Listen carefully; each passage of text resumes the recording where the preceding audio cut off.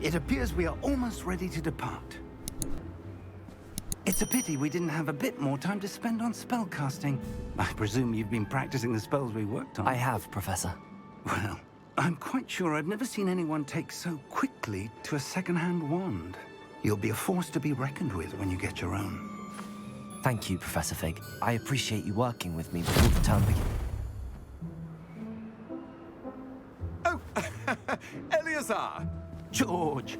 Glad my rather cryptic description of our location did not thwart your finding us. I've apparated to more vaguely defined destinations than this. Though I confess I may have miscalculated slightly on my first try.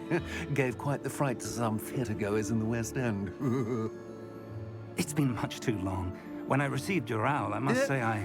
Best not speak here, Eleazar. Of course. Why don't we speak en route to Hogwarts?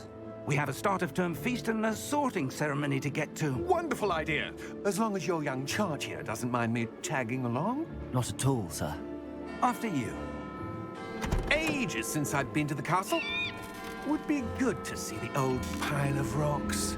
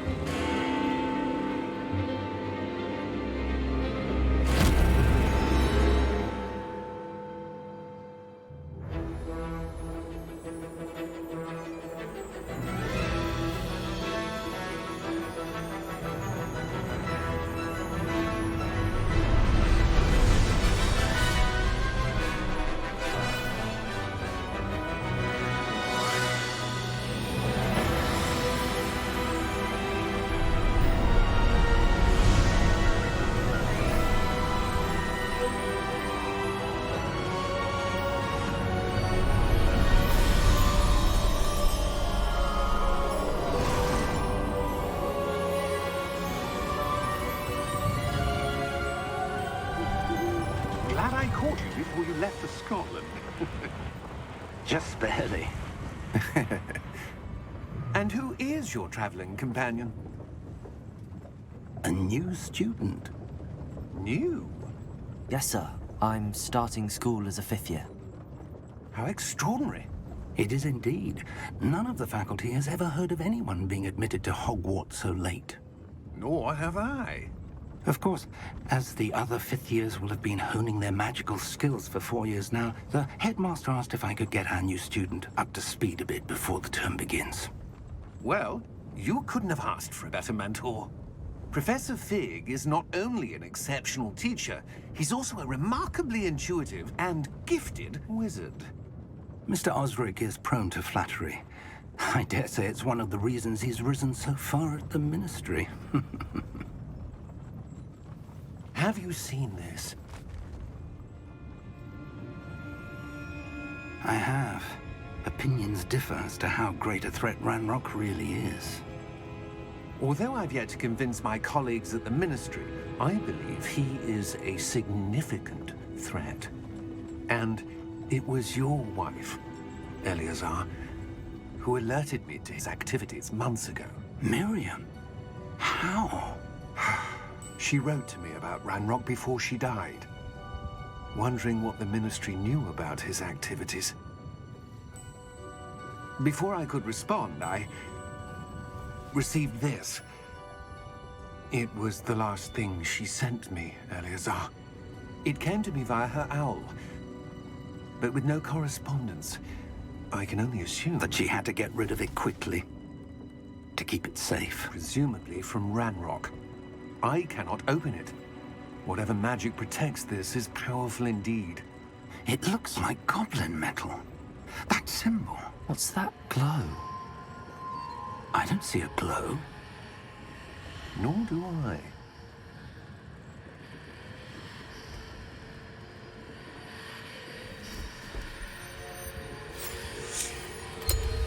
Merlin's beard. How did you... Wait! We do...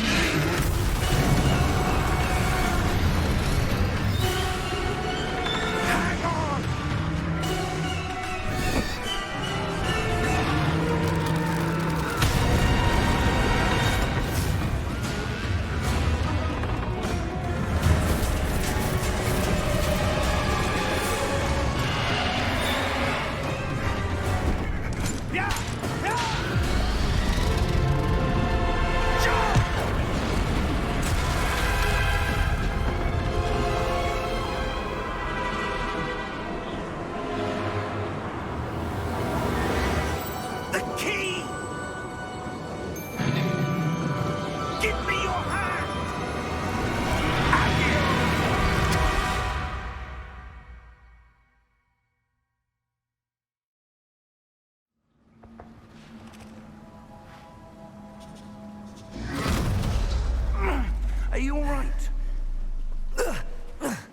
You're hurt. Perhaps a bit. Take this. It's Wiggenweld potion. That stuff will right you in a second.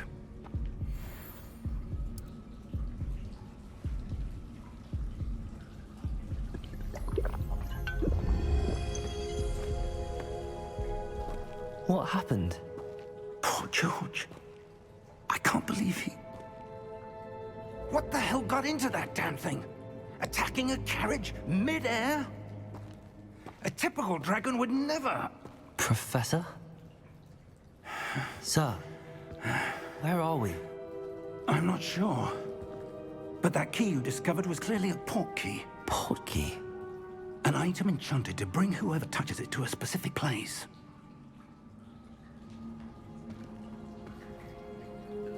I'm feeling better, sir, if you'd like to look around a bit. I would. But stay close. We've no idea who created this port key. Or why.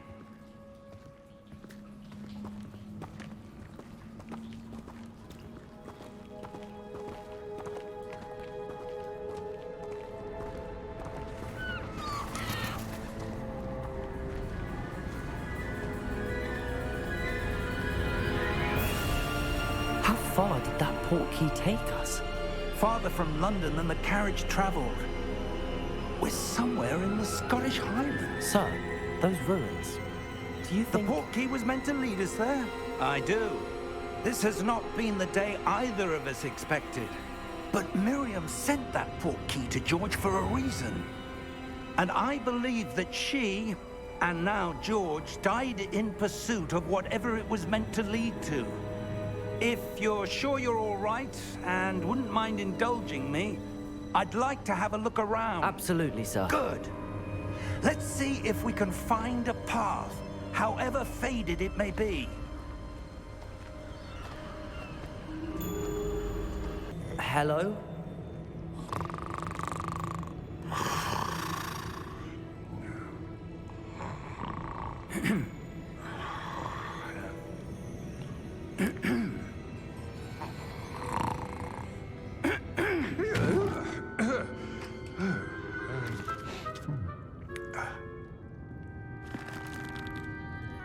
It can't be.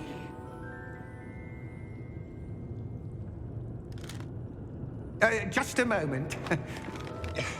Oh. Where are we here?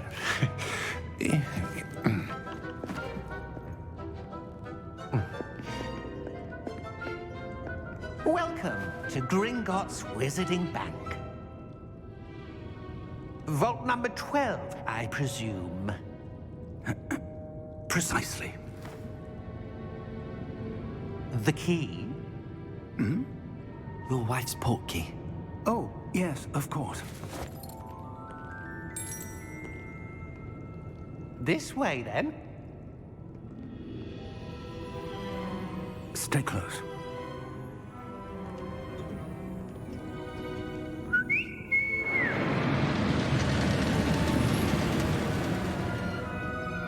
After you.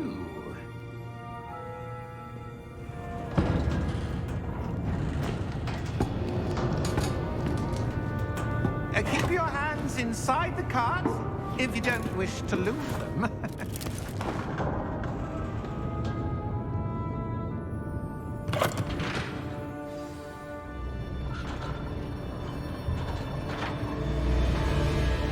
How many vaults are there in Gringotts? Hundreds. In fact, you'll see quite a few on our way to vault number 12. As we speak, we're just beneath the main lobby. The vaults you see now are the newest. Are private entrances to the bank common at Gringotts? They are most uncommon. Only one with great wealth or power, or both, could have arranged for such a service. You'll want to take a breath. A what?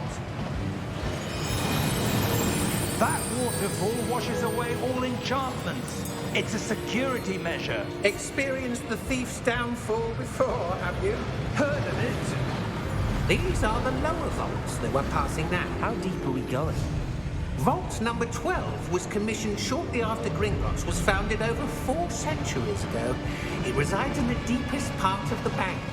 Settle in. We've quite a distance to go.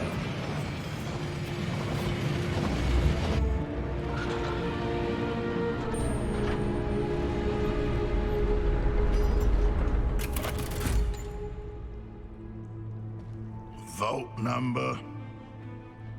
Vault 12. Momentous day. On your way.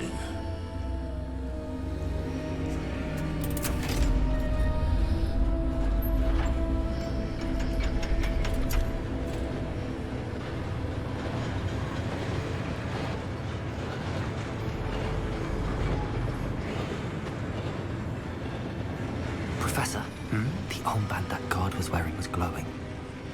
Like the glow you saw on the porky container? No, darker. I saw that same glow on the dragon's collar. Yeah, what was that? We were just wondering about that goblin back there. He watches over the oldest section of the bank. Rare anyone goes there anymore.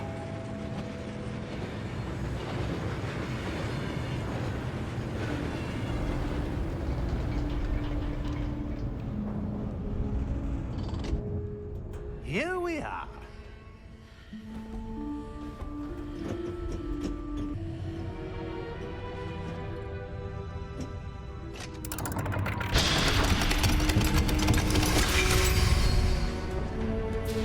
Vault 12. Thank you for your help.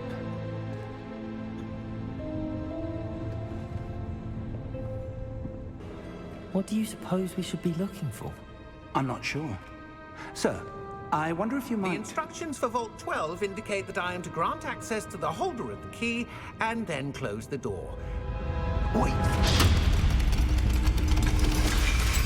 Best of luck. Professor? That was certainly unexpected. Let me think. There must be something here. Revelio, perhaps? Revelio? Yes, a revealing charm. No time like the present. Let's see what we're missing, shall we?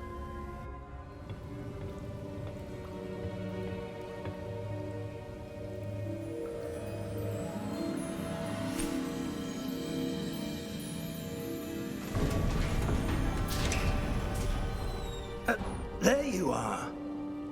How did you... What is this place? I don't know. But I found this floating above that basin. That is no mere basin. That is a pensive for viewing memories. I wonder...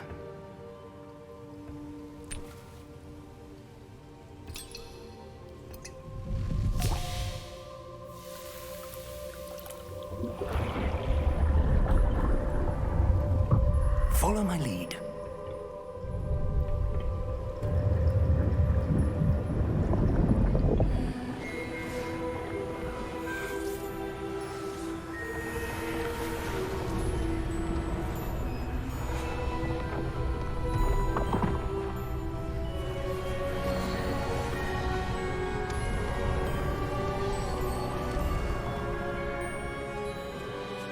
All is in place.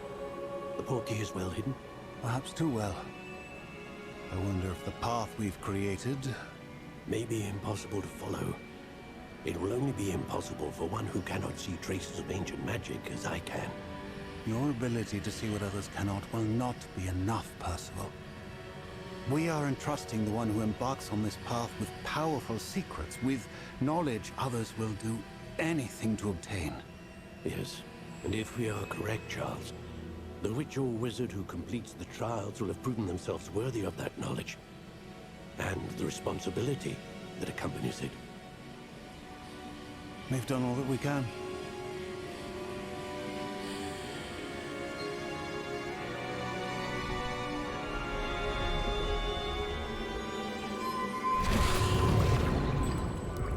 That's what you're seeing. The glow that surrounded them. Yes, sir. Astonishing. Can I see magic? Traces of an ancient magic, to be precise. The magic that Miriam had always believed existed, but could never. Miriam, and perhaps George, died in pursuit of knowledge that has been dormant for centuries. And you, it seems, are the key to understanding why. We were... It all looks rather different than it did a moment ago. Someone's coming. Who were they? I don't know. But, sir, you shouldn't be in here. I was right. Ranrock. Seems my reputation precedes me. I was beginning to think no one was ever going to visit Rackham's vault. And why are you here? No need for that. Just give me whatever it is you found here and we can let bygones be bygones. Sir, they have the key to the vault. Choose your next words wisely. I only meant that the instructions to Vault 12 were quite clear. Sir, I must insist. I was to grant access only to one with the key, and you didn't have.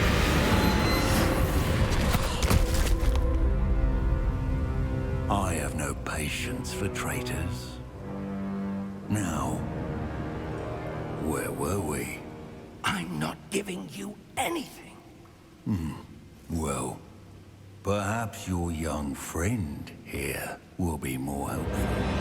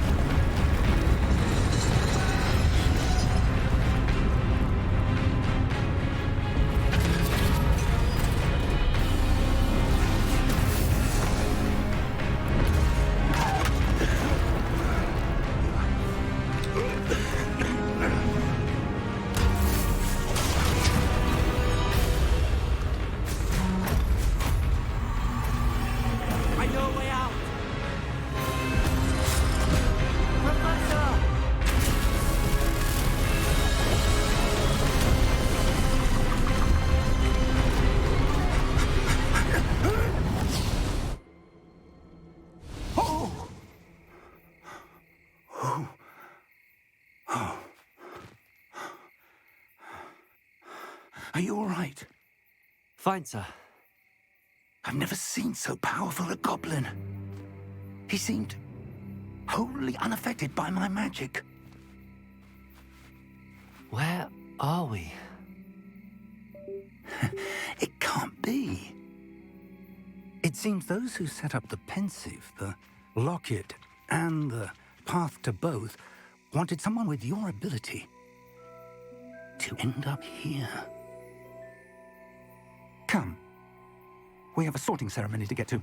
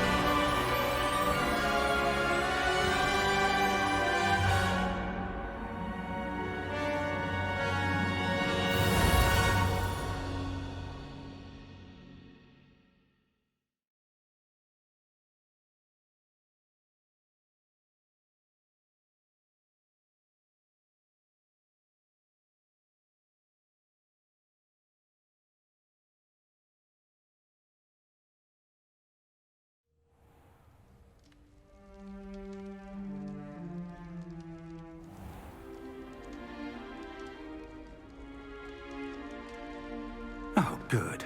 We haven't missed the sorting ceremony. I'm no expert, but that seems more appropriate. Now, I need to study this locket as soon as I can, but first I must contact the Ministry. They need to know what happened to George and be warned of Ranrock. For the moment, I ask that you keep all that's happened this evening between you and me. Of course, sir. Thank you. Ready for the sorting ceremony?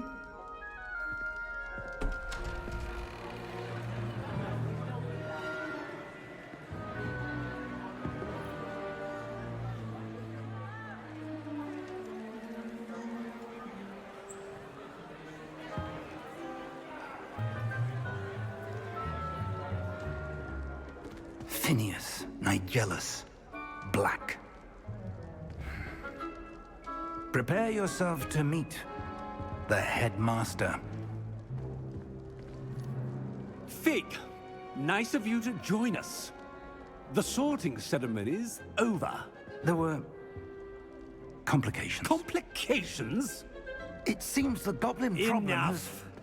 Goblins. I've no time for rumors, Fig, and I'm rapidly losing whatever patience I had left. If you're lucky, we might still be able to get you sorted this evening. I'll be in touch.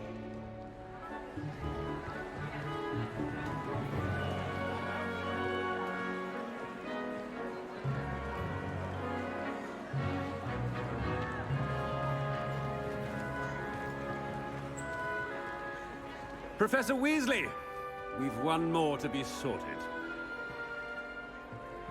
Welcome. You're just in time. Have a seat.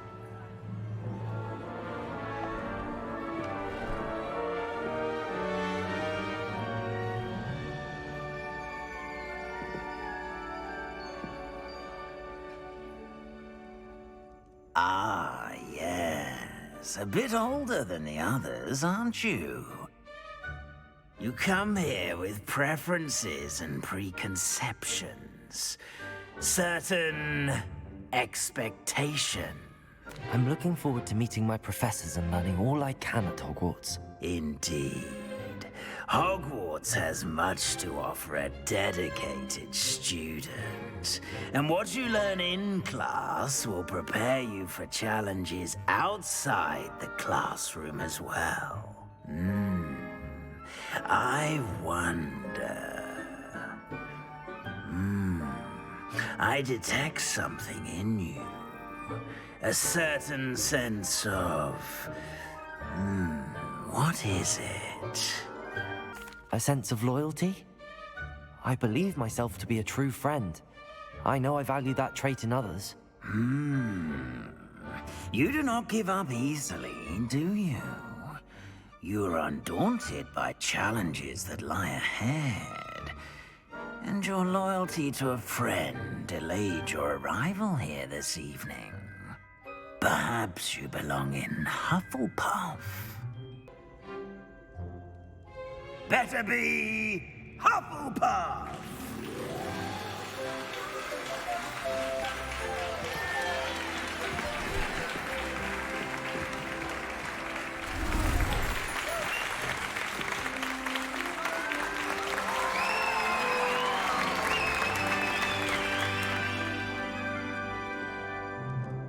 Oh, and one more thing.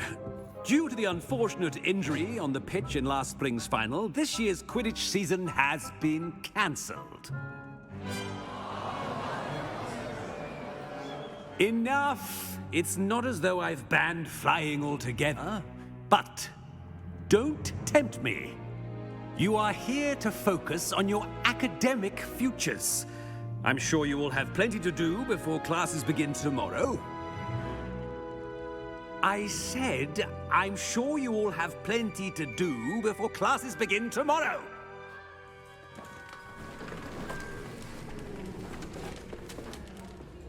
Quite an entrance.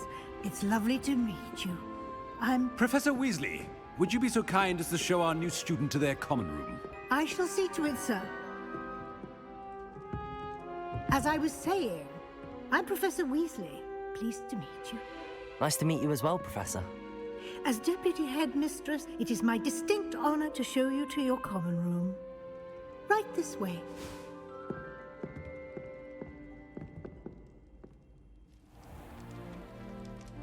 It's quite uncommon for a student to begin as a 5th year. Might be a bit of work, but I'm sure that's never stopped you before. It hasn't, Professor. Now, here we are at the entrance to the Hufflepuff Common Room. This is the entrance. Indeed. I will explain what to do, but I hesitate to do it myself as one errant knock leads to being doused in vinegar. Most unpleasant. You must tap the barrel, 2 from the bottom, middle of the 2nd row, in the rhythm of Helga Hufflepuff.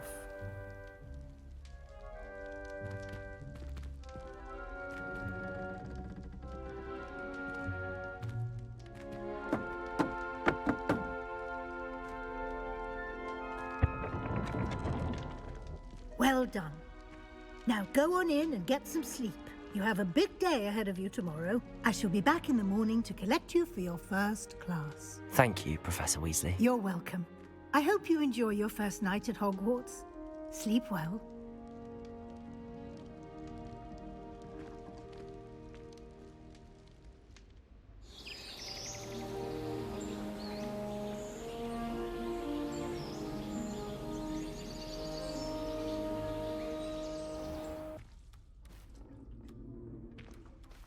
Hello. She's awfully regal, isn't she? Is that your owl? I don't know who she is. Likely one of the Hufflepuffs around here.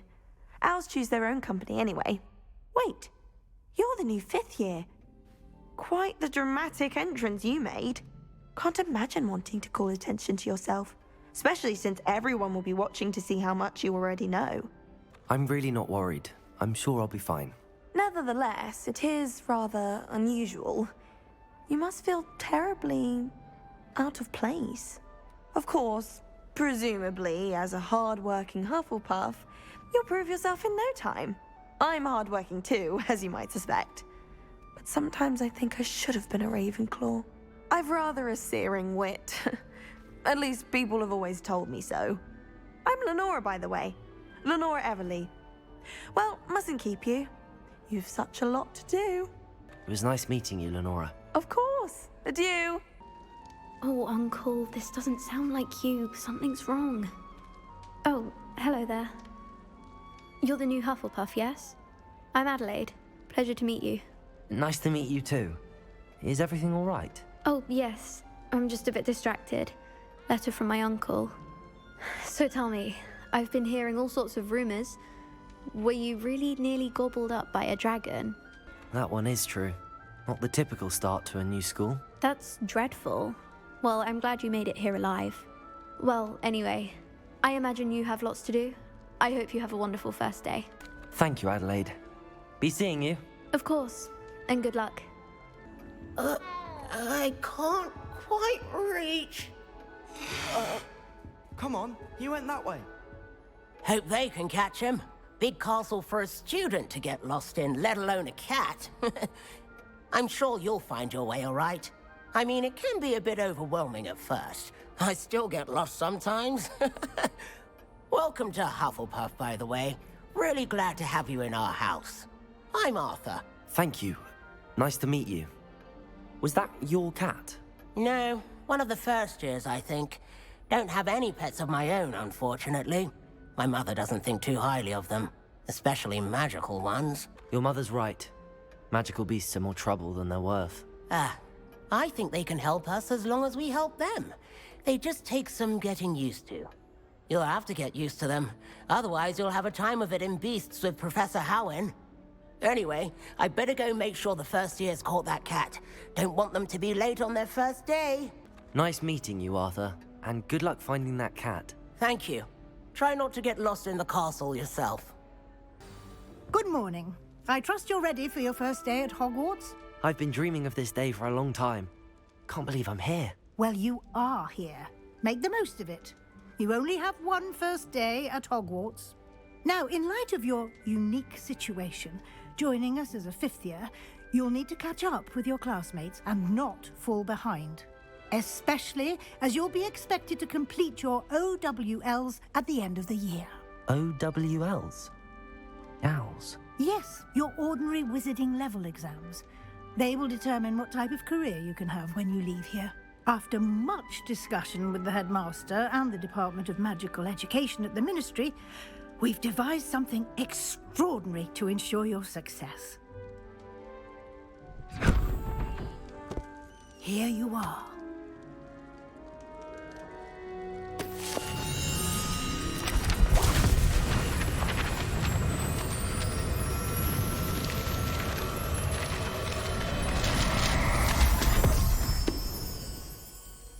What is it? It is a wizard's field guide. It will help you to keep track of what you are learning so that you master all that's expected of a 5th year. You would be wise to take full advantage of this exceptionally valuable resource.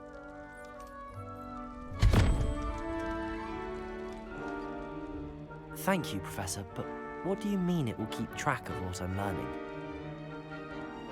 Perhaps seeing it in action will answer any questions you may have. Walk with me and we shall put it to the test. That should be all for now. You'll be expected to attend both Charms and Defense Against the Dark Arts classes today. And I'd like to be sure you get to Hogsmeade as soon as possible to replace the supplies you lost on the way here. Thank you, Professor Weasley. A lot to absorb on your first day, and you have much to learn. Happily, your professors have agreed to create additional assignments for you outside of class. You'll be up to speed in no time. Judging by your adept use of Revelio earlier, I'd say Professor Fig succeeded in at least showing you the basics. He did, Professor. He's been terribly vague as to the events preceding your arrival, specifically about what happened after that awful dragon attack. My suspicion is that there's more to the story than a search for belongings and an extended trip up to the castle. We did take a bit of a detour on the way here. Ended up exploring some ruins and... I shouldn't say more. Exploring ruins? Well, I presume Professor Fig has his reasons for keeping the details to himself for now. Speak of the devil, Professor Fig.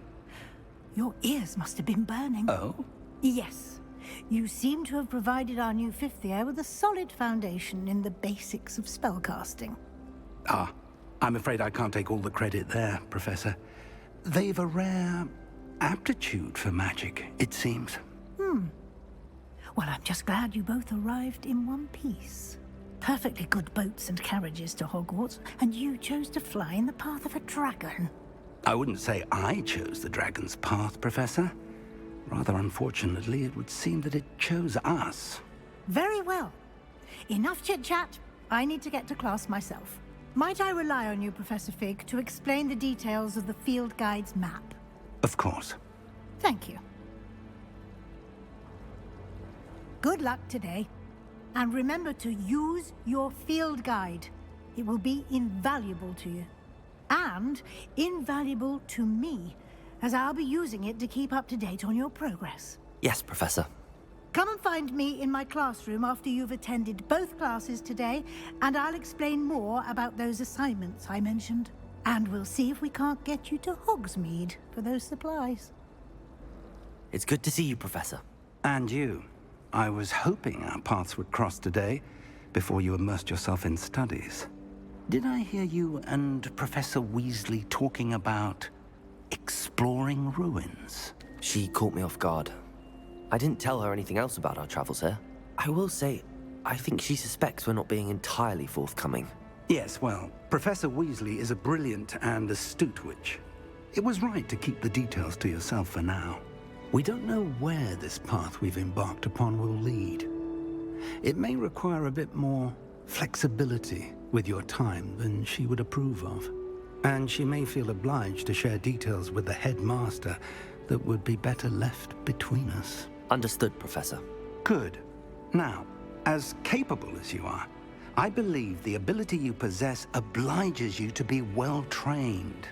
Happily, you have the benefit of an exceptionally skilled team of witches and wizards to guide you. Speaking of guides, and so that I may avoid another not-so-subtle reproof from Professor Weasley, why don't I show you the clever enchantment we included in the field guide's map? Unfold it and have a look. The map is enchanted to help you find your way. This will be incredibly helpful. Thank you. Now, sounds like you've quite a day ahead, what with classes and a trip to Hogsmeade for supplies, including your own wand. You'll enjoy Mr. Ollivander. He's an exceptional craftsman and a good friend.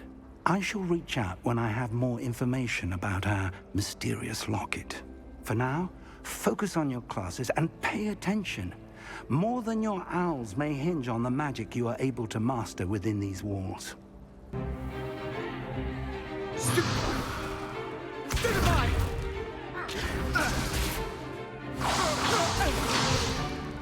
that all you've got? Levioso! Professor Hecat! Perhaps you'd be good enough to blast each other to pieces in your own time. I get new students every year, but I only have one Hebridean black skull. It was a token from the Great Poacher Raid of 1878. No doubt you've heard of it. Now, you may be asking yourself how an old woman like me single-handedly took out the largest poacher ring in eastern Wales and lived to boast about it. Knowledge.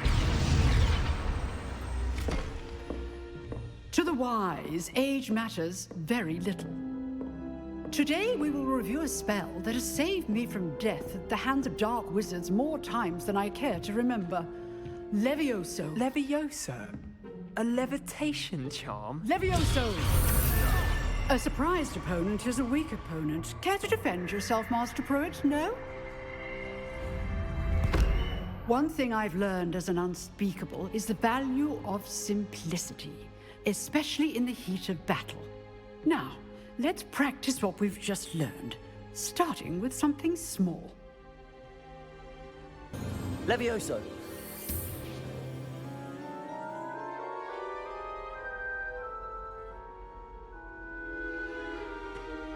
Now, let's try something a little larger.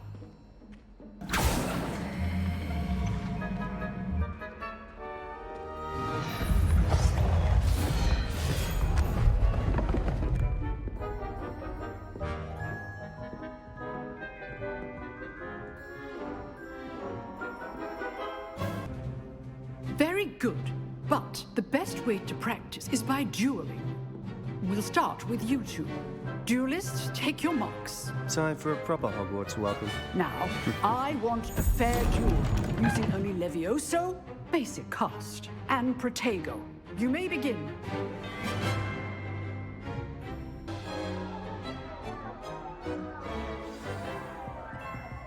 Not bad for a beginner. You give as good as you get.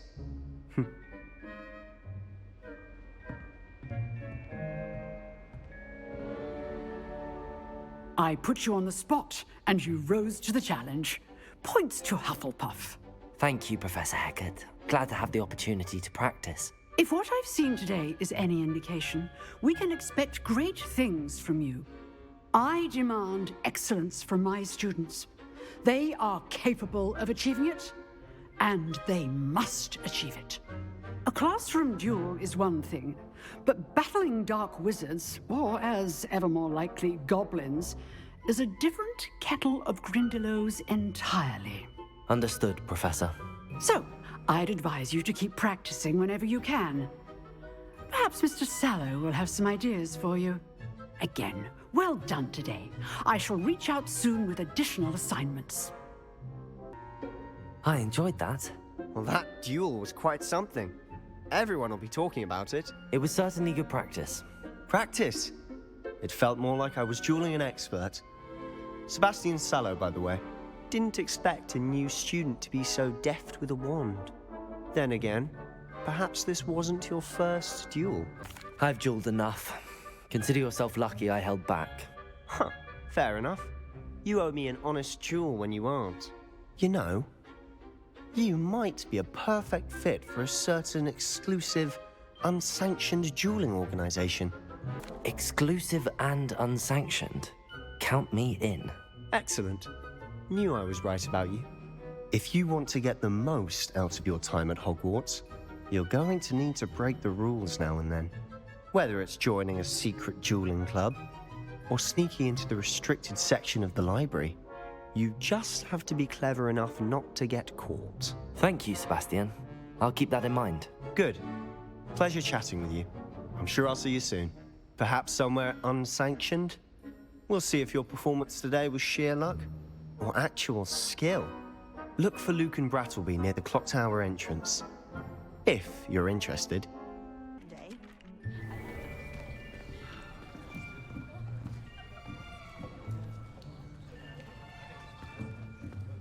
Here, behind you. There is an open seat here. Thank you. Hello, I am Nettie. So you are the new student. Have you met Professor Ronan yet? Shall we begin? Welcome to Year 5 of Charms. Now, this will be a crucial year in your education on the art of charm work. But I am confident that we will take hold with the passion and rigor requisite of such a challenge. Right, now, everyone, please open your textbooks to page 517. But before we begin, can anyone here tell me the difference between the incantations of the color change and growth charms? Anyone? Anyone? I am afraid it is too late to study now. My, the summer months must have really taken a toll on you all. By the looks of it, you all spent your holidays practicing Obliviate on one another. Do you even remember how to perform a basic summoning charm?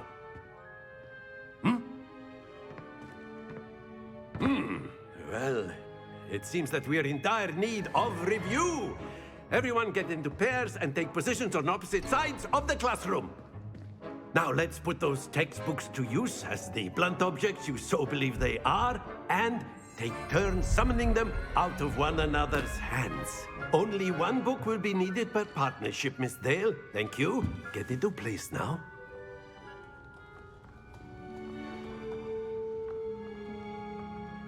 Accio! That is not bad. You are a swift learner. I see a lot of potential, but remember, potential is nothing without practice. Keep at it.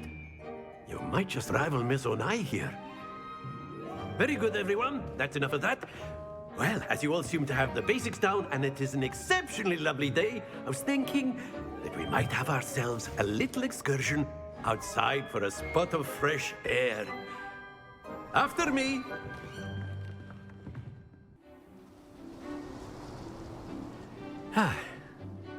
I've always found that fun goes hand in hand with mastery, as I'm sure the Quidditch players amongst us would agree. So, what better than a bit of sport to put our prowess with the summoning charm to the test, right?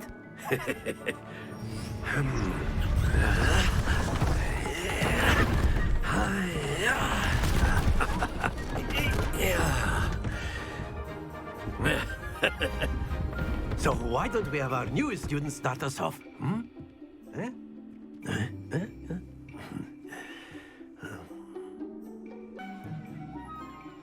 Very good. Points to Hufflepuff. But there's certainly no sport in playing without some friendly competition. Miss Onai, would you care to give our new student a bit of a challenge? Come on up. Very good, both of you. Well done. Class is dismissed. Gather your things on the way out. Good game back there. I must admit, I think I underestimated you. Took me weeks to become proficient with Accio. Took weeks for me to get anything right when I transferred here. It gets easier, I promise. That's good to hear. It's a lot to take in all at once. To put it lightly, I remember how I felt when I first arrived. I transferred here from Wagadu just before my 4th year. My mother received an offer to teach divination here. Before I knew it, we had left Uganda and were halfway around the world at a new school in a new country. Well, it's been nice talking and competing with you. And with you. I think Professor Ronan wants to talk to you. Better not keep him waiting. Until next time. You wanted to speak with me, Professor? I did. I trust your first charms lesson lived up to expectation? Well, an outdoor competition wasn't exactly the lesson I was expecting, sir. What charm is there in the expected?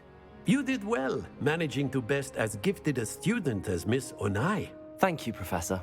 I enjoyed the match. Miss Onai is always a fierce competitor, though I sense that she is a bit distracted of late. Now, Professor Weasley has asked that your professors give you instruction outside of the ordinary curriculum. Expect to hear from me soon regarding a special assignment that I am preparing for you. What about the room, Professor? I was thinking the same thing, Deke. Perhaps you could help. Oh, excuse, Deke. Ah, there you are.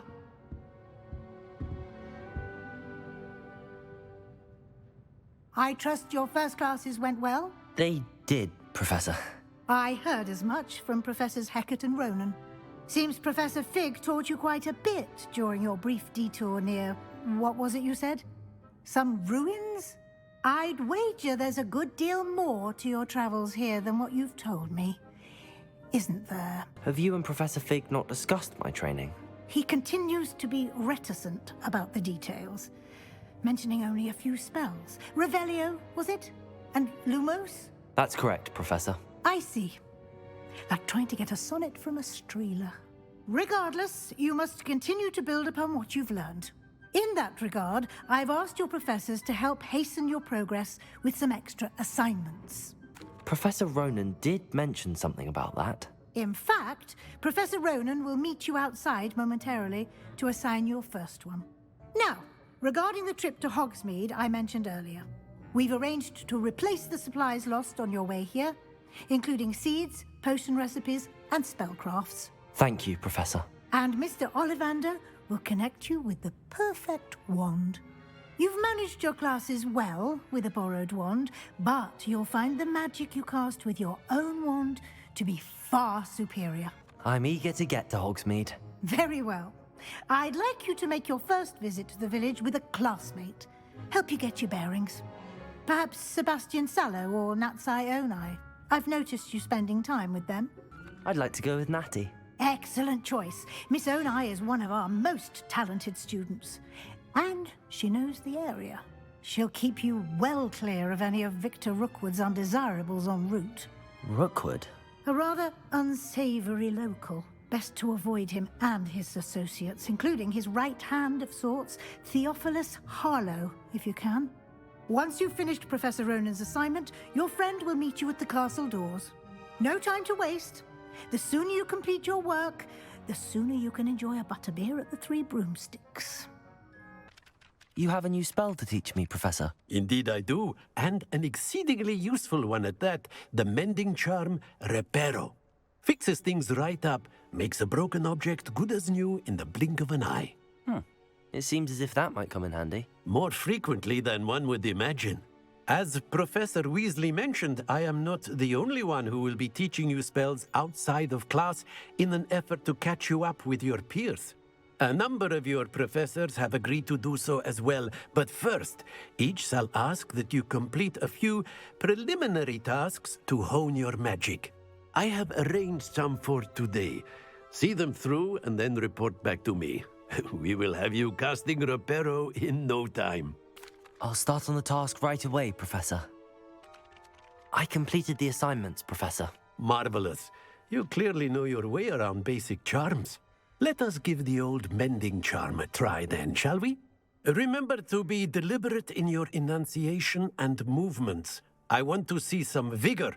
Now, wand at the ready. Yes, sir. Natty, I hope I haven't kept you waiting long.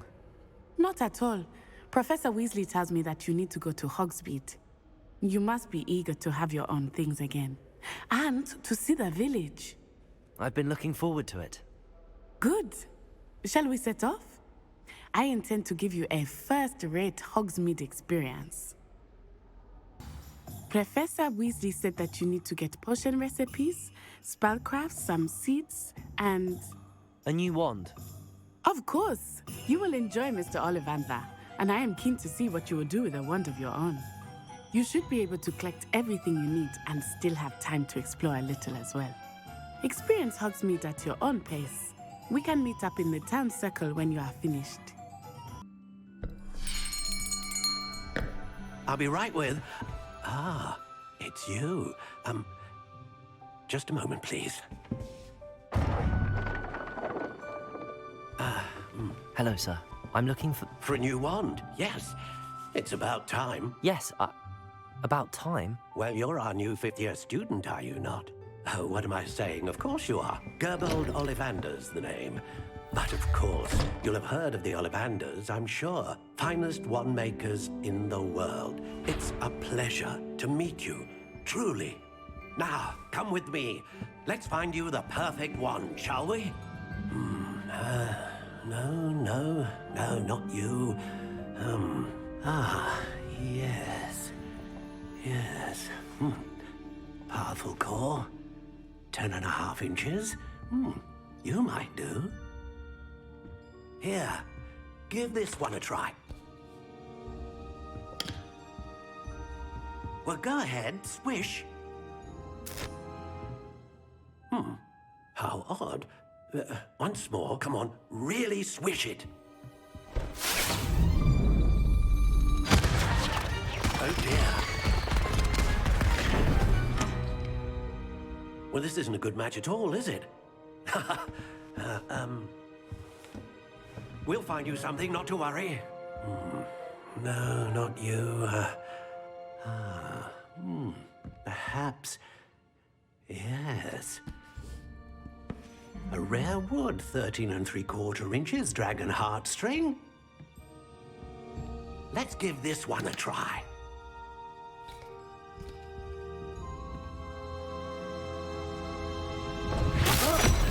Oh, goodness. Looks like it's back to the shelf for you.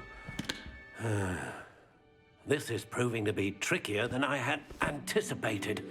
How perplexing. Where are you? Perhaps you? There you are.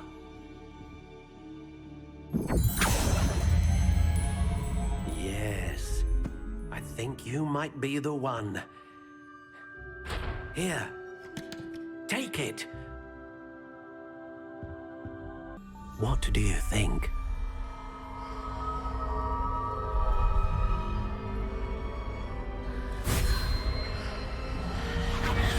Extraordinary. Another wand, another beginning of a bright and magical future.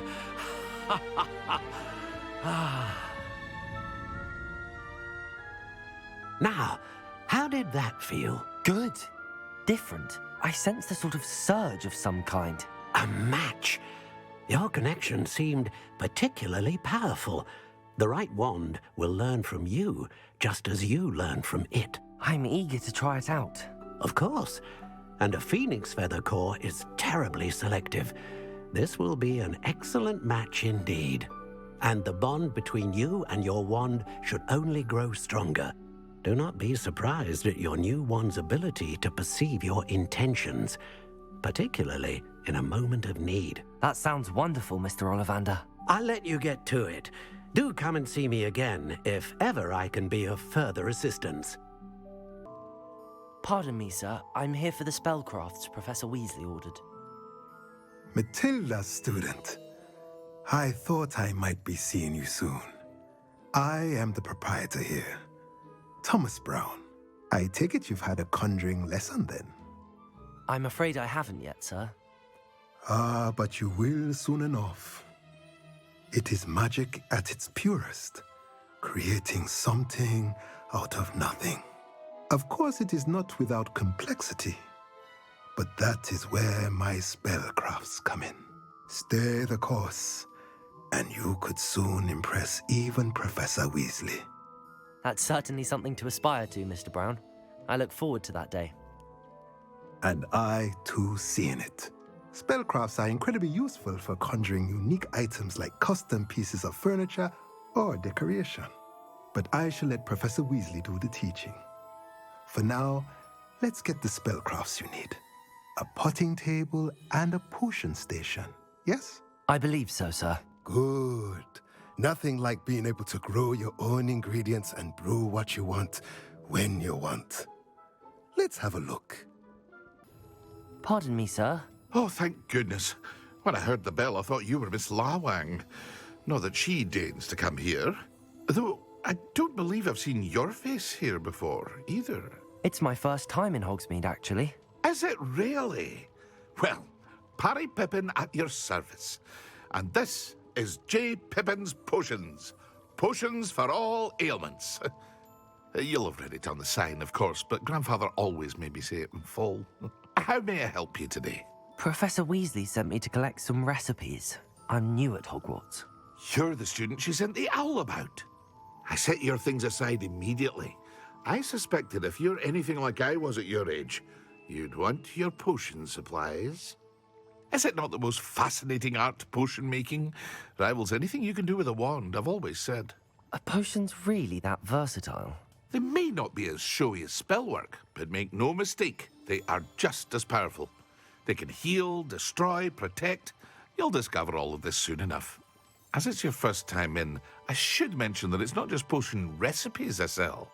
I also offer ready-made drafts for all manner of uses, and I unveil new ones from time to time. Pop in when you can so you don't miss out on anything. But for now, let's get you those recipes, shall we? Pardon me, sir. I'm here for the seeds Professor Weasley arranged for me to collect. Oh, the dittany for the new 5th year. I take it that's you, then.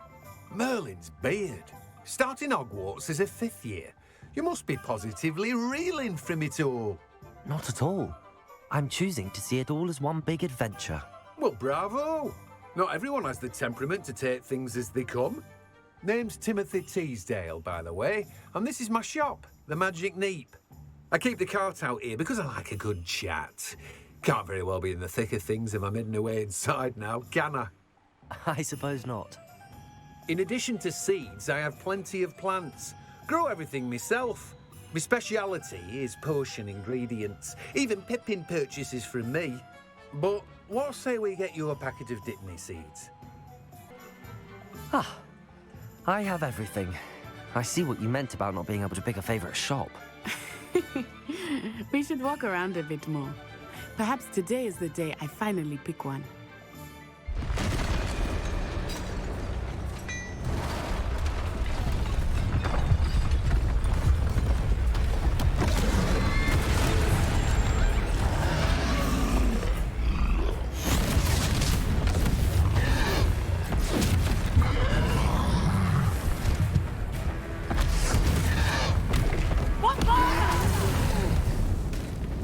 Draw it away from the building! Away from the village!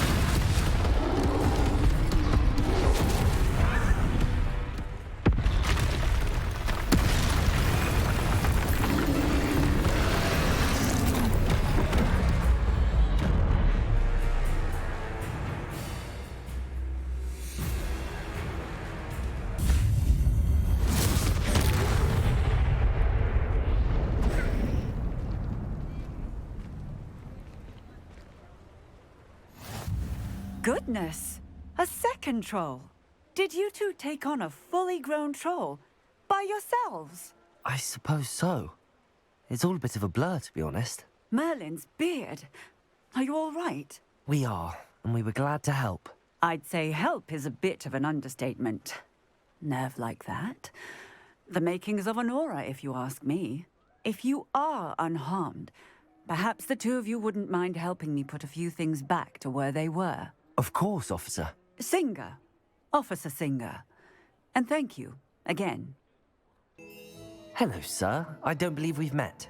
Allow me to introduce myself, Augustus Hill, clothier extraordinaire. I should like to thank you for your remarkable bravery in fighting those trolls, and not to mention your help restoring Hogsmeade to its rightful state. I was happy to help. Frankly, you deserve an Order of Merlin. But I can offer you something much more useful. I own Gladrag's wizardwear, and among my inventory are some unique items that afford certain protections, as it were. Life-saving protections. And as I suspect this won't be your last dangerous encounter, I'd like to give you one such set of robes, in thanks for what you did today. Thank you, Mr. Hill. That's very generous of you. It's the least I can do. Now, let's try this on for size, shall we? What an extraordinary introduction to Hogsmeade.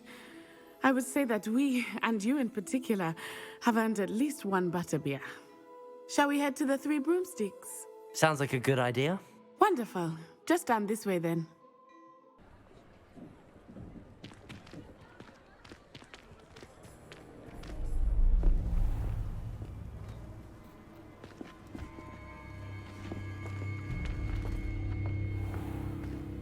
You said you could get to the child when they came to Hogsmeade. That all you needed was a distraction. I gave you a distraction. I just watched a student take down your distraction.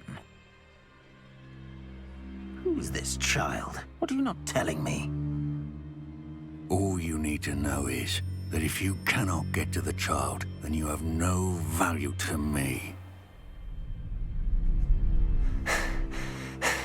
Let's go.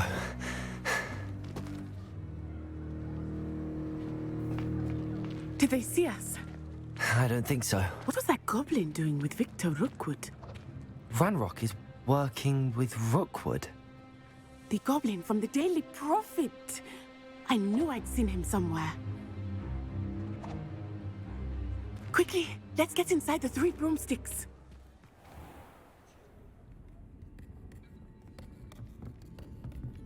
It's a treat to see you, Lodgok.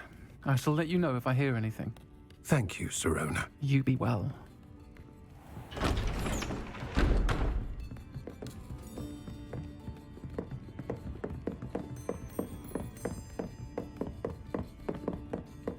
Now, what can I... Oh, there's a face I haven't seen before. It's my first time here. Welcome. Butterbeer's on me.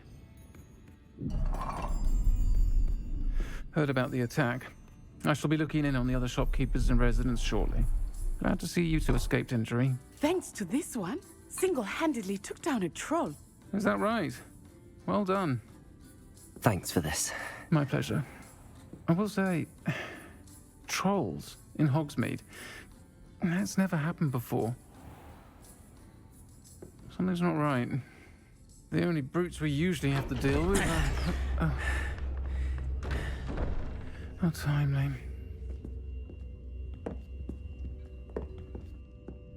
Was that Lodgok I saw leaving just now? Your clientele's not what it used to be, Sirona. Not to worry, Victor. Once the two of you leave, the caliber of my clientele will greatly improve.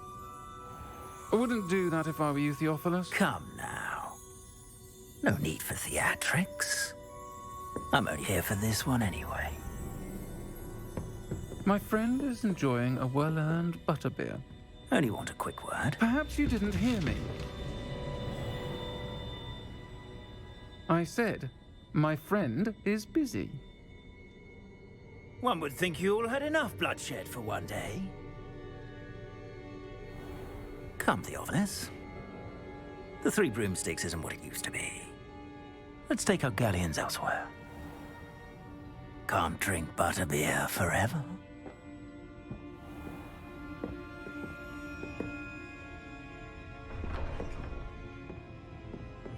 Seems you've made an unfortunate enemy.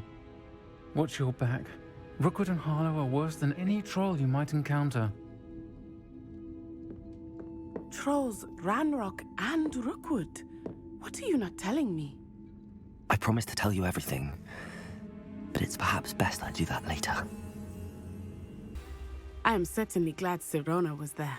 And that she isn't intimidated by thugs like Rookwood and Harlow. I want to understand what's going on, and I hope you will tell me. But for the moment, we should return to the castle. Professor Weasley will certainly hear about the troll attack soon if she hasn't already. I don't want her to worry. Professor, I'm glad to see you. And I you. Thank Merlin you're in one piece. I heard about the attack. Trolls in Hogsmeade? Sir, the trolls were wearing armor. It had that dark glow like the dragon collar. Goblin silver! Ranrock used it to control the dragon. But how? And why send trolls to... They were there because of me. I overheard Ranrock talking with Victor Rookwood. Ranrock was in Hogsmeade? With Rookwood? The trolls were Ranrock's distraction so that Rookwood could get to me. And he would have, had Sirona and the patrons at the Three Broomsticks not intervened. This is grave news indeed. If Ranrock's goblins and dark wizards are after you, they want what we found in that vault. They're after the locket. You said you discovered something in it. Yes. I discovered an inscription. When I read it aloud, this map appeared. Clever enchantment. It's a map of Hogwarts, to be sure, but I do not know where it leads. It leads to the library. A restricted section, to be precise, and a bit beyond. I see traces of magic there on the map. I suspected you would see something. Shall we go? I appreciate your enthusiasm, and I'm eager to discover what we may find there as well. But if our experience at Gringotts, let alone what happened to Miriam, taught me anything, it's that the path we're on is terribly dangerous. I'd like you to work with Professor Hecat a bit before we continue. But sir, how dangerous could the library be? Perhaps we're only after a book. Perhaps we are only after a book, but we should be prepared for anything. Once you've honed your defensive magic further, come and see me. I'm here about the new spell you wanted to teach me, Professor. Good. Professor Fig indicated a certain urgency to you completing your defensive magic assignments. As such, you are to learn Incendio, the fire-making spell, handy for lighting torches, burning away spider webs, and, when necessary, defending against those who would wish to do us harm. Sounds versatile. Quite. But before we get started, I'd like you to complete a few tasks. You may be surprised by some of them. Astonishing how much students don't think their professors know. When you're finished, come and see me. Then we shall begin working on Incendio. Sebastian told me to see you about a club. If Sebastian vouches for you, that's all I need to know. I coordinate duels for crossed wands. A dueling club of sorts. It's invitation only, so you must have really impressed Sebastian. I'm flattered to hear that. Sebastian's not a bad duelist either. Imagine it's quite something to see the two of you duel. How does cross wands work exactly? You show up, I match you with other duelists, and whoever is still standing in the end wins. It's our way of determining the school's greatest duelist once and for all. And to liven things up, the winner is awarded a prize. Interested? Of course. Dueling's an entertaining pastime. I agree. Besides, in crossed ones, you can duel with a partner if you like. Your first time I'll pair you with Sebastian. Next time, you'll need to bring a partner along, or duel alone. So, care to step into the ring? Get me in the ring. Spectacular! Let the fireworks begin! Nice work. Sebastian wasn't wrong about you. There's strong competition ahead, but keep this up and you could be the next school champion. Brilliant. Count me in. I shall. In fact, the second duel is ready when you are. And as a fully initiated member, you now have access to the official Crossed Wands training dummy. Very good way to master spell combinations. Come and see me and I'll set it up. Again, congratulations on your first Crossed Wands victory. Well fought. Hello, Lucan. May I use the training dummy? Of course. I'll fetch it and give you a list of combinations to practice. Ready to have a try now? That would be wonderful. Be sure to cast all your spells before the dummy lands. If you need to stop practicing before you finish all of them, let me know. I'd say that's enough practice. You looked good out there. Thank you, Lucan. I say better to discover one's weaknesses during practice than during a duel. You'll be a fearsome challenger now. Hello, Lucan. Is the next round of Crossed Wands all set? Why, yes it is. I've got a great match lined up. Ready for another round? I'm ready. Let's do it. Brilliant. Are you dueling with a partner? Yes, Natty. Then let's get to it. Ready to get thrashed? Apologies in advance. Bravo! I gave it my all. You did indeed. The other duelists have already taken notice of you, but after that last round, they'll really have it in for you. You'd better keep practicing if you want a chance at winning, or at least surviving the next round. I'll let you know when we're ready. Hope to see you then. I finished all of the tasks you gave me, Professor Hecat. Glad to hear it. Then you should be ready to learn Incendio. Should be, Professor. Yes. I'm sorry to say, I visited enough careless colleagues at St. Mungo's to assure you that fire is a fickle servant. Your spellcasting has impressed me thus far, but please maintain focus. I would rather we not end today's lesson with your robes aflame. Let us begin. And remember, focus on the proper wand movement. Hello, sir. You'll be pleased to know that I worked on my defensive magic with Professor Hecat. So I hear. She tells me you've taken rather well to your new wand. You must continue to work with her and your other professors to improve your skills. That said, I don't wish to postpone our visit to the library any longer. So, shall we proceed? Fig, I have work for you. Come. Headmaster, I'm with a student and my schedule Your schedule will wait indefinitely, as will your student. I would think that after all the trouble you caused me with Osric, you'd be eager to make amends. My office, 5 minutes.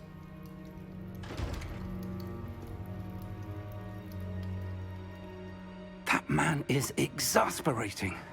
Unfortunately, our trip to the restricted section will have to wait a bit longer. But, Professor... We have no choice.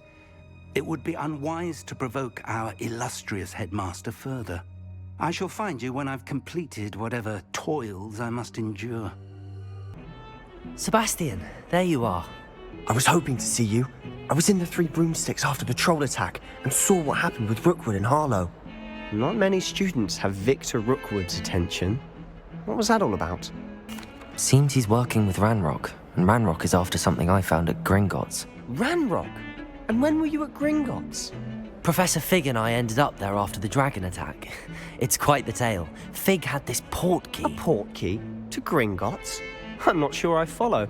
I barely follow myself, and I was there. Anyway, we ended up in an ancient vault where we found a map. That map leads to the restricted section. You can't be serious. Deadly serious. Professor Fig has insisted that I not tell a soul about any of this. I've probably said too much. Understood. Your secret's safe with me. Whatever it is. Thank you, Sebastian. You mentioned being clever enough not to get caught in the restricted section. And I am. Meet me outside the library tonight, and tell no one. Thank you, Sebastian. I'll meet you later.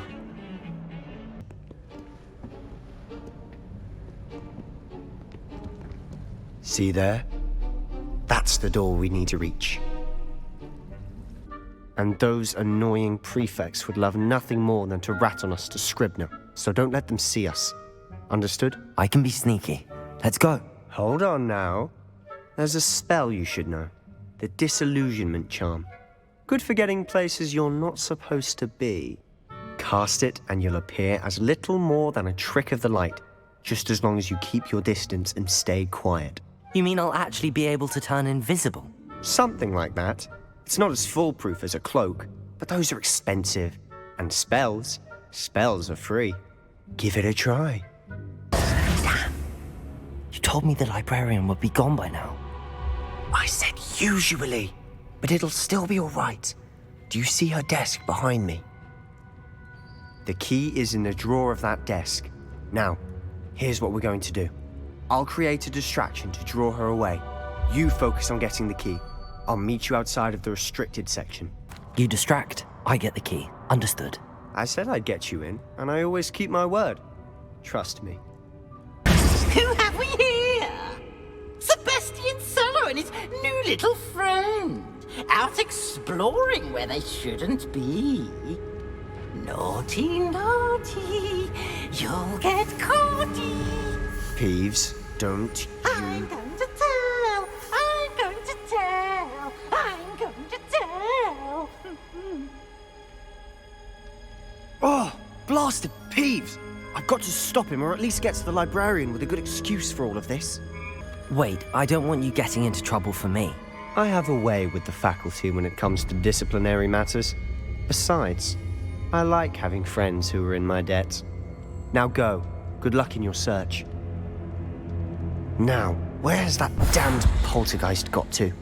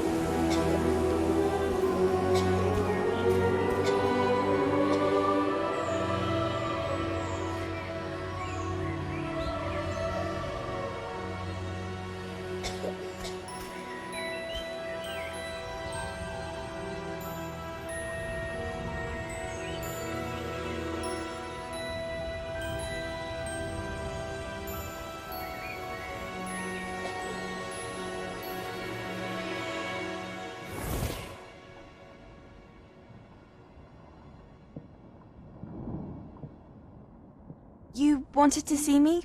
Headmistress Fitzgerald, Professor Rackham. Miss Isadora Morganach, welcome. Professor Rookwood, Professor Bakar. We understand that you are adjusting well to life at Hogwarts. I am. I am glad. Especially in light of your unusual situation, starting as a 5th year. As it happens, I was also admitted to Hogwarts as a 5th year. I've never heard of another like us. Miss Morganach, when we spoke yesterday after class, you asked about the beautiful swirls you saw years ago when we visited your hamlet. I recognized you all immediately. I cannot thank you enough for what you did. We were glad to help. And yes, I did see swirls of magic everywhere that day. My father insists it was my imagination running wild, but it was certainly real to me. It was not your imagination. Percival, Professor Rackham can see them too. But we've never known of another who could. I don't understand. What are they? The whispers or traces that appear when a particular form of ancient magic is wielded. Ancient magic? Few are capable of wielding it. Hogwarts itself is a stronghold of ancient magic. So if I can see traces of ancient magic, does that mean I can wield it too? With the proper training. But let us not get ahead of ourselves, Miss Morganach. Before I can train you to wield such magic, you must first master all that Hogwarts has to offer. A magic this powerful can do great harm in the wrong hands. It must be wielded by a select few. As such, we ask that you not speak to anyone about what we have discussed here today.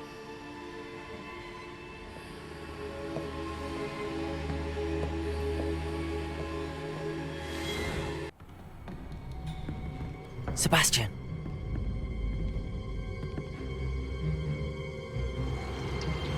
Sneaking in the restricted section again! I had thought we were through with this mischief. Clearly detentions are insufficient. I'm afraid I must take this to the headmaster. But that being said, Peeves informs me that you didn't come alone tonight. If someone has coerced you, I would have you tell me. You're a bright boy. Don't waste this. there was nobody else. I came alone. Oh, Sebastian. What will your uncle say?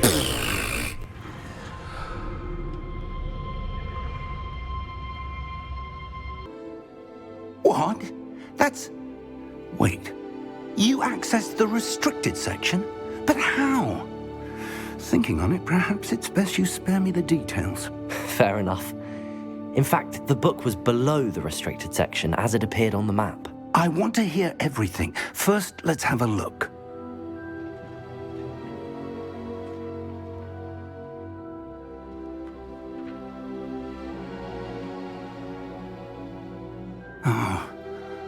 Oh dear. Some of these pages seem to be missing. It appears someone has got to the book before us. Still, I will need time to study what remains. Perhaps we can still salvage something useful, though it may take some time. I wonder why it was here, below Hogwarts. I think I know, sir. I saw 2 more memories where I found the book. Another pensive. Godric's heart. The man we saw before, Percival Rackham, was a professor here.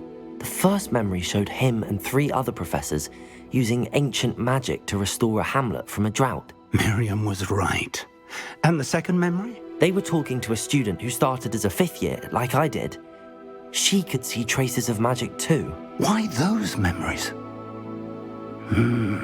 Perhaps this book will explain. I'll have to take it with me to London. The headmaster has insisted that I speak directly to the minister about George's death. I understand. I'll see what I can learn about the missing pages while you're gone. Good. Don't neglect your studies. Your wand work is improving by the day. But you'll want to pay attention in herbology and potions. There's more to magic than spellcasting. Plenty to keep me occupied while you're gone. You've done exceptionally well. I look forward to seeing all that you've accomplished when I return.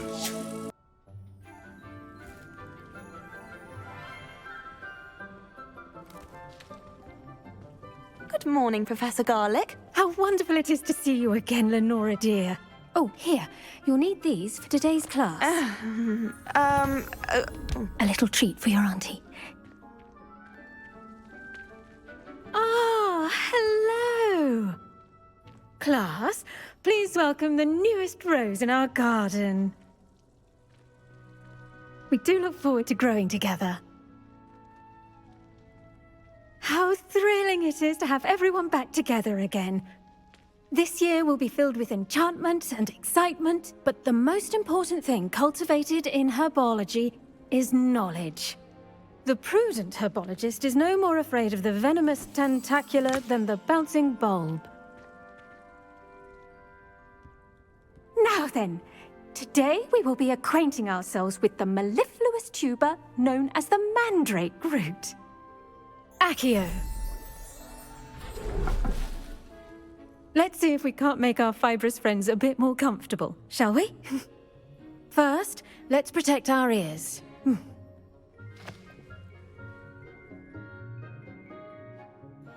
Now, everyone, grip their mandrake by the tendrils and give it a firm tug.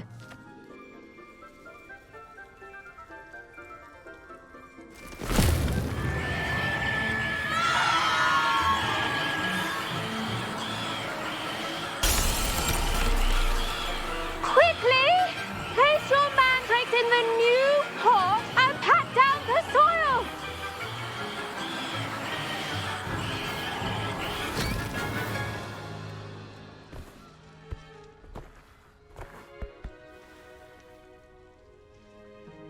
The soil should envelop the root like a warm, dirty blanket, putting the mandrake right at ease.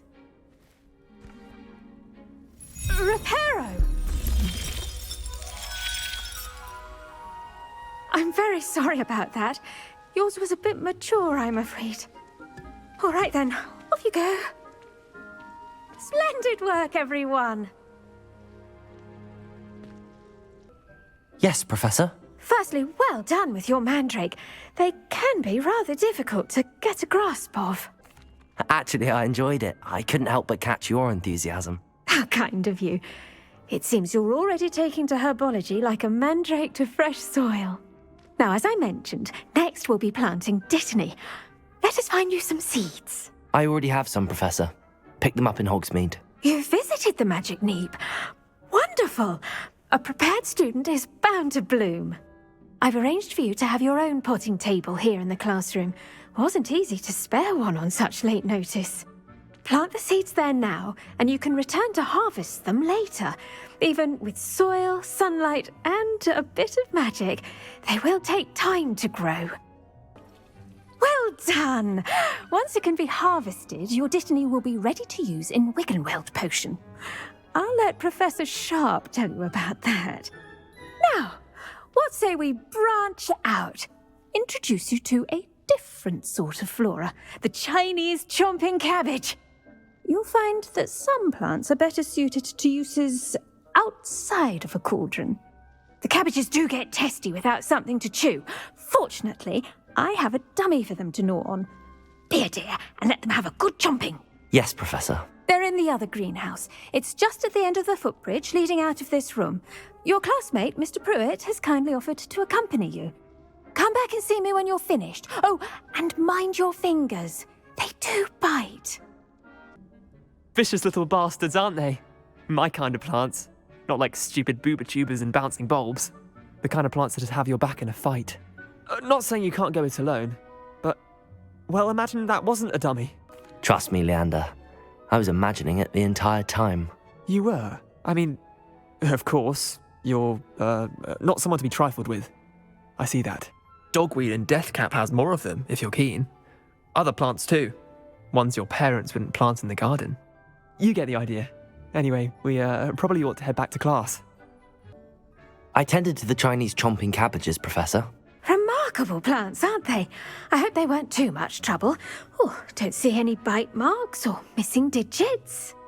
And good, as you do seem to be quite green-fingered. Oh, I'm eager to see your skill in the soil continue to blossom. Magical plants have so much to offer. I'm eager to learn more. I'm glad. Herbology is a bounteous subject. Tend to your garden, and it will tend to you. Huh. Well, I suppose that's everything. Do come by for a chat sometime. I so enjoy checking in with my new students.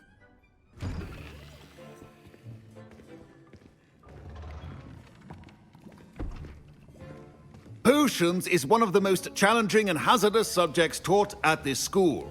As fifth years, you will be required to reach new heights of both discipline and intellect. You will begin this term by brewing a Wiggenweld potion. Mr. Takar, can you tell us why this particular potion might come in handy? Yes, Professor Sharp. The Wiggenweld potion can be used to sterilize and even heal a variety of injuries. It can heal some injuries, but not all. Points for Ravenclaw. Before today's class is completed, each of you will have brewed a Wiggenweld potion of your own. You never know when you might need it. Please begin.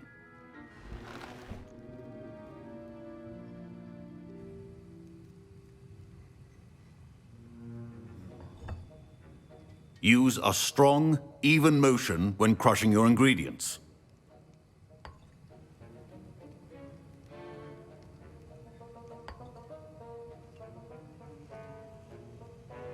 Please be meticulous when adding powder to your potions. One errant sneeze could be disastrous.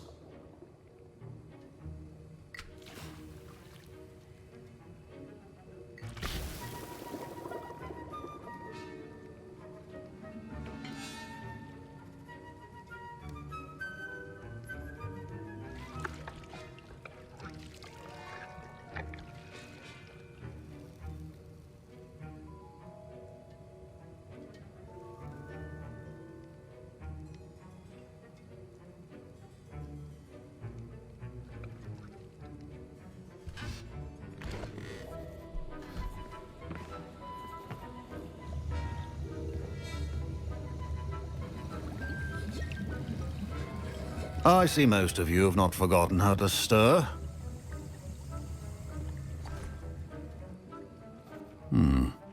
Not an easy potion to brew. Well done. And from what I hear of your recent exploits in Hogsmeade, you'd also do well to practice brewing the defensive Edurus potion. Professor Weasley had you acquire the recipe from J. Pippins, correct? Yes, sir. Good. For the moment, you can find the ingredients you need in my office. But in the future, you'll be expected to provide your own ingredients. Some can be harvested from the plants you grow in your herbology class, and rarer ones can be purchased. Others, however, may be harder to obtain, and will require you to be a bit more resourceful. Come and see me when you've finished brewing, and we'll see if it was skill or luck the first time around. Did I hear Professor Sharp say that you have permission to go into his office? He did say that. He wants me to get more ingredients to brew another potion. Brilliant! You, my friend, have been presented with an extraordinary opportunity. I'm Gareth, by the way. Gareth Weasley. Bit of a prodigy with potions, if I do say so myself. Pleasure to meet you.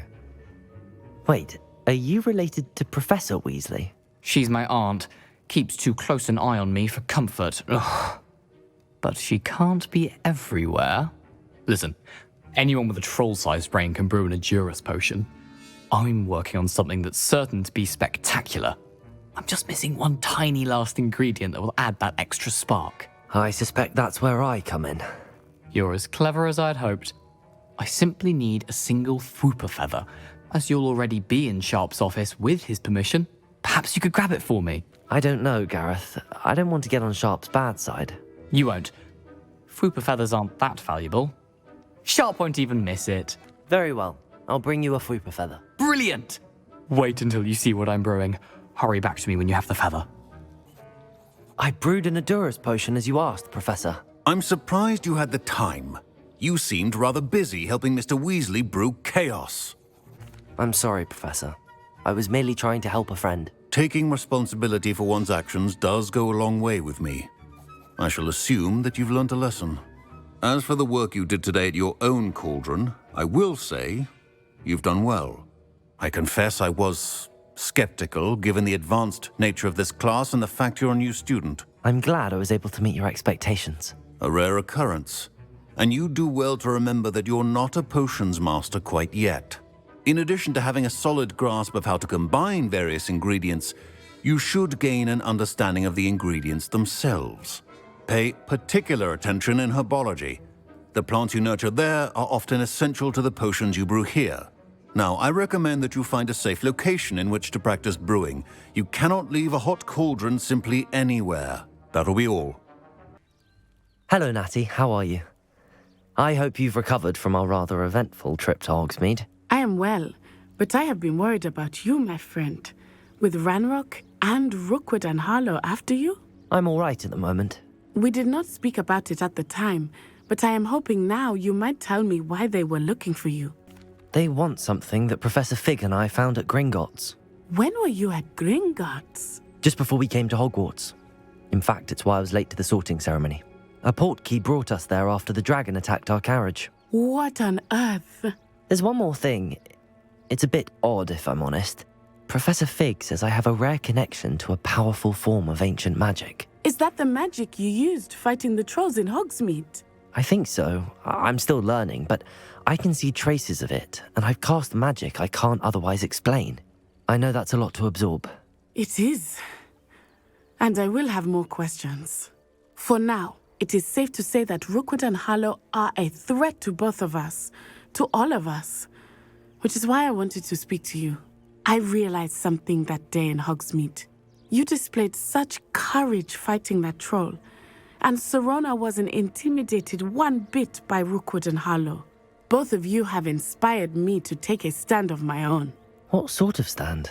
Men like Rookwood and Harlow are the reason my mother and I left Matabeleland. I am not going to sit by and watch them destroy my new home. Good. Rookwood and Harlow are a dangerous pair. And the fact that they're working with Ranrock, well... All the more reason they must be stopped. Rumor has it that Theophilus Harlow runs Rookwood's day-to-day operations. Taking him down would cripple Rookwood's entire enterprise. That may be true, but shouldn't Officer Singer handle someone like Harlow? I spoke with her. She was polite, but perhaps understandably would not discuss details with a student. I overheard some of Rookwood's lot talking about a massive poaching operation that Harlow is planning. I was thinking that we could investigate a bit, try to get the evidence that Officer Singer needs. All right, but how? I am going to watch and listen, find out precisely what Harlow is up to. I shall reach out when I know more. In the meantime, remember, I am here if you need me. Thank you, Natty. I've no idea who it is you think I might have seen. I've been busy with my research. I do not have time to... Victor Rookwood don't give a doxy's nip back your time. Oi! Speak of the devil. Mr. Rookwood would like a word with you. A student? You can't be... Enough out of you. Leave her alone. Stupefy!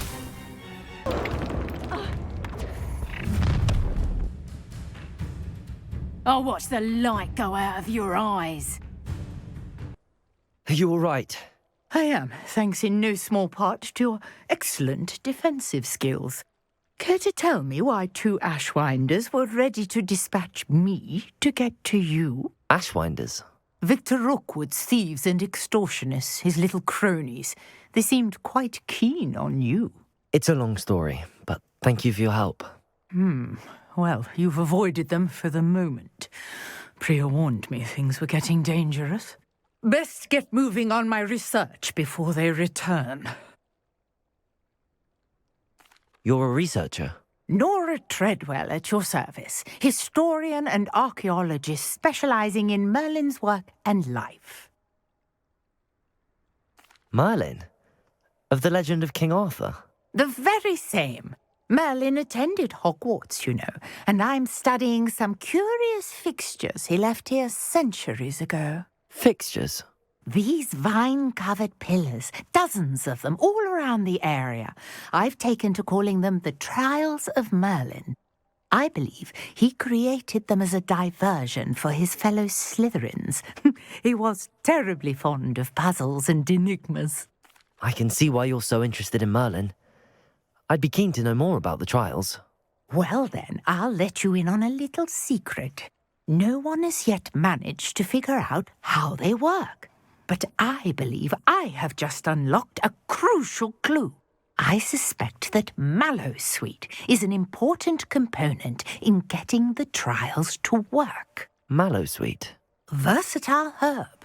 Merlin repeatedly mentioned it in his writings. I had just arrived to test my theory when I was so rudely interrupted. You see, each swirl in Merlin's writing has a symbol in the centre.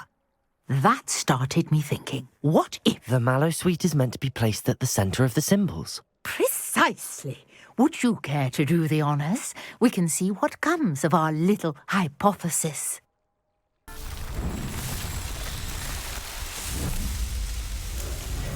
Merlin's beard, how beautiful! I take it we can call that a success? We can indeed. However, I now have even more questions. How does it work? I must review my notes. I may have missed something. Are all of the trials like this one? Oh, not precisely. Well, I think each has those telltale vines and the swirl on the ground. You should feel free to solve them as you come across them. I believe I have what I need to continue my research. My guess is that each will also require Mallowsweet, which you can find in Hogsmeade should you need more. I really must be off. Such a pleasure to meet you. You wanted to see me, sir? Indeed. Allow me to introduce myself. So few students know who I am these days. Eldridge Diggory, former Minister for Magic and founder of the Aura Recruitment Program, at your service. I believe you can help solve a decades-old murder, thanks to that book you found, and, in particular, its missing pages. How do you know about the book and the pages? We portraits hear more than you might suspect, and most of us can keep a secret. So, what say you? Surely a Hufflepuff such as yourself would be inclined to help seek long overdue justice. I'll do whatever I can. Wonderful. I am pleased to have been right about you.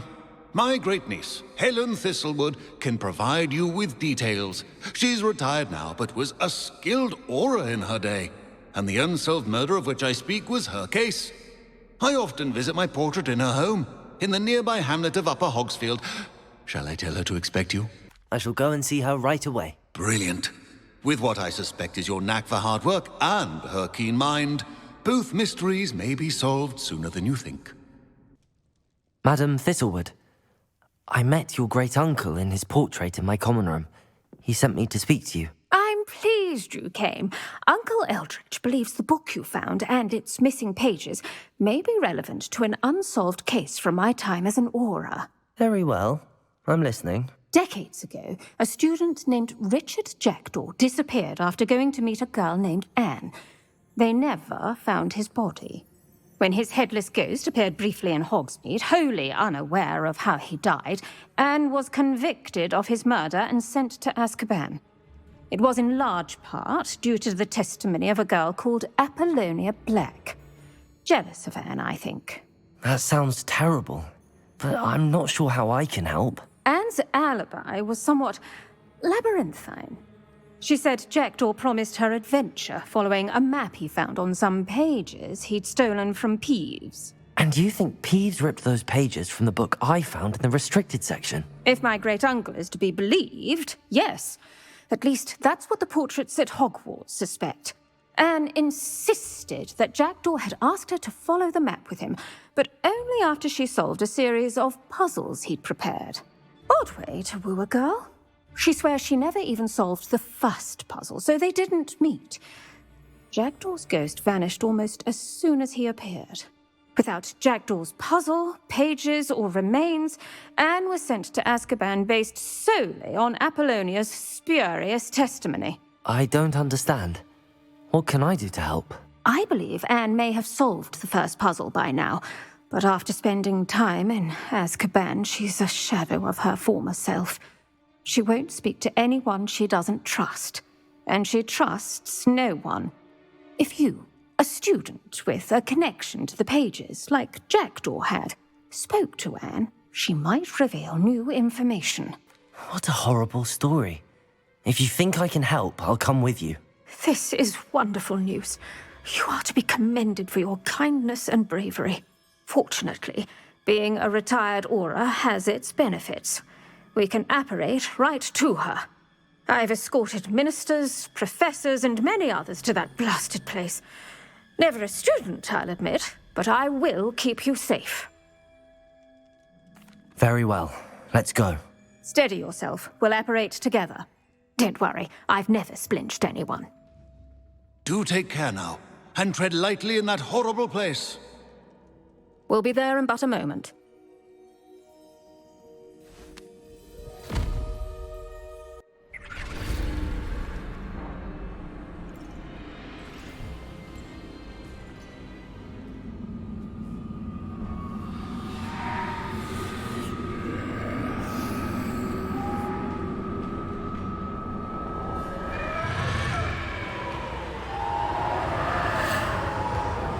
Expecto Patronum!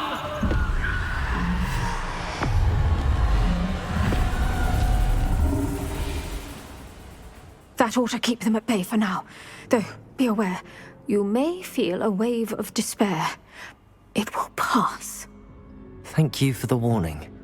This really is a dismal place, but we'll be out of here soon enough. Now follow me. Who's there? Who speaks to me? Is that death finally come for me? I'm a student from Hogwarts. I found the book that you said would exonerate you. Ah, the book, the book. No one would look. None of the mages found the pages. Methinks the feckless knave meandered to his cave. My fate was surely sealed in Upper Hoggyfield. What are you trying to say? That the missing pages are in a cave near Upper Hogsfield? Hogsfield, ruins house, a vault concealed. A vault in some ruins near Upper Hogsfield. I suppose it can't hurt to look. Can't hurt to look, can't hurt to look. Go find the pages from your book. Helen? Helen! No, you're here. Come in closer, be a dear.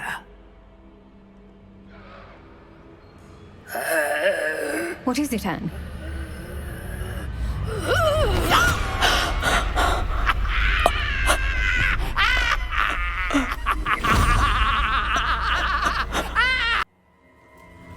You're hurt. Go. The cave. You're safe now. You have what you need. I'll be all right once I get...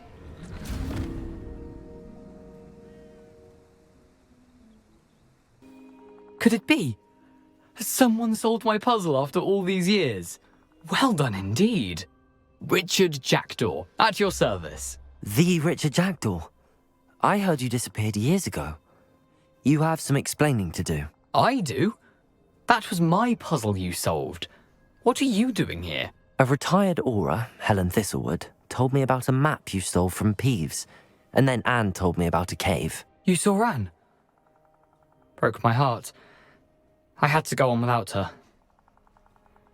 Probably best of her in the end. Dare I ask? How is she? She was imprisoned in Azkaban for your murder. I fear the Dementors have taken an irreversible toll on her. What? Azkaban? Oh, poor Anne. I had no idea. I thought she'd written me off. I've been travelling the world for years to mend my broken heart. I came back here only recently, on a whim. I must speak to the Aura you mentioned and see how I can help Anne. I'm glad to hear it. Before you go, would I still be able to find the pages with the map Helen mentioned? I'm almost certain I dropped them in the cave the moment I was beheaded. They're bound to be mouldering away with the rest of me. Tell you what, meet me at the edge of the Forbidden Forest, and I'll show you precisely where to find them. Thank you. I need to find those pages to help a friend. I shall see you there. Professor, I wondered, did you attend Hogwarts? I did. I am a proud member of Ravenclaw House. Why do you ask? I was curious as to how Hogwarts has changed over the years. I see. Well, the castle itself, as I'm sure you have surmised, is full of surprises. I dare say more than the staircases change around here. As for the students, well, they seem to get more capable every year. Although, we got up to just as much mischief in my day as you seem to now. I used to look the other way at all sorts of roguery when I was head girl. I can tell you, however, that I did once admonish a certain Phineas Nigelus Black for enjoying a sugar quill during a lecture. I hadn't realized that you and Professor Black were, students here together. Appearances can be deceiving. You see, I was once wounded by time itself. Time itself? I never would have imagined such a thing. Ah, well, it was the risk I took with my prior position. You may or may not have heard that I was an unspeakable at the Ministry for years. An unspeakable? What does... As you might suspect, I cannot speak about what we did. Suffice it to say, the job was not without its hazards. Now, I hope I've satisfied your curiosity for the moment. You have. Thank you for speaking with me, Professor. Keep up with your wand work. One must always be prepared for mischief, both inside and outside of the castle.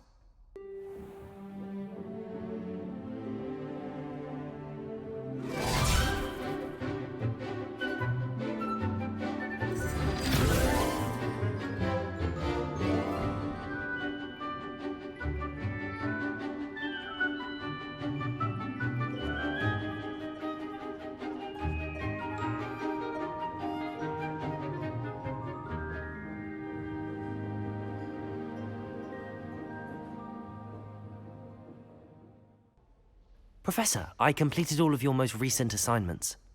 Well done. Then you're ready to learn Expelliarmus. Pay close attention. The disarming charm may often be all you need to defeat the most powerful dark witches and wizards you might encounter. We meet again, Richard Jackdaw. I suppose I shouldn't be surprised to see you. It would take the patience of a Hufflepuff to track down these pages. Well said. Now where do we go from here? Follow me. I shall lead you as far as I can, but I fear I may remain a tad reluctant to revisit the scene of my demise. Keep your eyes open for a bird bath. When you find it, say intramuros.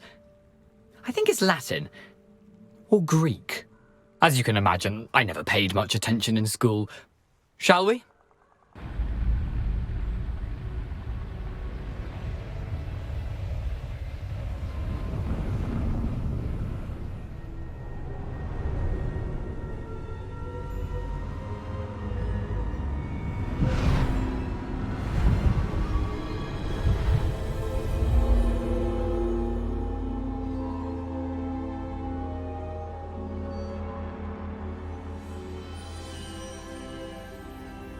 Can it be? It's you. Has someone finally found our map chamber? I recognize you from the Pensives. You're Professor Rackham. I am indeed. I must confess that I am surprised to see someone so young standing before me. I'm the same age that you and Isadora Morganach were when you started at Hogwarts. You've paid attention, and might I presume you share our ability? To see traces of ancient magic? Yes, sir, I do. As you have likely realized by now, our ability gives us a unique relationship with all forms of magic. We can access expressions of magic that few others can. Opportunities will arise that allow you to sharpen this rare talent. Do not squander them. I won't, Professor. Thank you. We have much to discuss. But first, a map found in a certain book led you here. Place the book on the pedestal. I don't have the book with me, sir. That is unfortunate. I'm afraid we must pause our conversation until you return with the book. Very well. I'll retrieve the book right away. Good. We shall speak again once the book is in place. Mr. Clopton, your attention, please. Sorry, Madam Kagawa. Everyone, please welcome a new student to our flying class. Welcome. Hello. The goal of today is to remind all of you how to maneuver on a broomstick safely, as broom flight is, first and foremost, a means of transportation. This, I fear, some of you have forgotten. Diving, rolling, and loop-the-loops will not be taught or in fact tolerated in this class. We'll leave that to professional Quidditch players, like the Toyohashi Tengu. Not a fan, I take it? Now, let's see how well everyone kept up with their practice over the summer holidays. For those who need a refresher, step up to your broom, say up firmly and clearly, then kick your leg over and rest your weight on the seat. Up! Thank you. Now, your turn. Up! Up! Up, you stupid ratty school broom! Up!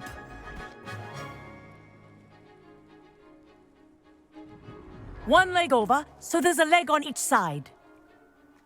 None of that side saddle nonsense. A gust of wind will throw you right off.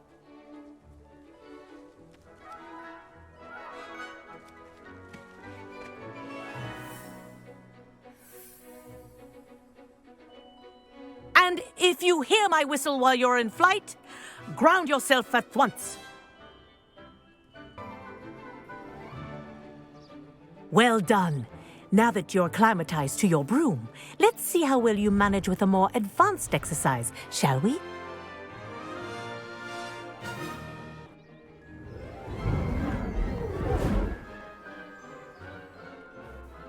I say, I watched you fly through those rings. You seem to handle yourself on that dusty school broom well enough. I'd imagine you're ready for something a bit more challenging. But I'm getting ahead of myself. We haven't properly met. I'm Everett Clopton. Am I right in suspecting that a Hufflepuff like you might be interested in some high-flying fun? Can't say no to that. What did you have in mind? A bit of a detour, so to speak. Follow me. And where have you two been? Oh, hello, Professor. We were trying to get a bit of extra practice in. Hefty points will be taken from each of you for not following my instructions. Mr. Clopton, I'm disappointed in you. You're in this class because you're still not showing yourself, or frankly, your broom the proper respect. But, Professor... Enough. Class is finished for the day. As for you, you do well to use better judgment in the future. Chin up. That was some rather good flying.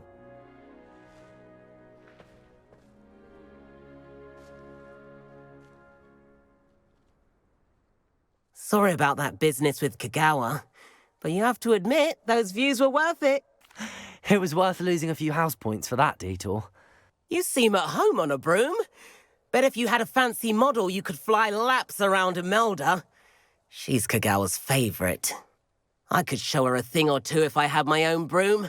Hate having to return the school broom after class. Perhaps I have to purchase a broom then? If you can, you should. Wish I could. I recommend visiting Albie Weeks at Spint Witches in Hogsmeade. He's always looking to test new models. I'll keep an eye out for you in the sky. Professor Weasley?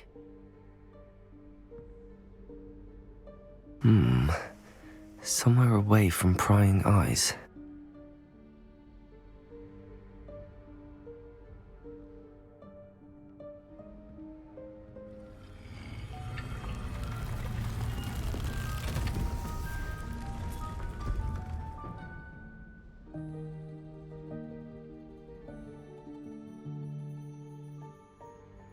Forgive me, the headmaster stopped me and I... Merlin's beard. I see you've wasted no time. Well done. Shall we? After you, Professor.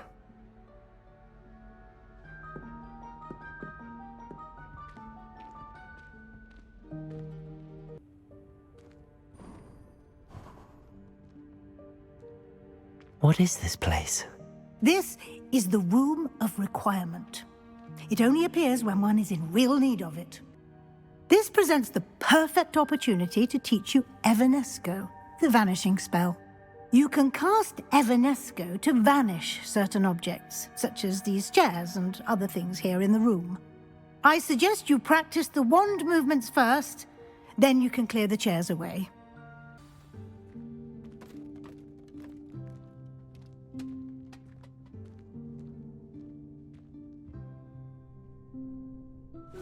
Yikes! Careful! Huh? Oh, there you are. Wait right there. Deke will come to you. Hello. Ah, Deke, we've been looking for you. Apologies, Professor Weasley. Deke was looking through some of what's appeared in the room since Deke was last here. Is this the student? Indeed it is. Deke is honored to meet you. Deke has been a friend since I was a second year. We discovered this room together. I mentioned you to Deke. We believe that you might be able to benefit from this room like I did. Deke, would you be so kind? Of course, Professor Weasley. The Room of Requirement will always be equipped for the Seeker's needs. It's unplottable, so won't appear on any map. Most happen upon it by accident, if ever. Deke's seen students in need of an extra file for potions stumble upon the room filled with them. You seem to have accessed it in its form as the Room of Hidden Things. I was thinking about needing a place away from prying eyes. Brilliant. Oh, that explains it then. What I need specifically is a place where I can catch up on my schoolwork without distraction. Well then, the room can provide you with precisely that. Now, it's time to focus on what you need. Just close your eyes. Imagine the room precisely as you need it. The room will do the rest.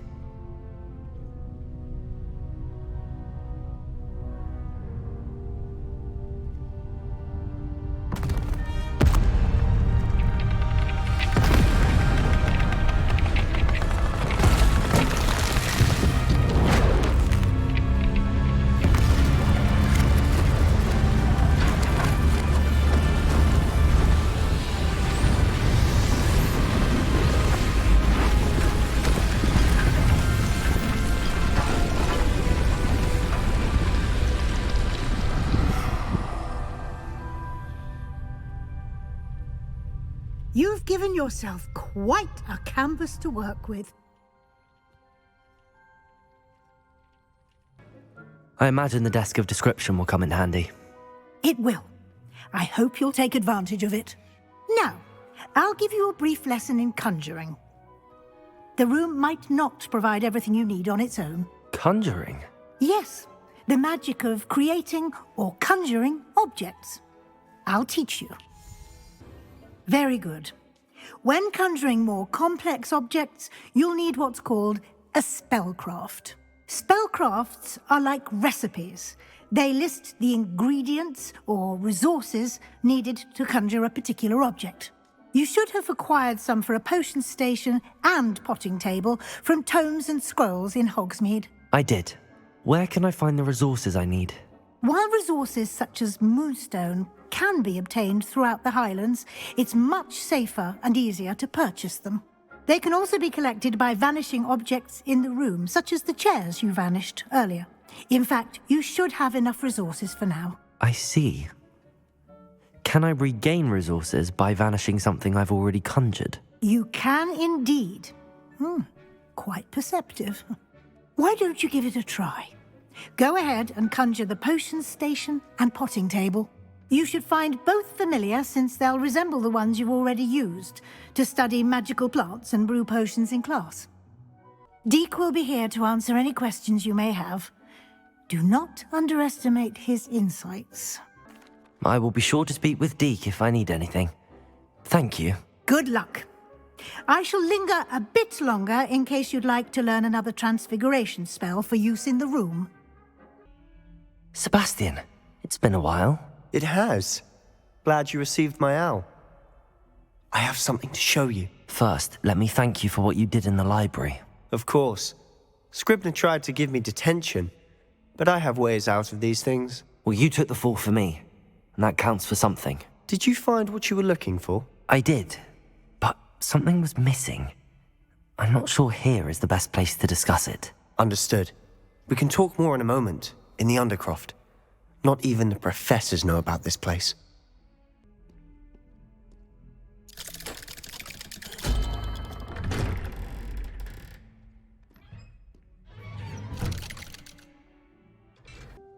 I think I've seen Ominous in potions. Or was it herbology? I've noticed that he uses his wand to navigate the castle. He does. No idea how, though. Ominous was born blind, and no spell could reverse it. His wand seems almost sentient. Not surprising, I suppose. Ollivander always says, the wand chooses the wizard. Is that how he found this place? No, someone in his family knew about it. The Gaunts are full of secrets. I've never heard anyone else speak of it, and I've certainly never seen anyone else here. Again, mention this to no one, especially Ominous. He has no love lost for his family or their secrets, but this place is special to him. Understood. But why does Ominous have no love lost for his family? His father's family are direct descendants of Salazar Slytherin, one of the 4 founders of Hogwarts. Obsessed with blood status, most of them. Ominous cannot abide them, as he'll be the first to tell you. Anyway, the Undercroft has been a perfect place to sneak off to, away from prying eyes, and even practice otherwise forbidden spells. Really? Like what? Like the blasting curse. Professors say it's not an appropriate spell to teach students. A proper magical education ought to include all magic. My thoughts exactly. A spell like Confringo is only truly dangerous in untrained hands. Such spells should be properly taught, not banned. To be fair, I'm admittedly partial to more fiery forms of magic. But you should learn it. I can teach it to you safely here. It may take a while to get the feel for it. Mimic my wand movement. The incantation is Confringo. I have to say, I enjoyed that. The first time Ominous and I practiced Confringo, we singed our eyebrows. I would have paid to see that. I swore we'd never live it down. To this day, there's something about that spell that's addictive. The blast does heat things up. I see how you lost your eyebrows. You'll get used to it. Anne Ominous and I used to practice down here for hours. The Undercroft was our retreat. Haven't been here in some time. It's not the same without Anne. I'm sorry about your sister. If there's anything I can do... Perhaps when I next head to Feldcroft, you could come along. Meet Anne. She could use some cheering up. Just let me know when and I'll meet you. Oh, she misses Hogwarts. She's been stuck at home with our guardian, Uncle Solomon. Unfortunately, you'll have to meet him too. Well, meeting a new student will be precisely what she needs. I shall look forward to it. Cheers. By the way, what was it you couldn't discuss out in the hall earlier? I'm not sure where to start. You said something was missing from what you found in the library. I assume it's to do with what you told me. About the Portkey and Gringotts and Ranrock. Nothing gets past you. And yes, it is. As I'm sure you suspect, there is a bit more to all of this. I'm listening. You must promise to keep this between us. I trusted you with knowledge of the secret Undercroft. You can trust me. All right. I can see traces of ancient magic. Ancient magic? I don't know what I was expecting you to say, but it wasn't that. What does that even mean? Honestly, I'm not entirely certain. All I know is that I can see whispers of an old magic that hardly anyone else can. Fig and I think that Ranrock has somehow found a way to harness that magic's power. Are you telling me that goblins may be wielding some sort of wizard magic? That's what we're trying to find out. And this ability of yours, does it allow you to wield this magic too? I don't know. Well, when you do know, tell me. I've been studying archaic forms of magic for ages. Perhaps we can help each other. In the meantime, with both Rookwood and Ranrock after you, I suspect a bit more time practicing the blasting curses in order. Spend as much time here as you'd like. And remember, keep this place between us.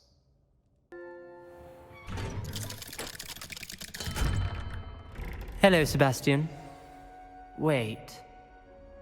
You there? I can hear you. Oh, hello. Ominous, isn't it? I believe we have potions together. And herbology? I recognize that voice. Heard you talking to Gareth Weasley in potions class. You're the new 5th year. Did you just come from the Undercroft? How did you get in there? That room's called the Undercroft. Ah, well, I was exploring and then suddenly found myself in a strange passageway. Don't lie to me. No one stumbles upon that room. Sebastian told you, didn't he? You breathe a word about this place to anyone, and not even your precious Professor Fig will be able to help you. My father is friends with the headmaster. I am not afraid to exploit that connection if I need to. Trust me, Ominous. I won't say a word. And Sebastian is a good friend. You shouldn't immediately assume the worst of him. I don't need you to tell me about my oldest friend. Thank you very much.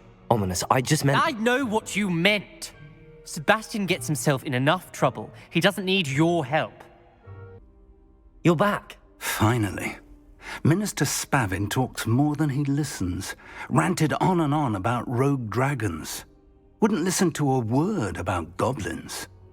Speaking of which... Listen, Professor. So much happened while you were away. Eldridge Diggory's portrait in the common room told me about his great niece, Helen. His great niece? Yes, she used to be an Auror.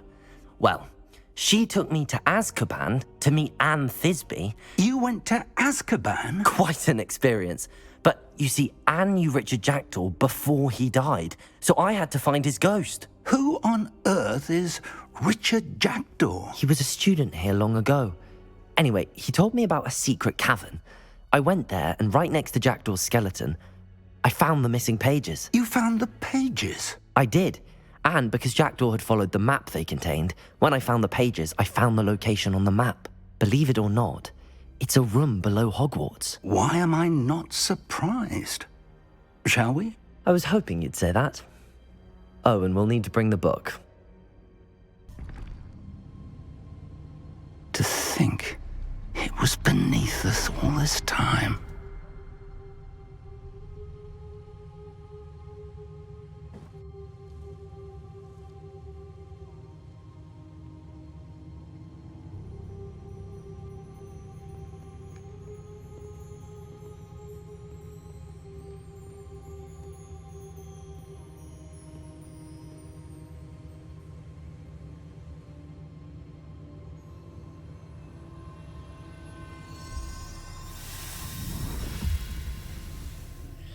This looks promising.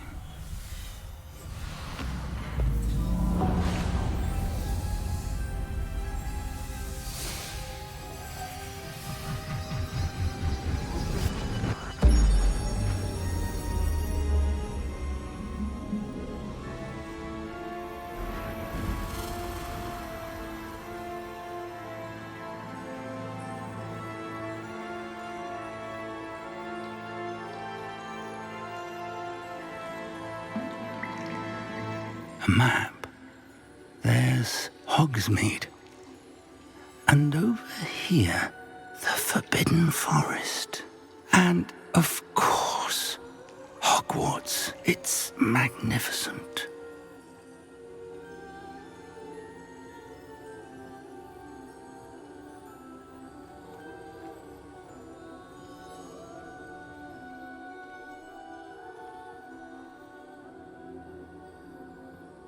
If only you were here to see this. How do you do, Professor Fig? And you, my young friend, see now why you needed to return with the book? I do. I also see why you refer to this room as the map chamber. That you have come this far tells me that you possess extraordinary magical ability, the potential and power of which will unlock should you prove yourself worthy. The location of each of 4 trials will, in time, appear on the map. Trials that will test you and give you access to invaluable knowledge. Trials that you must complete on your own. Do you recall the pensive memory you viewed in my vault in Gringotts? You and your friend Charles spoke of the portkey, and of trials you'd created for one who could see traces of ancient magic. Precisely. Charles is another of the keepers, a designation we gave ourselves centuries ago, in light of the knowledge that we have been bound to keep hidden. Until, perhaps, now. So, the passage from your ruins to Gringotts, everything in the vault, the restricted section, finding this room, none of these was a trial. They were an important part of the journey, but they were not trials themselves. The fact that you have come this far, however, bodes well. The trials were designed to ensure that the power and knowledge we have kept secret for so long does not fall into the wrong hands. They will test your abilities, both innate and learned. But of equal importance, everything you witness as you complete the trials will inform what you choose to do with all that we share. You will need patience. The trials have much to teach you. It will take time. I'm afraid we don't have the luxury of time. We have waited this long, Professor Fig. Surely a few more. Respectfully, sir, while I do not know the secret you keep, I do know that our young friend here has seen traces of a powerful dark magic being wielded by goblin kind. And we encountered an uncommonly powerful goblin wielding such magic as we prepared to leave your vault at Gringotts. We may already be too late. This is grave news indeed. Young friend, do you trust Professor Fig? I do. Then, in the light of your considerable skill and all you have already accomplished, we shall begin. You will find the location of the first trial marked on the map below you. Whilst Professor Fig may assist you in locating the trials, they may be completed only by one with our ability. Shall we have a look?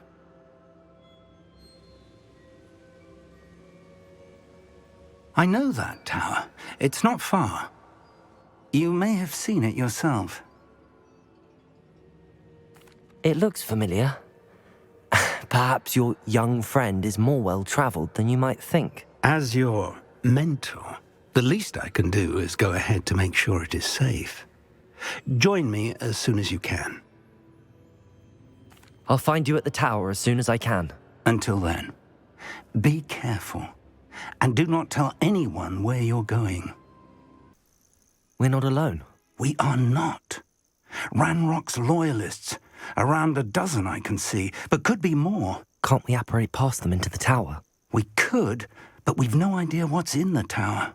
More importantly, however, I'd like to know why they're here. They've set up camp just ahead. I suggest we investigate a little before doing anything else. Let's go. Hello, Professor. Did you say Sam Bakar's tower? I did. Professor Bakar is a keeper you have yet to encounter. I'm glad to see that I was correct in presuming that we would meet again soon after our last encounter. Though I surmise, based on the commotion I heard, that you did not have an easy time getting to me. We did not, Professor. We encountered goblins outside the tower. That goblins were aware of my vault is disquieting enough. But if they have also made a connection to this tower, then the threat may be greater than I thought. All the more reason for us to move forward. Downstairs, near the entry, a reservoir of ancient magic, like those you've seen before, has been unlocked. Command it to access a doorway. I'm afraid I cannot say more. As Professor Fig cannot join you, he and I will, in time, see you back at the map chamber. Remember what you see. We're going to need to understand how Ranrock's loyalists knew about a tower that once belonged to a keeper. For the moment, however, you've more important things to set your mind to. A reservoir of ancient magic, I believe? Yes, sir. Then I shall leave matters in your increasingly capable hands. That said, be careful. I will, sir. I'll see you back in the map chamber.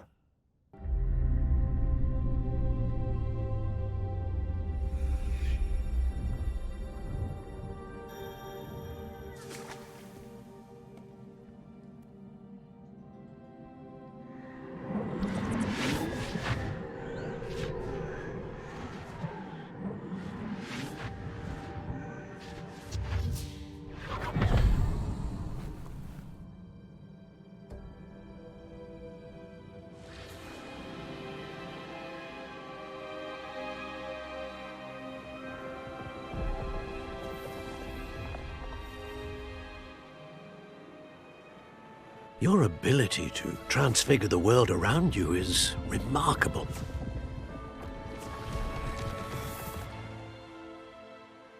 What is it?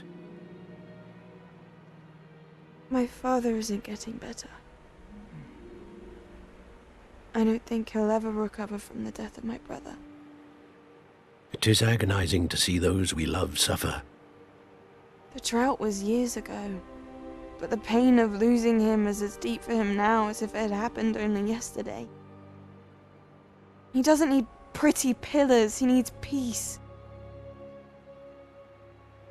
What if I could help him, Professor? You do so much for your father already. It's not enough. I want to take away his pain. It is tempting, I know, to use this magic that you're mastering to transfigure more than the physical world. But human emotion is a potent force unto itself. Even the most well-meaning and competent witch cannot possibly know the consequences of irrevocably manipulating it. So I'm to watch as my father's pain destroys him. It is not your pain to take.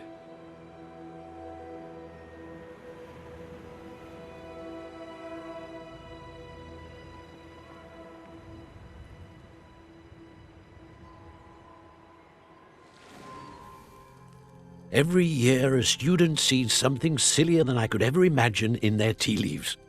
Oh, Miss Morganach, welcome back to Hogwarts, Professor. That's going to take some getting used to. Professor Rickwood? I was so pleased to hear that you'd accepted the position of Defense Against the Dark Arts, Professor.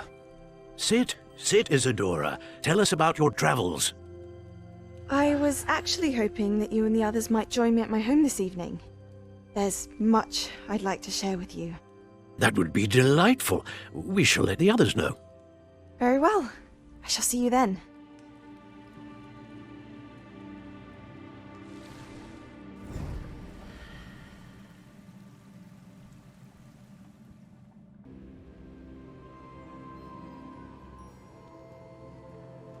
What have we here? I'm a student at Hogwarts, sir. And this is Professor Fig. Professor Charles Rookwood at your service. Has someone completed the first trial? I have, Professor Rookwood. We saw you in the Pensive in Gringotts. With Professor Rackham? Indeed. So, you found the portkey to access Professor Rackham's vault, and you deciphered the map within the locket you found floating above that pensive. I did. I found something that I can't identify floating above the last pensive. Ah, yes. You will find a similar artifact in each trial. You must take care to keep them safe. You will need them to complete the journey we have set forth for you. Once you have them all, we will tell you what to do with them. Very well. Are you able to tell me anything about the next trial?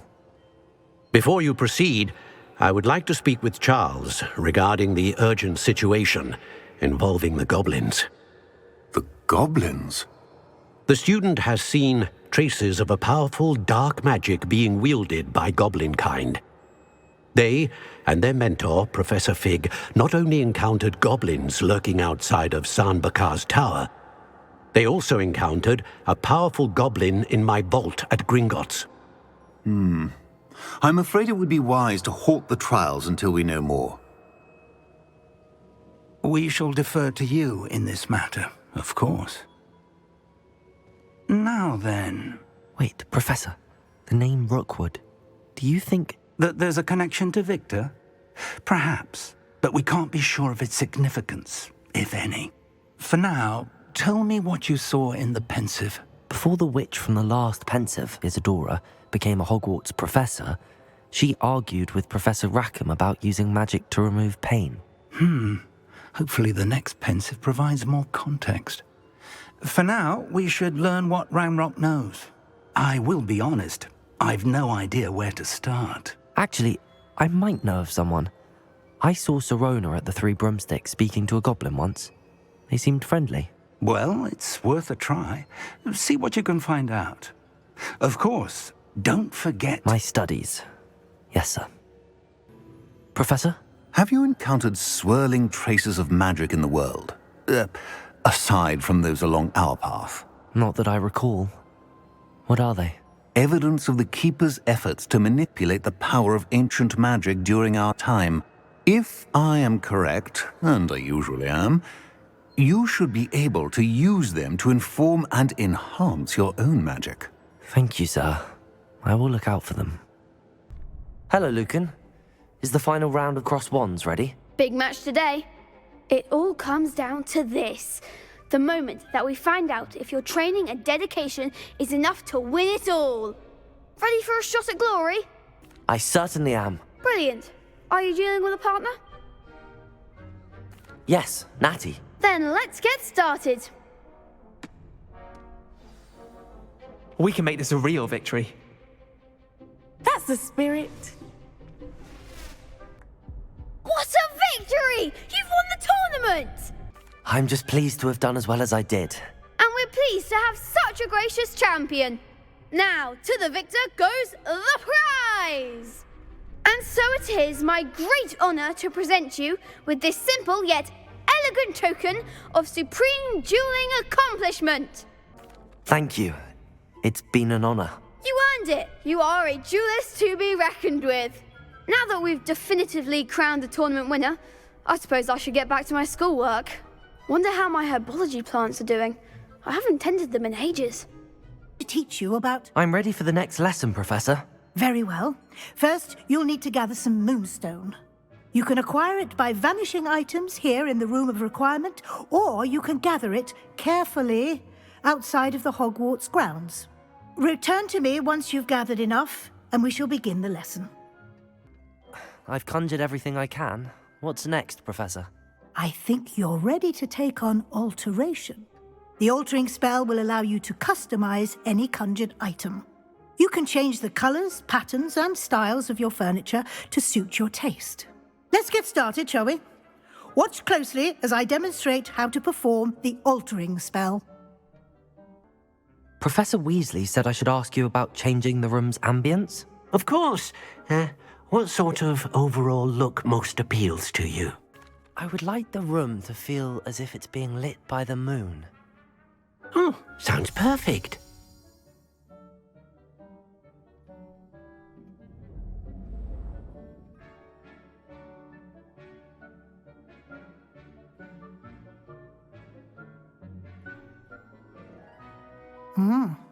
Quite a difference.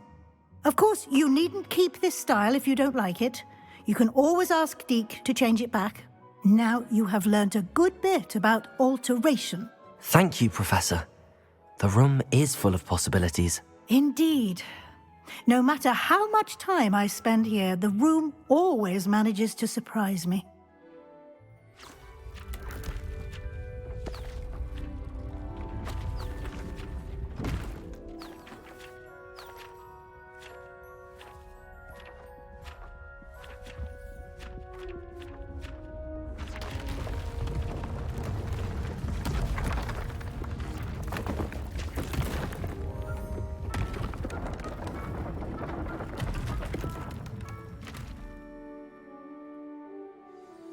An even bigger space. How did that happen? The room equips itself to your needs. It must have sensed that you needed more space to practice spellcasting. If you'd like to customize the space further, you can use these spellcrafts. You'll find more of them both inside and outside the school. Thank you, Professor. I shall keep an eye out. Good. I'll leave you to it. This is your space now. Use it wisely. Hello, Mr. Pippin. You need help with a delivery? Yes, I do. A capable student such as yourself should have no trouble making the trip to Cambridge. It's just south of Hogwarts. What do you need delivered? Fatima Lawang ordered a few invisibility potions. I used to go myself, but lately Fatima has taken to turning every visit into an argument. Constantly complaining about the quality of my stock. But how can I maintain excellence when she orders so often, giving me no time to brew? If you take this rather irritating task off my hands, I'd happily allow you to claim the delivery fee from Fatima. I'd be happy to help with the delivery. You've no idea how grateful I am, truly. Here are the invisibility potions she requested. Hopefully she won't give you too much trouble. She's a talented potioneer in her own right. I dare say I wouldn't mind having a look at her potion recipes one day. Madam Lawang, I have a delivery from J. Pippin's Potions. Sent a child to do his work for him, did he? Always cutting corners and taking the easy way out. Did he have you brew them for him as well? Doesn't matter. You could probably do it better than he can anyway. Here are the potions you requested. You think it's so simple? I know Pippin is always trying to cheat his customers. Cutting corners to save some galleons for himself at the expense of quality. You'll not be getting a knut out of me until you prove the potion works. Drink it. Seems simple enough. I'll do it. I should think so. It seems to have worked. Well, I suppose that will do. If the demand for potions is as high as you say, have you considered being easier to work with? Perhaps combining your recipes and skills? Not a chance. That ne'er-do-well had his shop handed to him. The rest of us had to make our own way. I'll not give him the benefit of my hard work and gumption. If he fails on his own, so be it. Very well. I shall let Mr. Pippin know I delivered the potions as requested. You do that. I delivered the potions to Fatima Lawang. Very good. And did she cause you any trouble? Nothing to worry about. I handled it. Glad to hear it. And thank you again for your help. It was a pleasure doing business with you, Mr. Pippin. Likewise. Worth every bit of that delivery fee to have someone capable deal with that witch. By the way, I found this book of potion recipes in Cambridge. Might it be useful to you? Is this Fatima's recipe book? You should keep it. She doesn't deserve to have it. I appreciate what you're saying, but you have much to learn about respecting the property of others. Some things are sacred amongst potioneers. I shall return it to her immediately. Welcome, everyone. I see you've already met some of the many beasts we study in this class. Though be advised, none of these creatures should be taken lightly. They are all in their own way dangerous, especially if one does not know how to handle them properly. Now, it seems many of you are out of practice. Let's take some time to review the basics of how to care for a beast, shall we? Miss Sweeting, would you please assist our new student with the lesson today? Yes, Professor Howen. Hello, I'm Poppy Sweeting. Don't worry about Professor Howin's speech. She over-exaggerates sometimes. All the beasts in class are perfectly safe. Oh! Miss Sweeting, pay attention, please. The tongue of a puffskein can be a slippery devil. Yes, Professor. Here, you can practice on Gerald. Just keep an eye out for his tongue. I think we can safely say that Gerald likes you. That's good news. He seems very nice. He is. Kindness is one of his best qualities, right after ambition. And cleanliness. Good work, everyone. Now, let's make our way to the pens and select another beast. And please, do be careful as you feed and groom them. Miss Sweeting, why don't you show our new student to the Kneazles in the farthest pen?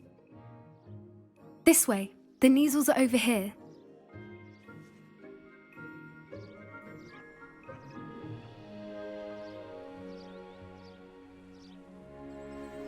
Oh, couple of Kneazle whiskers ought to get me a few canuts at least.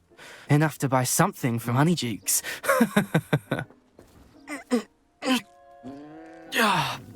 Stupid thing.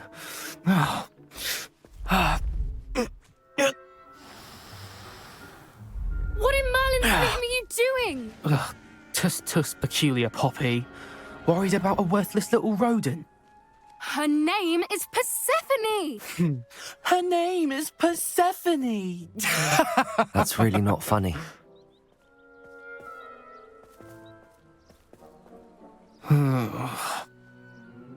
Let's go.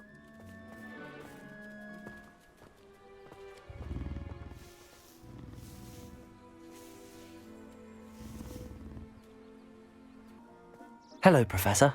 You wanted to speak with me? I did. How did you find your first beasts lesson? It was wonderful. I believe I'm really going to enjoy this class. Good. You seem to understand that when beasts are properly controlled, they can play a vital role in our lives. Some provide us with magically imbued materials, if cared for correctly, which does not include torturing them for whiskers. Well done, by the way. Probably best to let me handle it next time. Yes, Professor. They're nearly as bad as the Savagers in Rookwood's poacher pack. Sadly, we're the ones who suffer, stumbling over dead beasts. Terrible waste of resources. Surely the poachers can be brought to justice by someone. The Ministry, perhaps? An optimistic idea. Now, why don't we focus on more immediate matters that we can control?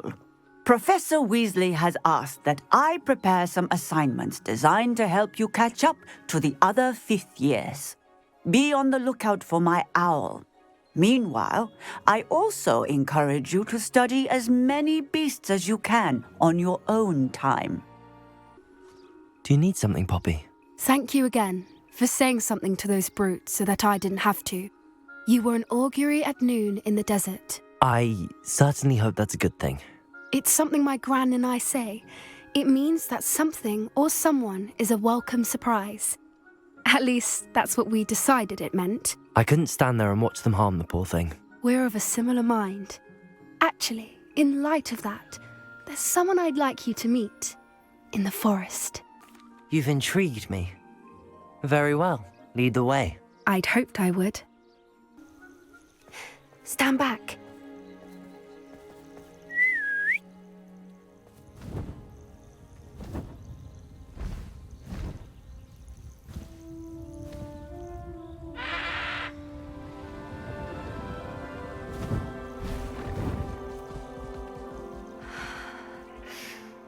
Please meet Highwing. Isn't she just magnificent? Go on, introduce yourself to her. But be careful. You must always show hippogriffs the proper courtesy before you approach them.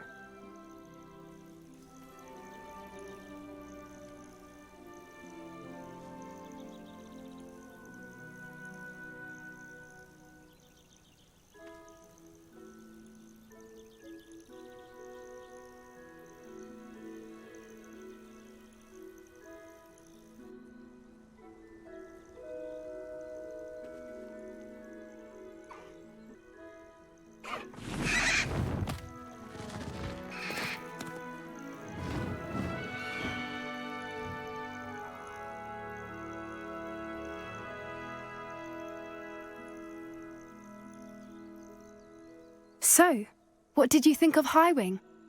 I thought she was brilliant. Can't believe you introduced me to her. I suspected you two might get along. Are you the reason students have been seeing hippogriffs flying above the Forbidden Forest? Perhaps. Did you know that once you earn a hippogriff's trust, they'll always be there for you? I've seen it firsthand with her. How exactly did you and Highwing cross paths? It's a longer story, but I rescued her from poachers a few years back. Got her to safety and, well, she was fine until recently. You may have noticed that poachers are something of a problem in the area, so I worry they could get her again.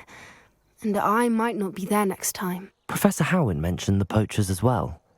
She seemed to imply that we couldn't rely on the ministry to help. I don't often agree with Professor Howin, but on that, I fear she's right. The poachers' influence is growing. I see them every day in the village, lingering, talking to people. They're up to something. I'm just not sure what. That does seem strange. Sounds as if they're planning something. Exactly. I think I'm going to look into it. Find out what's going on, what they're doing. I think that's a fine idea. Information is power. And the more I know, the better I can keep Highwing safe. You seem undeterred. Will you let me know what you find out? Oh, very well. I will. I should be going, but we'll speak again soon, I hope. On potions when Professor Sharp is so intimidating.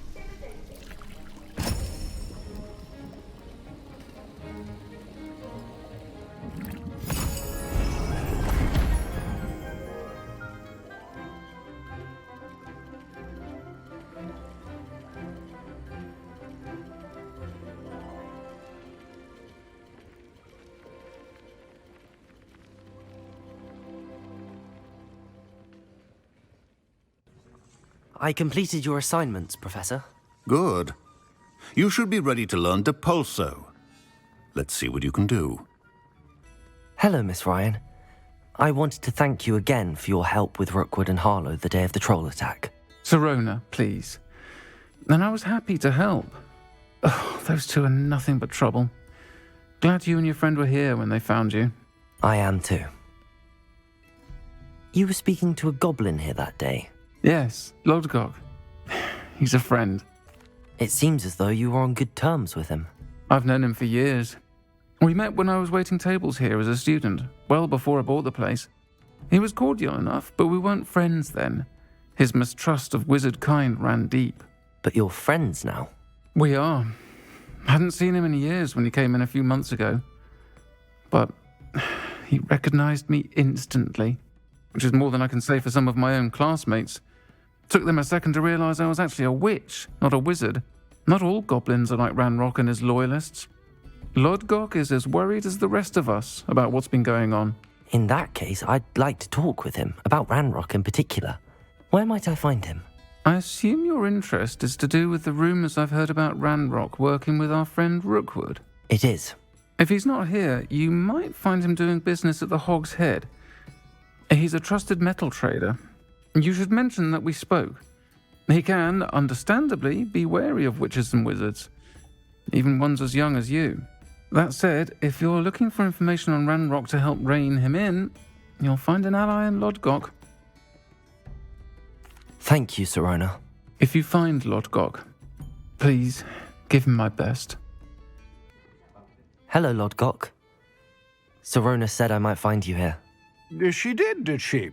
Did she send you with news? No, actually, I wanted to speak with you. It's about Ranrock. Now I remember. The 3 broomsticks. Day of the troll attack. You're the student he's after. I am, and I need to know what he and his loyalists are up to so I can stay a step ahead. Let's say I did know. Why should I trust you? Sirona trusts me, and she thought our interests may be aligned. Well, if Sirona trusts you, very well. I may know of something that could help us both. A way to get Ranrock to confide his plans to me. I'm listening. Years ago, a heinous witch stole a sacred goblin relic.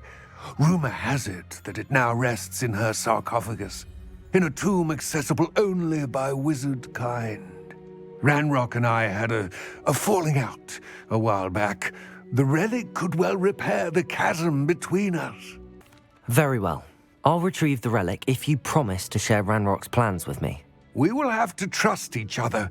I, that you will not abscond with the relic, and you, that I'll share what I learn.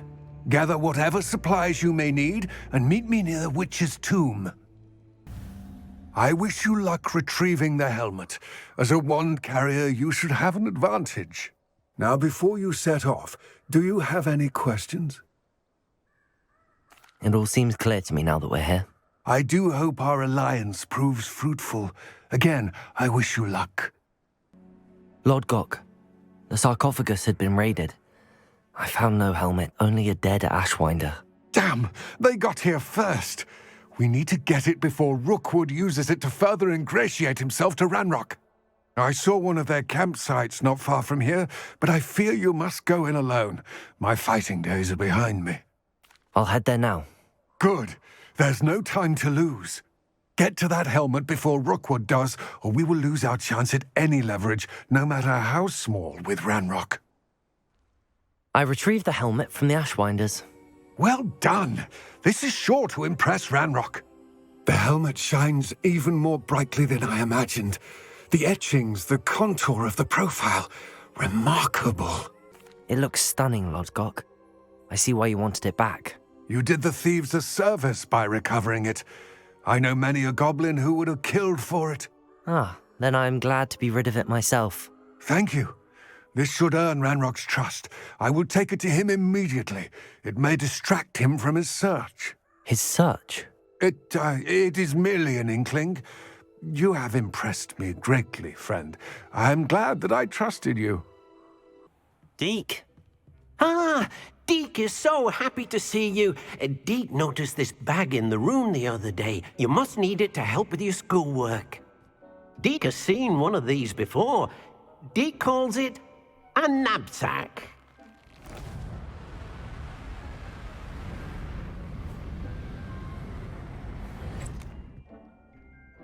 Perfect for gathering and transporting beasts. Pleasant little breeze. I have been thinking about something Professor Howard said in Beasts class, that I should study as many beasts as I can on my own time. She also mentioned that poachers have been active in the area. So, perhaps the beasts will be safer with us than out on their own. Precisely what Deke was thinking. You see, the room knew exactly what you needed, and luckily, Deke can show you how to best use the knapsack and where. Come along, then. I'm ready to learn how to use the knapsack. Perfect! Deke loves an outing.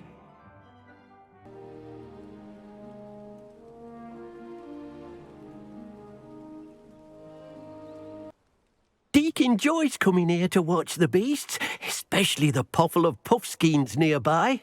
It will be nice to keep them safe. All you will need to do is get close, direct the open knapsack toward the puffskein, and in it'll go. All right. I managed to rescue a puffskein. You can rescue as many as the knapsack will hold. Poachers capture puffskeins and, well, Deke isn't sure what they do with them. Deke is certain they will be safer with you. Now, not all beasts will be as simple to rescue as a puffskein. Deke suggests you next find a beast that can fly. A jobberknoll, perhaps. All right. Where would I find one? Deke knows of some to the west, nesting in a large tree overlooking Hogwarts. But we must be careful. Deke has seen poachers in the area recently. Deke will meet you there whenever you're ready. Hello, Deke. Shall we continue? Oh, good. Deke was worried about you, what with all the poachers in the area. Perhaps we should work quickly. The jobberknolls are just here, in this large tree. If it's helpful, Deke has seen Levioso used to slow flying beasts. Easier to get in close and use the knapsack. Then I shall go and rescue a jobberknoll. Good luck. Deke will be waiting. I rescued a jobberknoll. Deke hopes your jobberknoll finds the knapsack nice and cozy. Poachers want them for their feathers, and are not kind when they gather them. Are there any other beasts nearby? just one that Deke knows of. A herd of moon calves. They live in a clearing of trees up this footpath. Deke will see you there. Hello, Deke. Is this the clearing you mentioned? It is.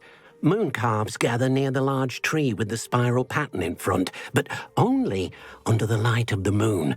So, unfortunately, unless you have a way to hasten time, you might sometimes have to wait until nightfall to see them.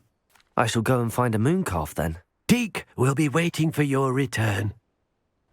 It was a bit trickier than the others, but I have a moon calf now. Another beast, safe and sound. Shame we didn't see the moon calves dancing.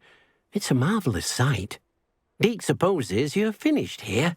He'll be able to rescue many more beasts, but for now, let's bring the ones you've gathered back to the room. All right. Deke will meet you back in the room whenever you're ready.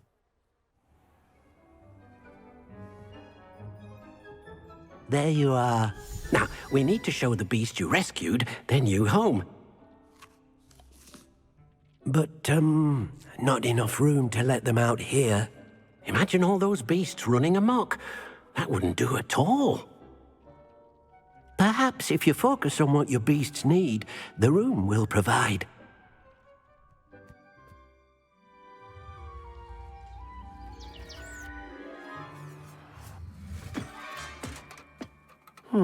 What exactly did you think of?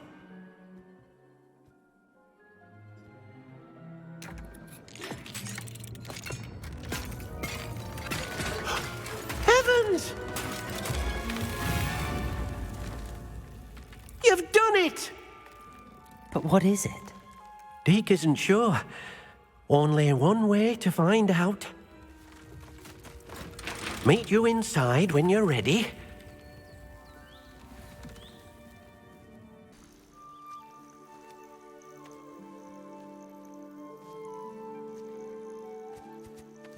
Look at this. It's amazing. Where are we, Deke? It seems to be a place for your beasts to live, a vivarium of some sort. Oh, your beasts will be quite comfortable here. They'll live healthy, safe lives. Perhaps you want to release them, let them see their new home. Oh.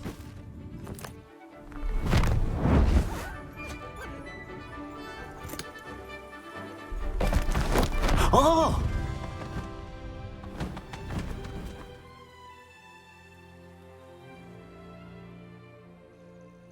Deke thinks the vivarium will be a fitting new home for your beasts. Indeed. I only hope we'll have enough space for all of them. Deke hopes so too. But if you do run out of room, Madam Peck at Brood and Peck in Hogsmeade will help to find safe homes for them. Any beasts that the room can't hold? Yes, she's well known for helping to care for beasts in need, and she'll give you a fair price for them. Speaking of care, beasts that are well fed and groomed will provide you with valuable magical materials, such as puffskein hair, for example. If you gather some magical materials from your beasts, Deke can show you how to use them. Very well. I shall let you know when I have some. I've collected some magical materials, Deke. Now Deke can show you how to use them. First, you'll need to use this spellcraft to conjure an enchanted loom. An enchanted loom? Exactly. It will allow you to use your magical materials to weave magic into the very threads of your clothing, making your clothing more useful in a variety of ways. Why don't you try it? Deke thinks you'll be impressed with what the loom can do. I'll go and experiment with the loom now. I use the enchanted loom, Deke. Wonderful. Will I be able to weave even more powerful magic into my clothing with the loom? You will, by rescuing even more powerful beasts. For now, however, Deke suggests you explore the vivarium and get to know the beasts you've already rescued.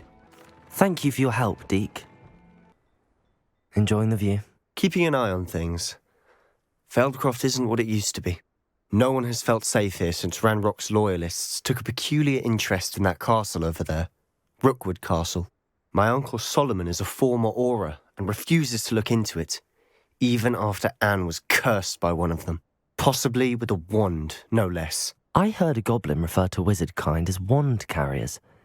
Are goblins forbidden from carrying wands? Precisely. That's why I'm on the hunt for answers.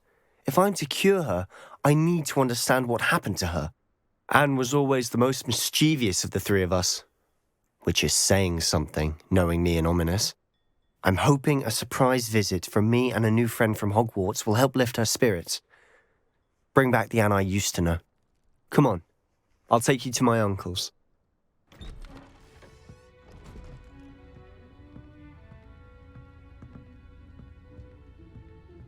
Aha! Sebastian, where did you... Is that what I think it is? We've been over this, boy. Hey. Shrivelfigs cannot reverse a curse. Nothing can. The sooner you accept that reality, the better. But we haven't tried everything. There is no cure! When will you accept that? Never. I can never accept it. Now look what you've done. I'm sorry. Leave.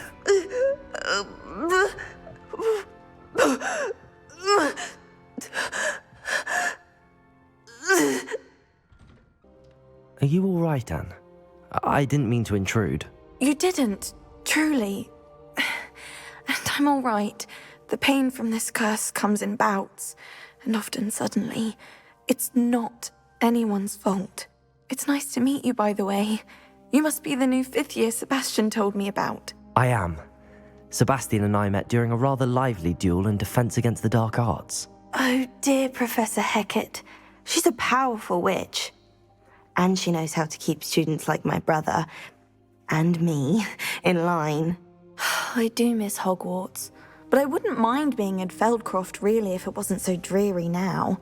Between the goblins at the castle and my uncle fighting with Sebastian whenever he's home, it's not the cosy retreat it once was. Sebastian mentioned something about your uncle being an ex-Auror, but refusing to go after Ranrock's loyalists. I must say, I wasn't prepared for him to be as angry as he was. Uncle Solomon is frustrated by what happened to me, and by Sebastian for thinking he can fix it. They both mean well, I know they do, but my uncle is right. This curse cannot be undone. I can feel it. Sebastian cannot take away my pain. Perhaps you can help him to understand that. I'll do my best. I can promise to speak with him about it. Thank you. His search for a cure is futile, I'm afraid. I'm getting tired. I should probably rest. Thank you for stopping by. Excuse me, Mr. Sallow. Oh, yes, Sebastian's friend. I apologize on behalf of my nephew. He doesn't know when to stop. I was about to check on Anne. Did I see you come from the house? How is she? She's all right. She said she was going to rest. Nothing can be done for her. I understand you've tried everyone from Nurse Blaney to St. Mungo's to no avail. We have. My nephew thinks he knows better than the healers. Perhaps the healers don't know everything, sir. Sebastian is single-mindedly focused on finding a way to help his sister. If there is a cure, he will find it. Your faith in Sebastian is misplaced. Some sort of dark magic cursed Anne, and the goblins aren't likely to explain themselves any time soon. Giving her hope is cruel. The only thing to do now is keep Anne comfortable and stay out of the Loyalists' way. I understand what you're saying, sir. Good. I know what's best for Anne and Sebastian. They are my stubborn brother's children. Especially Sebastian. If you really want to be of help, you'll make sure Sebastian does what he should do, not what he wants to do. He's no idea the harm he could do if he doesn't stop. How are you doing, Sebastian? You got a first-hand glance at what I'm dealing with. I apologize for my uncle. I'll admit, I wasn't expecting him to be so angry. He's always angry. He's been angry since my parents died. After Anne was hurt, he only grew worse. It's as though he blames me somehow, always calling me my father's son, as if that's an insult. I'm the one trying to help her. He's simply given up. Both Anne and your uncle seem genuinely convinced that nothing more can be done for her. I refuse to believe that. Anne's pain is more than physical. It has changed her entirely. I miss my sister. And I'm going to get her back. Come with me. I need to show you where it happened. Those loyalists deserved what they got. Couldn't agree more. This is where it happened. We smelled smoke in the middle of the night. When we looked outside, flames were shooting from the estate. Before my uncle and I could stop her, Anne rushed out, racing towards the fire, worried someone had been hurt. She came face to face with a horde of goblins, frantically trying to stamp out the flames. Suddenly, an icy voice drifted out from somewhere in the smoke. Children should be seen and not heard. A blinding blast followed. They didn't even give her a chance to run. It seems an awfully violent response to a child wandering by. What were they trying to hide? My thoughts exactly. It may be grasping at Billywigs, but I keep thinking that there might be something here that could lead me to whoever cursed Anne. Might be the only way to learn what type of magic harmed her, which could help me find a cure. Perhaps you're right. The loyalists are everywhere, but they do seem to be spending a lot of time here, and it's likely they're hiding something. And at Rookwood Castle. Shall we have a look around? Sebastian, this house did belong to a Hogwarts professor, hundreds of years ago. Who? What do you... I found a pensive that day in the restricted section with a memory that showed this house. There was a little girl and a drought. The keepers have shown me other memories as well. The girl became a Hogwarts professor. Her name was Isadora Morganach. She was one of the keepers. The keepers? Like in Quidditch? And you found a pensive in the library? I'm not following you. I realise it's a lot to take in. I'm not even sure I understand it all yet. And no, not like Quidditch. They call themselves keepers because they're protecting some type of knowledge. It has to do with the vault at Gringotts. Let me see if I've got this straight. You have Ranrock and Rookwood after you because of something you found at Gringotts where you ended up via a portkey. You can see traces of an ancient magic that you think Ranrock is trying to harness. And now you've been witnessing memories left by keepers. Oh, and this house belonged to a Hogwarts professor who was one of these non-Quidditch keepers hundreds of years ago. If I didn't know you, I'd think you were pulling my leg. It is all a bit much, isn't it, when you put it like that? The point is, we both have good reason to search this house. You for answers about what happened to Anne, and me for answers about the keepers. I know it sounds strange, but... Honestly, nothing you say sounds strange to me anymore. Fair enough. I can see the Undercroft through this stone wall, as though it's a window. This has happened before. I'm listening. I think it's to do with my ability to see traces of ancient magic. But you said you didn't really understand it, and that you couldn't wield it. That's true, and I'm still not sure what it all means. What I do know is that my ability allows me to travel through these windows I see. Wait. We can get straight to the Undercroft from here. Ominous will be flawed. We can. But perhaps best not to tell anyone else about this for now. Even Ominous. Understood. Well then, invisible, secret, ancient magic passageway? Here we come.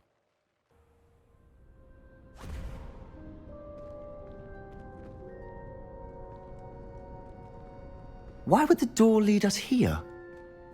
Sebastian, look.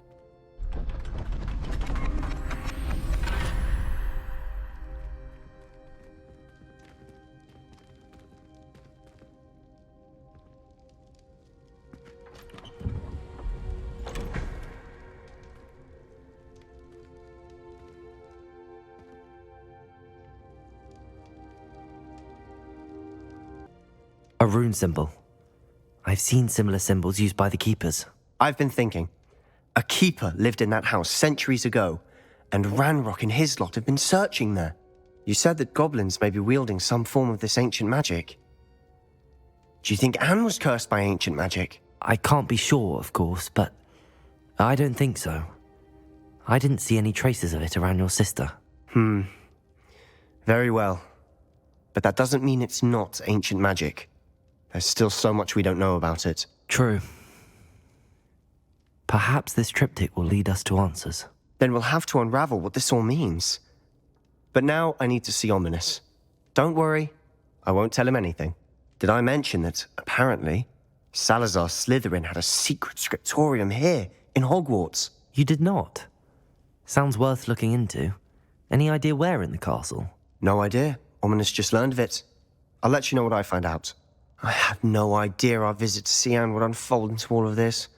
My head's an utter mess. But I'm glad you told me everything you did. Hello, Mr. Weeks, is it? Albie Weeks at your service. Welcome to Spintwitches. Apologies if you came by before and weren't able to come in. Shop's been closed since trade routes were disrupted. Had to travel as far as London to meet with my supplier. And I've only just returned, thankfully with inventory. I presume you're in the market for a new broom? Got a few rare U-weavers available. Ember Dash, Silver Arrows. Wind Wisps too. No matter what broom you choose, you'll be pleased. They're all exceptional, both in quality and performance. Sounds quite the array of brooms. I'll have a look around. Thank you. Whilst nearly any broom will certainly be a step up from the practice brooms in Kagawa's class, they all have their limitations. You seem to be a flyer who might be interested in, say, some enhancements? Go on. Ha! Knew I was right about you. I think you'll be quite happy with the performance of any broom at lower altitudes. But you may notice that speed consistency tends to falter as you rise. I believe I can remedy this issue. I have some ideas for enchantments, upgrades, if you will, that will improve the performance of any broom you fly. What I need is someone to conduct a broom flight and report back to me so I can perfect the upgrades. As it happens, another Hogwarts student, Imelda Reyes, is using abandoned broom courses for time trials. Clever girl. An ideal situation for collecting flight statistics. If you were to compete for the best time and succeed, then report back to me with how your broom behaved, I could complete work on my first upgrade. What say? That sounds intriguing. I'll see what I can do. Thank you. It'll be worth your while. If I'm right, the new upgrade ought to enhance brooms in every regard. And I can give you a special price. The time trial should be a bit of fun too. Go to the Quidditch pitch and Imelda Reyes will sort you out. Imelda Reyes? Albie Weeks sent me. Did he now? Still tinkering with his broom upgrade, no doubt. I tried to help him once. He nitpicked my flying technique, and that was the end of that. The nerve. Why is he roping you into his broom testing silliness? You've barely started flying from what I know. Caught wind of you showing off in flying class with Clopton. I don't know what people have said, but I certainly wasn't showing off. Tell that to the rest of the school. But it doesn't matter. Everyone knows that class is only for beginners, troublemakers, and bumbling baboons. But for some reason, now people think you're competition. Ugh, I can't be having that. Perhaps I am competition. You're not even Slytherin. Could be a useless squib for all I know. Enough of this. Only one way to find out who's the better flyer. I hold one of the fastest times on this course. Let's see if you can beat it. Slytherin versus Hufflepuff. Actually, why not? I can beat your record. I'm so looking forward to seeing you lose. Ugh, that's not... You must have cheated, you... Ugh! Fine. You won. Ugh, don't think this is over. You can't determine skill from one single trial. Surely my win means something. You're not terrible, but you're still going to have to prove yourself if you want to earn my respect. Challenge accepted, then. Perhaps you have what it takes after all. We shall see. But don't get your hopes up. The next course near Irondale offers a much tougher challenge. You can try to prepare by racing this course again. Just check in at the podium, where the leaderboard is. You can check your time and start the race. We'll see next time if your win here was more than just a fluke.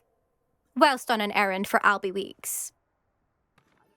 Mr. Weeks, I was able to set a record on my broom. Incredible!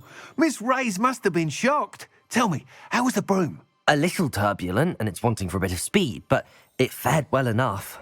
I will say that it tended to drift a bit to the left on certain turns. Heard a slight swoosh when I dipped. Oh, thank you. That's precisely what I needed to know. Drifted, eh? I shall get to work immediately. Even the naysayers will be forced to admit that my work's had potential all along. I'm excited to hear more. I have a very good feeling about this upgrade. I guarantee you'll be pleased. Expect to hear from me soon. Hello, Adelaide. I received your owl. Thank you for coming.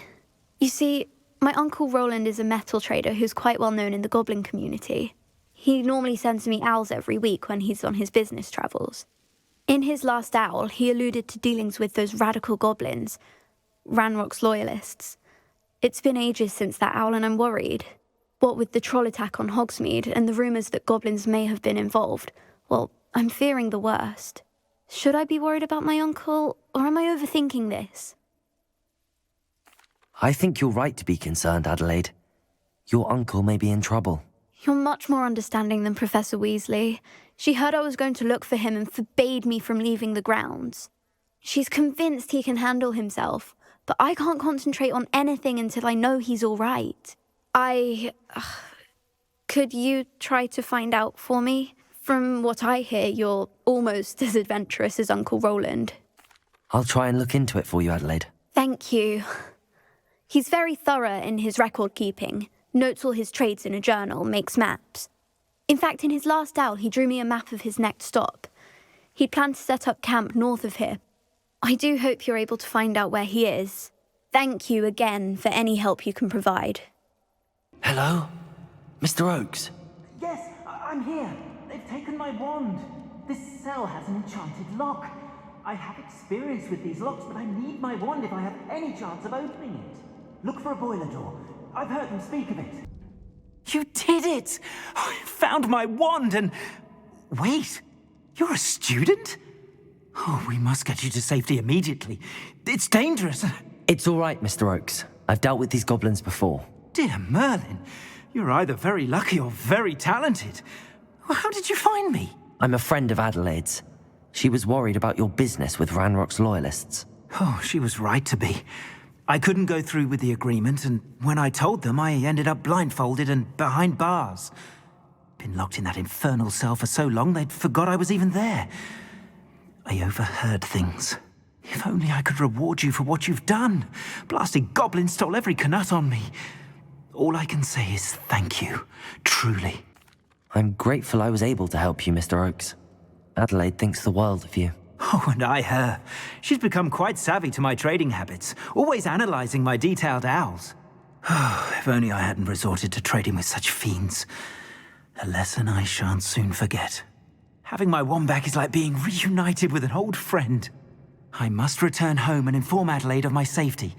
Will you be all right? I'll be fine, Mr. Oakes. You get back to Adelaide. I assure you, her worries outweigh yours. Oh, I'm anxious to see my dear niece. And then I plan to travel far from here for my next round of trading. Thank you. May life reward you justly for your deeds. Be well, my friend.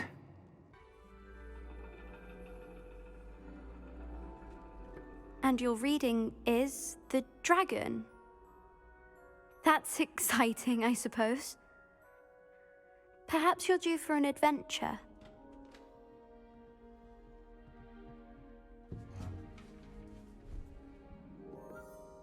Ladies. Professor Shah. Astronomy is not divination.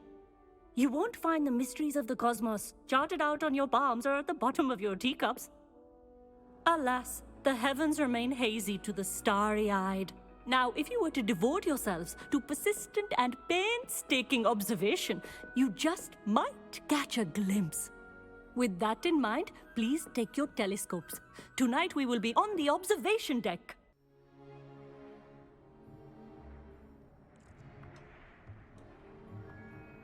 Still don't have your own? You can't be the new student forever, you know. You can share with Mr. Takar.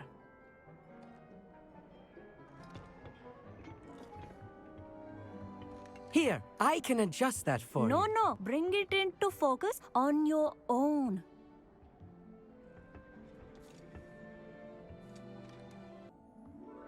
Now, I expect all of you to put in your stargazing hours outside of class. Is that clear? But, Professor, it's freezing out. Mere cold didn't stop the great stargazers of the past.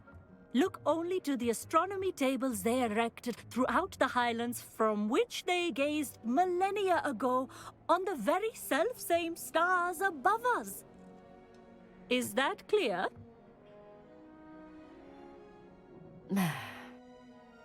Dismissed.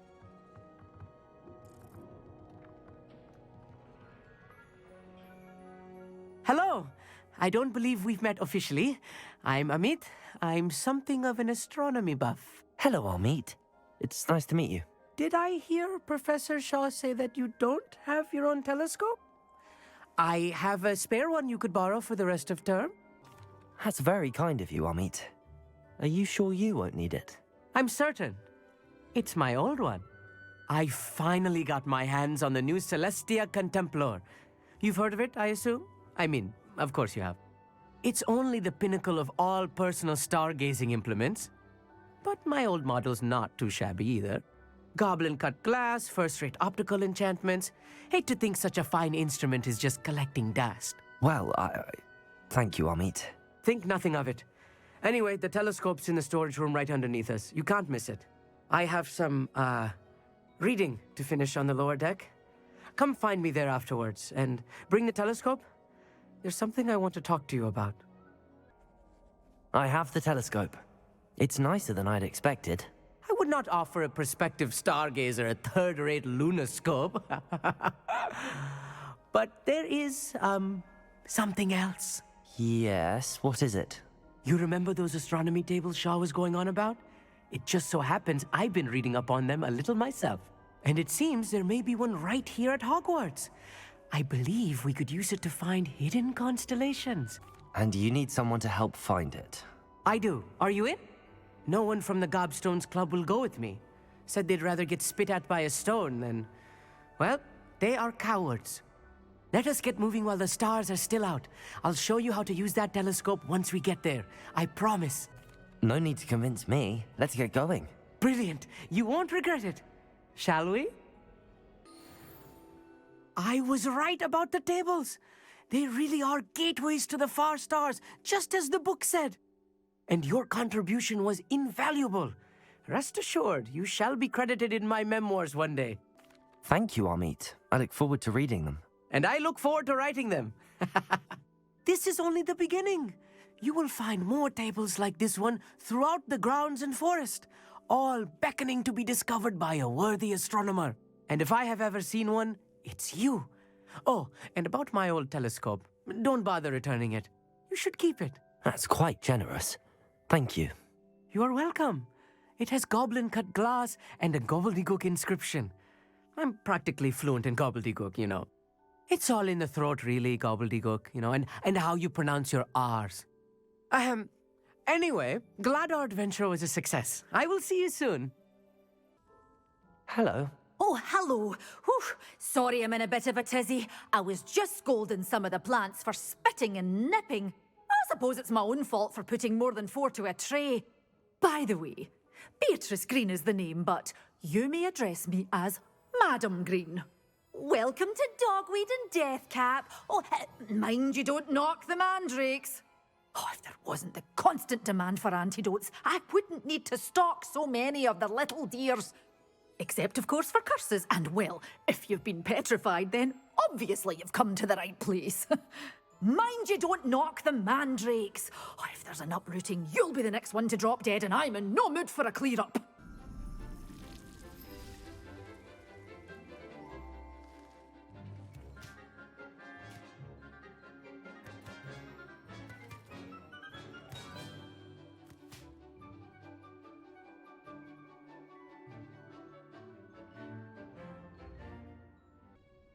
I've completed my assignments, Professor.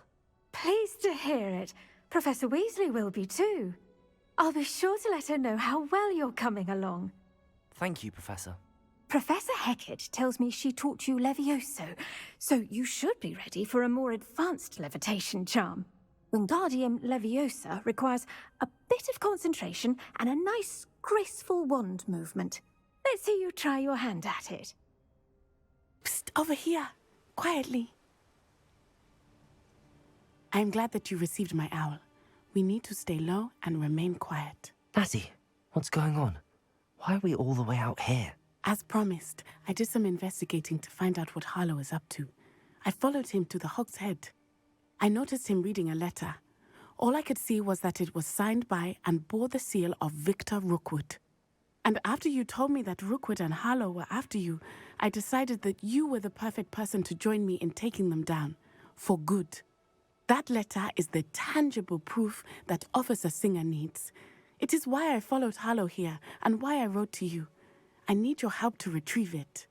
I'll help you find the letter, Natty. I'm glad to hear it.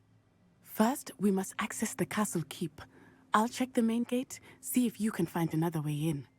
I do not see any guards, but we should still try to be as quiet as possible. Harlow is here after all. Yeah, restrain the beast! Yeah.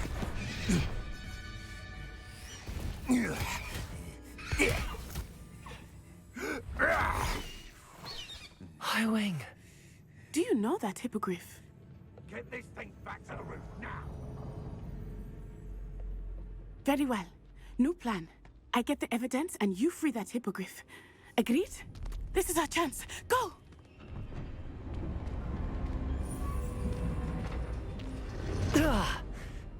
Blast it!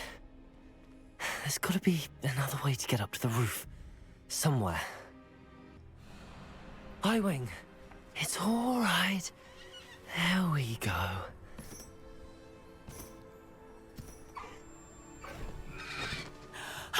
There you are.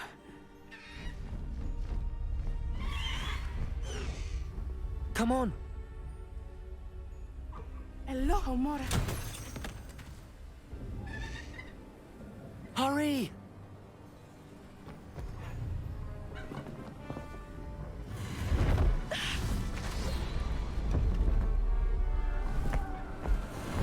Stop them! Avada Kedavra!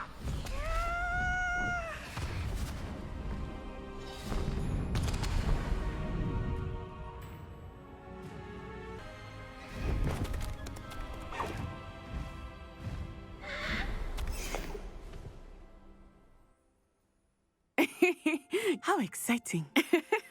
It was exhilarating, wasn't it? I wasn't sure we were going to make it out alive. There was no need to worry. I had it all under control. Were you able to find the letter? Summoned it straight out of Hallow's hands. I will say, I did not expect to see him cast the killing curse at us. He won't forget this. Be on your guard. Of course. What did the letter say? That Rookwood's looking for a phoenix. Not sure where he will find one.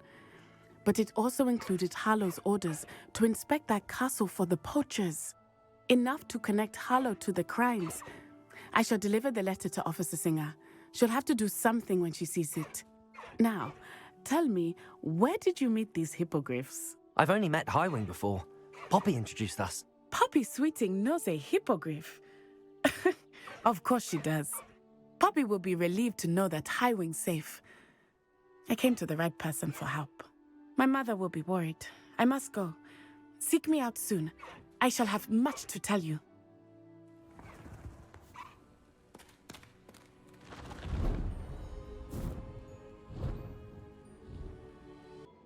I've received your owl. I was able to speak with Lodgok, the goblin I mentioned before. What did you learn? He and Ranrock were close once, but they had a falling out. You believe he can be trusted? I believe he's trustworthy, yes. He seemed sincere, and Serona Ryan trusts him. Very well. Supposing he can be trusted, will he help us get to Ranrock? I retrieved a stolen helm he hopes to return to Ranrock in order to regain his confidence. You have been busy. Let's hope your efforts result in our learning something about Ranrock's plans. Lodgok did mention that Ranrock is searching for something, but he couldn't say what. Perhaps that helm will yield some answers. Ranrock is searching for something. I feared as much. I've heard an unusual amount of activity, goblins and wizards, I surmise, when visiting my portrait at my castle. Rookwood Castle? My former residence, yes. That castle is also the location of your next trial. I'm sorry to tell you that Victor Rookwood, evidently your descendant, is a dark wizard in league with Ranrock. My descendant? A dark wizard? I'm afraid we've no time to waste. Despite the obstacles that clearly await you, you must get to Rookwood Castle immediately. Not only is it the location of the next trial, it is home to a source of power that would be devastating in the wrong hands. I do wish we had the luxury of time. However, I do not doubt your abilities. Find my portrait there as soon as you can. Very well, sir. I'm on my way. Best of luck. No time to waste. I'll meet you at Rookwood Castle. What's going on here? Professor Rookwood was right. The place is crawling with Victor Rookwood's lot and Ranrock's loyalists. They're working together all right, but it is not a friendly alliance. I'm sure you'll agree that we need to find a way in other than the front gate. Let's go. If I'd known your plan was to dig up half the country... I wouldn't have to dig if you could simply manage to bring me the child. We wouldn't need the child if you hadn't sent a dragon to retrieve the container I spent months and countless ministry favors tracking.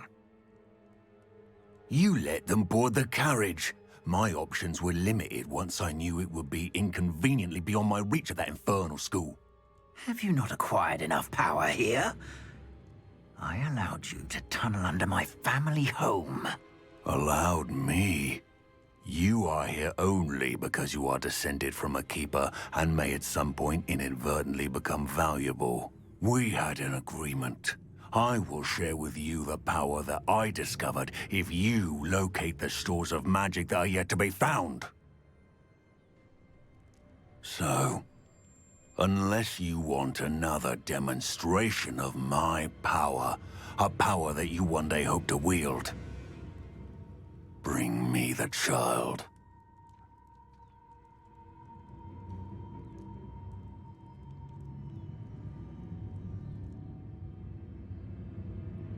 We already knew they were after you, but now we know they're digging for stores of magic. And Ranrock knows about the Keepers. Yes, I caught that too.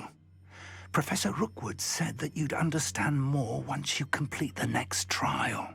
Let's get into that castle. Professor Rookwood, the goblins and dark wizards who've overrun your castle are digging for stores of magic and have broken open some sort of container. No. Things are more dire than I could have imagined. If, as you told Percival, a goblin in his vault was wielding a powerful magic, then they have somehow learned. It cannot be. And sir, they know you were a keeper. Ranrock used the term. This makes no sense. How did... We shall discuss this later. Right now, you must complete the next trial. Just tell me where I need to go. The power you stand to wield must first be fully understood. The trials will ensure that. Power without knowledge is dangerous indeed. In the wrong hands, we will simply have to outwit Ranrock and my unfortunate namesake.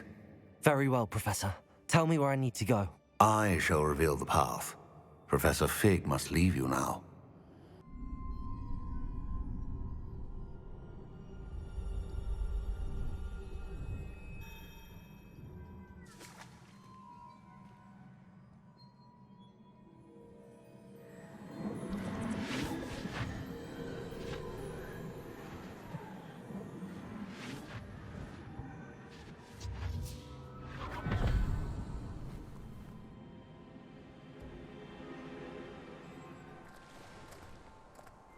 I must say I'm curious to hear of Isadore's travels.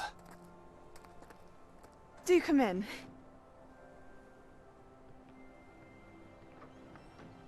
Please, have a seat.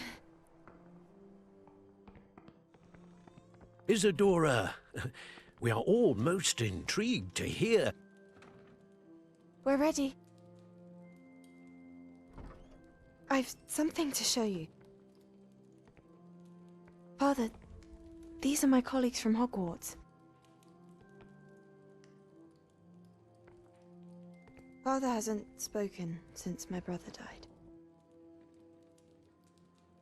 On my travels, I confirmed that which I've always believed.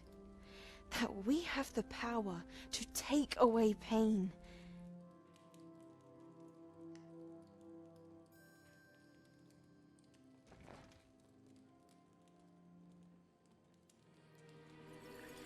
Isadora.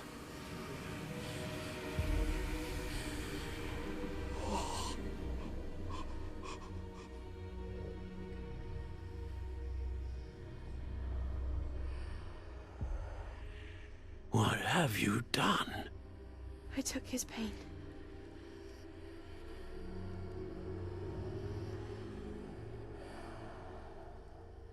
This is uncharted magic, Isadora. You can only see what has been sealed in the jar, and we do not know what power that may hold. But the traces of that magic are different from what I've seen before. Thank you.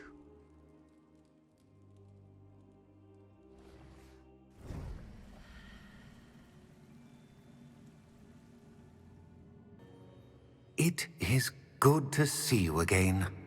Professor Rookwood told me about what happened at Rookwood Castle. In light of the dire circumstances in which we find ourselves, it is most fortunate that someone so competent is following this path. Thank you, Professor. I shall keep the second artifact safe as you've advised. Good. Are you ready to move on? I'm ready for whatever comes next. In that case, introductions are in order. Allow me to introduce former Hogwarts headmistress, Neve Fitzgerald.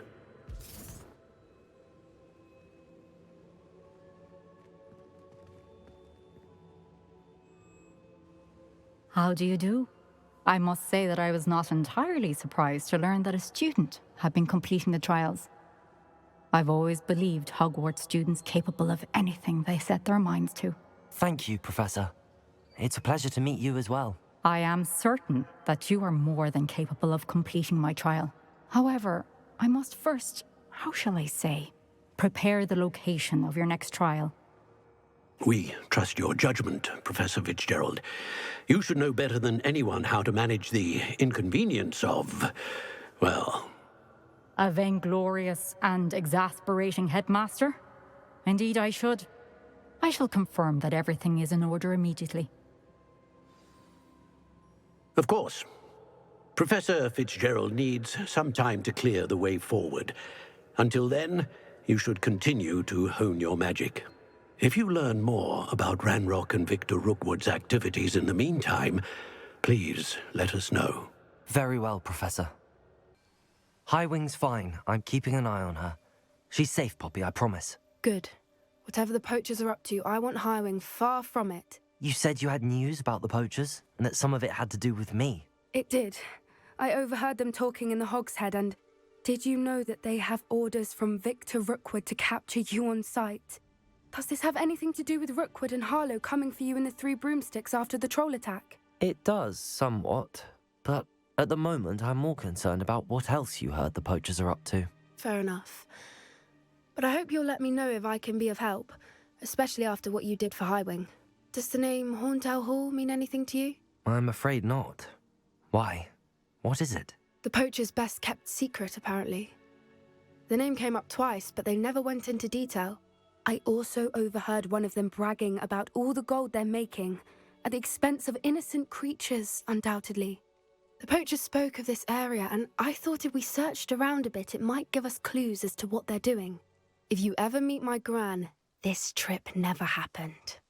Not to worry, Poppy. If I ever meet your Gran, I shall not speak a word of this. I normally tell her everything. She might be my best friend after Highwing, but she knows how I feel about the poachers. I think she worries I'll do something ill-advised. Whatever gave her that idea? Poachers were here. All sorts of evidence. But I found something else. It's goblin-made. I found goblin armor. Let's keep searching, but carefully. Merlin only knows what's going on here. What in Merlin's name? Are those dragons?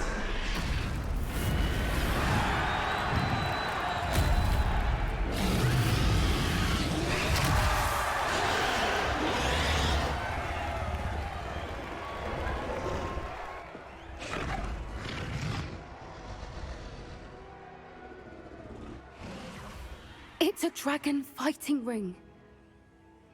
This is Horntail Hall.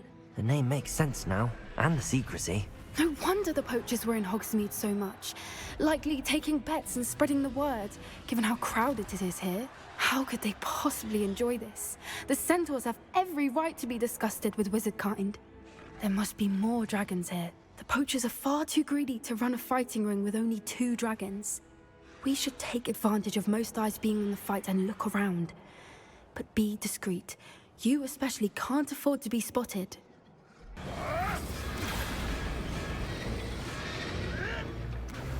They must have only just captured her. She's putting up quite the fight. Not a fair one, though. Not with her chained up like that. Let's even her odds, shall we?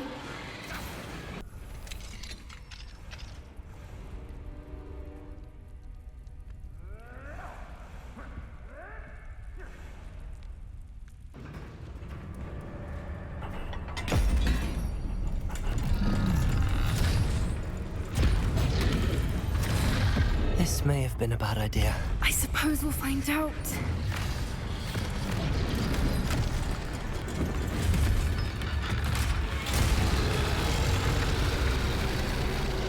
Oh.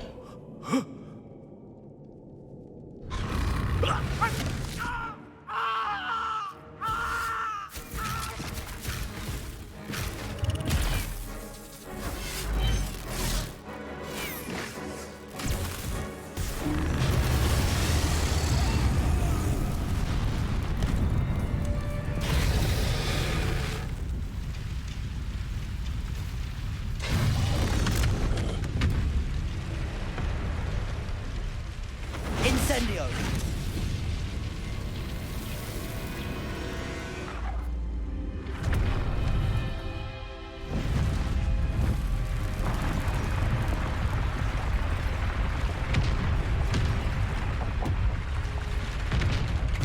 This way!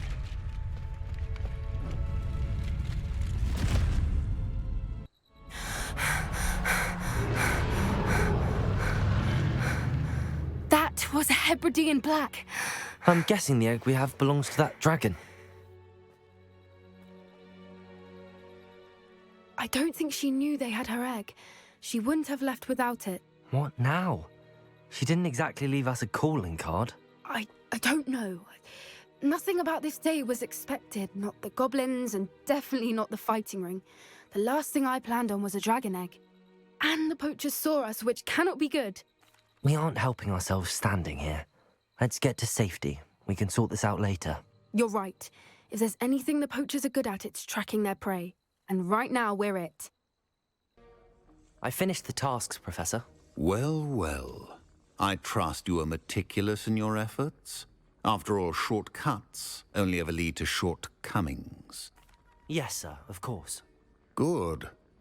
Ordinarily, I'd say it's not my concern either way, but I want to make sure you're well prepared. Talent and resolve are a potent combination. It would be a shame to let that go to waste. Thank you, Professor. Don't let it go to your head. Now, let's see how you fare with Diffindo. Wand at the ready. This is a change of pace from our last outing. Don't remind me. The thought of that tent still makes my blood boil. I've been thinking about those poor dragons in the fighting ring. The collars they were wearing, they appeared to be goblin silver. I think a collar is precisely what we found at that poacher camp. I've never known poachers to use anything like that before. The dragon that attacked my carriage was wearing a collar, and Professor Fig was genuinely baffled by its behavior. That attack always did strike me as a little strange, seemingly coming out of nowhere. Surely you aren't suggesting that the collars somehow control the poor creatures? Exactly. Merlin, I don't think the dragon we set free was wearing a collar, but we should check. And if we can find her, we can return her egg. That's a good idea. We need to see this through. I'll start looking into it right away. There was something else that I wanted to discuss with you. I didn't want to press it before. It seems I may have caused you more trouble with Victor Rookwood. Why is he after you? Rookwood is working with Ranrock, and Ranrock is after something I found at Gringotts. Fig had a portkey that led us there after the dragon attack. It's a bit of a long story, and Fig had asked that I not speak of it yet. Goodness. Well, that certainly helps to shed light on what we saw at the tent. Don't worry, I'll guard your secret as if it were my own. I shan't press for more details. In fact, I should probably be going. I'd like to track that dragon down as soon as I can.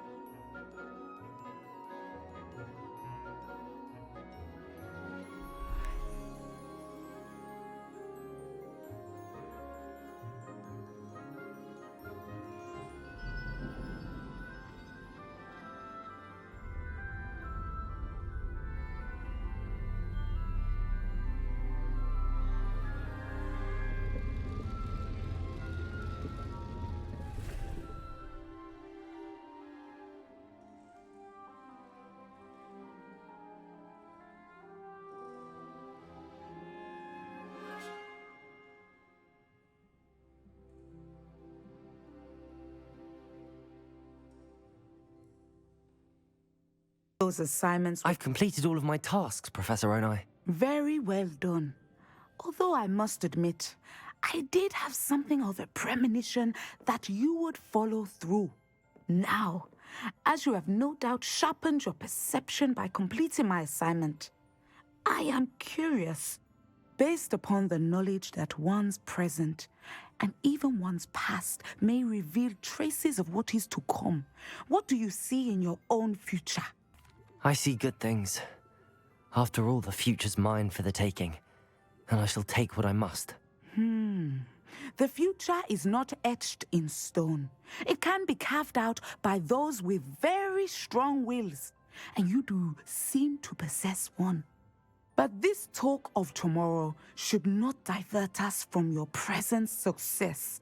I shall inform our good deputy headmistress of your exemplary performance. And if that performance is any omen of what your future may hold, then I, for one, see great things. Hello, Lucan. I'd like to practice with the training dummy. Excellent idea. This time will be a bit more of a challenge. Ready? That'd be brilliant. Wonderful. I'll set things up. Remember to cast all the spell combinations before the dummy lands again. If you need to stop practicing before you finish all of them, let me know. Impressive wand work. I'd hate to face you in a duel. Thanks, Lucan. You've been a great help. Oh, stop. Don't make me blush. Seriously, well done. Training dummies will think twice before challenging you again. Even though you won the tournament already, I'm glad to see you haven't stopped training. Stay sharp, my friend.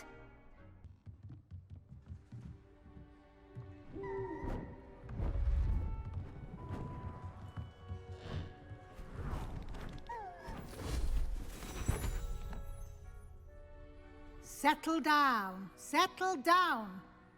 Transfiguration, as you may be weary of hearing me say, is an exact science that can take a lifetime to master. But we needn't be daunted. Almost anything can be transformed if you can just perceive the potential within it. As I see in all of you, tremendous witches and wizards, every one of you. Or it could just be my eyesight.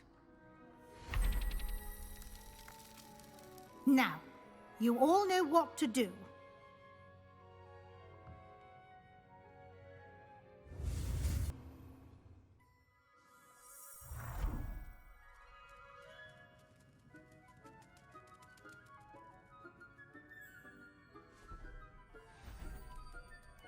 Beautifully done. You wanted to discuss my progress so far this term, Professor? I did. You seem to have had no trouble in getting up to speed. And frankly, excelling in your schoolwork this year.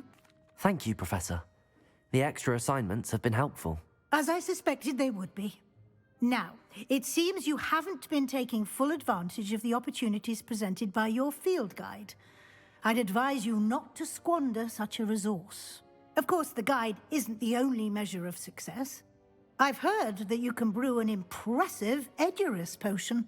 Hopefully you won't need it anytime soon, but it is a valuable potion to have when it is needed. Thank you, Professor. I will say I'm especially impressed with all you've accomplished in light of the rumors of your extracurricular activities. Was your visit to an ex-aura in Upper Hogsfield connected in any way to Professor Fig? I can't begin to imagine what that was about. Professor Fig has encouraged me to explore when I can in an effort to complete my field guide. I see. I admire your penchant for learning, but do remember that your classwork and field guide are designed to educate you thoroughly. It'll be the end of the year in no time, and you'll want to be well prepared for your OWLs. I'll provide a final assessment at that time to ensure that you're ready for your exams. Until then, well done. You are dismissed. Hello, Deke. Professor Weasley said you wanted to tell me more about the loom. Ah, hello. Yes, about that. Deke has had a thought. He...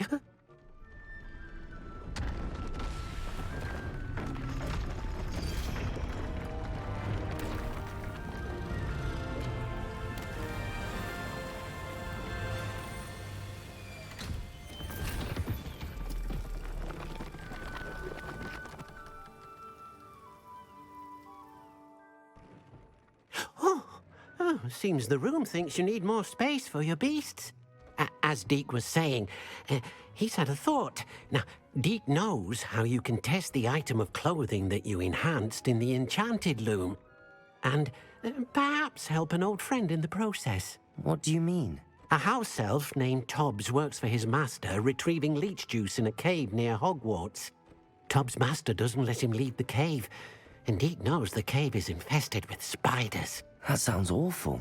It is. Deke hasn't heard from his friend for a while now. As the item you wove in the loom has an enchantment that might be useful, Deke thought you could test it whilst checking on Tobbs. I understand. Leave it to me, Deke. I'll find Tobbs for you. Oh, thank you. Please let Deke know what you learn about Deke's old friend. I'm back from the cave, Deke. Wonderful. Deke hopes you gave Deke's best to Tobbs. I'm sorry to tell you this, Deke, but Tobbs is gone. It seems he was unable to avoid the spiders in the end. Oh my. Deke was afraid of this, alone in that cave for so long. Oh, poor Tobbs. Deke and Tobbs once shared the same master.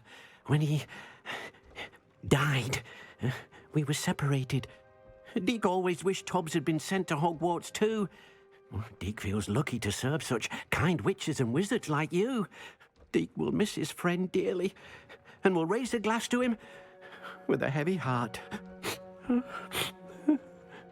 I'm truly sorry about your friend, Deke.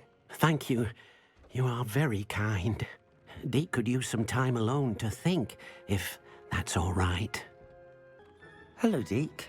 You wanted to talk to me? Indeed.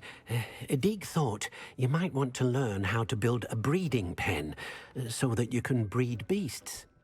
That sounds like a very good idea. Rescuing and breeding beasts go hand in hand. Young beasts are particularly vulnerable to poachers. Breeding beasts here in the room will allow us to keep the younger ones safe. I see. What do I need to do? First, bring a pair of beasts to the room. One male, one female. Deke suggests rescuing thestrals, as they're at great risk from poachers. Noble creatures, but their relationship with death gives them a bad reputation. They're prized by poachers for their tail hairs. I've seen thestrals before, but where would I find a pair of them nearby? Deke has seen some wild thestrals not too far from the Hogwarts grounds. Then you'll need to purchase a spellcraft for the pen from Tomes and Scrolls and gather the materials it requires. Once you've rescued the thestrals and you have the spellcraft, you come and find Deke. I'd like to ask you about changing the room's ambience. Of course. What sort of overall look most appeals to you? Actually, perhaps another time.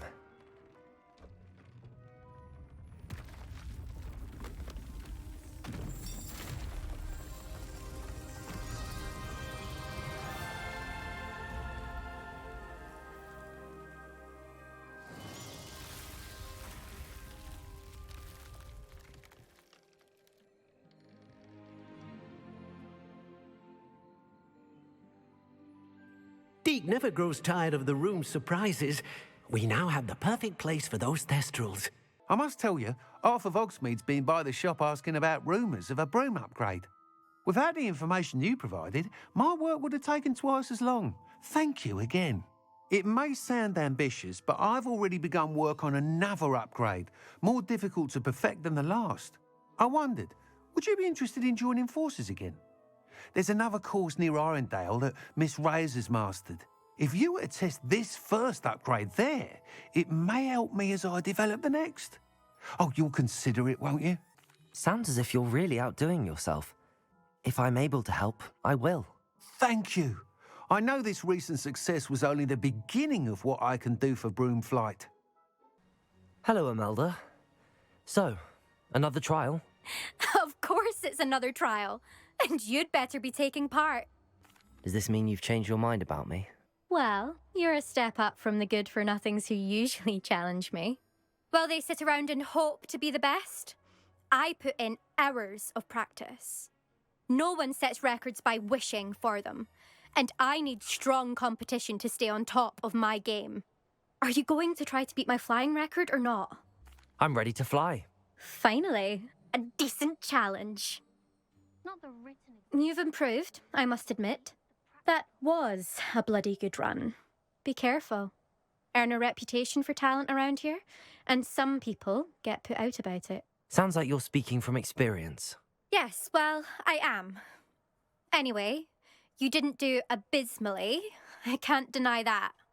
But you'll not have the same luck on the South Coast course. We'll see, won't we? Till next time. I half expected you to back down. Rest on your laurels. See you at the South Coast trial, if you don't lose your nerve. Good news, Mr. Weeks. With your upgrade, I was able to set a new record at the Irondale course. Brilliant! I knew the upgrade had fantastic potential. How did your broom feel? It rides well. Does get a tad shaky at top speed, and the handle wobbles a bit when I hit a strong gust of wind. Ah, yes. I see. I think I know how to address that. Thank you. I owe you one. If it means another upgrade, the pleasure's all mine. You sound as determined as I am to improve broom flight. It's a joy to have a collaborator like yourself. If I'm right, and I do hope I am, you'll be hearing good news from me soon. Hello, Sirona. I received your owl. How are you? Hello, my friend. Did you ever find Lodgok? I did, thank you. We had a good conversation. He sends you his best. Glad to hear it. I shan't ask for details of your little chat, and I'll refrain from telling you to be careful yet again. But I hope you will be, whatever your plans. Of course. Your owl mentioned you're needing my help with something? I do. I thought you might be just the person to do a favour for my friend Dorothy Sprottle in Upper Hogsfield. I don't believe I've met Mrs. Sprottle. She's lovely. Her late husband Aidan was a friend of my father's. In fact, I'd stay with Dot and Aidan the summers I waited tables here as a student. I've seen her a few times since Aidan passed, but the pub's been so busy lately, I've not been as attentive as I'd have liked. I wonder if you might pop in and see her. She may need some help collecting ingredients for her supply of Wiggenweld potion. And you could retrieve something of mine in the process. A box, full of old letters and such. I'll try to go and see her when I can. It would mean the world to me, and to Dorothy. Aidan was bringing the box of letters to me when he was taken ill. Dot can tell you where he might have dropped it. Hello, Mrs. Sprottle. Actually, Sirona Ryan asked if I'd come and see you. Oh, dear Sirona, a gem. Has been for as long as I've known her. She thought you might need help collecting ingredients for your Wiggenweld potion. And she's correct. My darling Aidan used to collect hawklumps for me. Since he died, my supply has dwindled. I'm sorry for your loss, Mrs. Sprottle. Oh, thank you. Love of my life. A bit lost without him. If you wouldn't mind gathering some hawklumps for me, I'd be happy to compensate you for your time. Believe it or not, I have some with me. Oh, thank you. How wonderful. The travelling vendors will be thrilled to replenish their stock of Wiggenweld potion. Sirona also mentioned that Mr. Sprottle was bringing her a box of letters when he fell ill. Indeed he was. I'd almost forgotten. I stumbled upon it just before Aidan died. He was hoping to go through it with Sirona over a butterbeer or two. Those two were always like two bowtruckles in a branch. Aidan took ill when he was collecting hawklumps on his way to see her. He made it home, but I fear he dropped the box in the cavern. The cavern is in the hills just southwest of our hamlet. You can gather hawklumps and collect the box of letters there. Thank you, Mrs. Sprottle. Thank you. I'll be here if you are able to collect those hawklumps. I and the vendors I help would greatly appreciate it. Hello, Sirona. I have good news. I was able to provide your friend Mrs. Sprottle with some hawklumps for her Wiggenweld potion, and I found your box of letters. Oh, thank you. I knew you were the one to ask. I'm glad I could be of help. Mrs. Sprottle sends her best. Don't know what I'd have done without her and Aidan. Thank you, again, for helping her, and for returning this box of letters. It's nice to reflect on good memories. Hello, Armeet. Do I recall you saying that you speak gobbledygook? I did. I mean, I do. Speak it. Is this to do with the goblin I saw you with in Hogsmeade? It is. His name is Lodgok. We could use your help with something. He's waiting for me near a goblin mine. Would you be willing to help? Of course! How exciting! I mean, well, might this be dangerous? I think he simply wants to show me something that involves gobbledygook. If it helps, he's a friend of Sirona's. Good to hear. Good to hear. If Sirona trusts him, then I feel much better. Lodgok is waiting. Shall we go? Of course. I just want to check the pronunciation of a couple of key terms first. So I will meet you there. A friend who speaks gobbledygook is meeting us. Before he arrives, perhaps you could tell me why we're here? Of course. Unfortunately, presenting Ranrock with the Helmet of Urtkot did not have the effect I'd hoped. Because he knew the details surrounding its plunder, he presumed I'd had help from a witch or wizard in retrieving it. How else did he expect Goblinkind to get the helmet back? Seems he has no interest in making amends with you. I'm afraid we do not have the luxury of rational expectation when it comes to Ranrock. Damn Bragbor and his blasted journals. Bragbor? An ancestor of Ranrock's, renowned metal worker. If we are to work together, I suppose I must tell you more. Not long ago, Ranrock sent me to collect a recently unearthed set of Bragbor's journals. They described repositories that Bragbor had been commissioned to build for a group of witches and wizards. What do you mean, repositories? Large, magically fortified receptacles crafted from goblin metal. Ranrock recruited others to help me locate the repositories. We were to search anywhere that was connected to 5 names mentioned in the journals: Rackham, Fitzgerald, Bakar, Morganach, and Rookwood. Rookwood Castle. That is where we began our search. Why does Ranrock care so much about these repositories? He cares about what they contain. For centuries, wizards have refused to share their magical knowledge with goblins. Your kind will not even let us carry wands. Thus, many goblins, myself included, have spent our lives mistrusting wizard kind. Ranrock was convinced that the repositories contained a magical power that wizards wanted to keep for themselves. He is determined to take it for goblin kind. But Here comes my friend Amit. Probably best to continue our conversation later. Greetings, Lodgok. It is an honor, sir. You speak gobbledygook. Oh, Bagalio. Enough. Please do not tell me that was meant to be gobbledygook. Well, yes. Perhaps my pronunciation was a bit off. I imagine certain dialects differ. Pronunciation is not the issue. I barely recognize that as language. I trust you can read gobbledygook better than you can speak it? I can, Sir Lodgok. Just Lodgok. Thankfully, we only need someone who can decipher written plans, since I cannot join you in the mine. What written plans? And why can't you come with us? We need some idea of what Ranrock knows or is plotting. I suspect a careless loyalist may have left plans behind. And I'm unable to join you because I cannot risk anyone reporting my presence to Ranrock. All you need to do is not be seen, either by the eye above the enchanted door or a loitering loyalist. Amit and I can do this. I will await your return. That wasn't so bad, was it? It was. It really was. I'm afraid I've had enough adventure for one day. For a lifetime, perhaps. Thank you, Amit. I couldn't have done it without you. Now, if you don't mind, I'd like to have a word with Lodgok. Understood. I'll leave you to it. Your goblin secrets are safe with me, but I get to write the book about this escapade someday. They're building enormous drills. We found their plans. Ranrock must be searching for the repositories. I fear you are correct. Other than Rookwood Castle, however, I do not know where else he plans to search. I've been wondering about something else you said before we entered the mine. Yes? If you share Ranrock's views, then why are you helping me? I expected Rookwood Castle to be deserted when I arrived to begin my search. So was surprised to find a witch there who had set up a sort of improvised research site. She was studying something so intently that she almost didn't notice me. When she looked up, I thought she would react with fear or disdain. But instead she did something that I will never forget.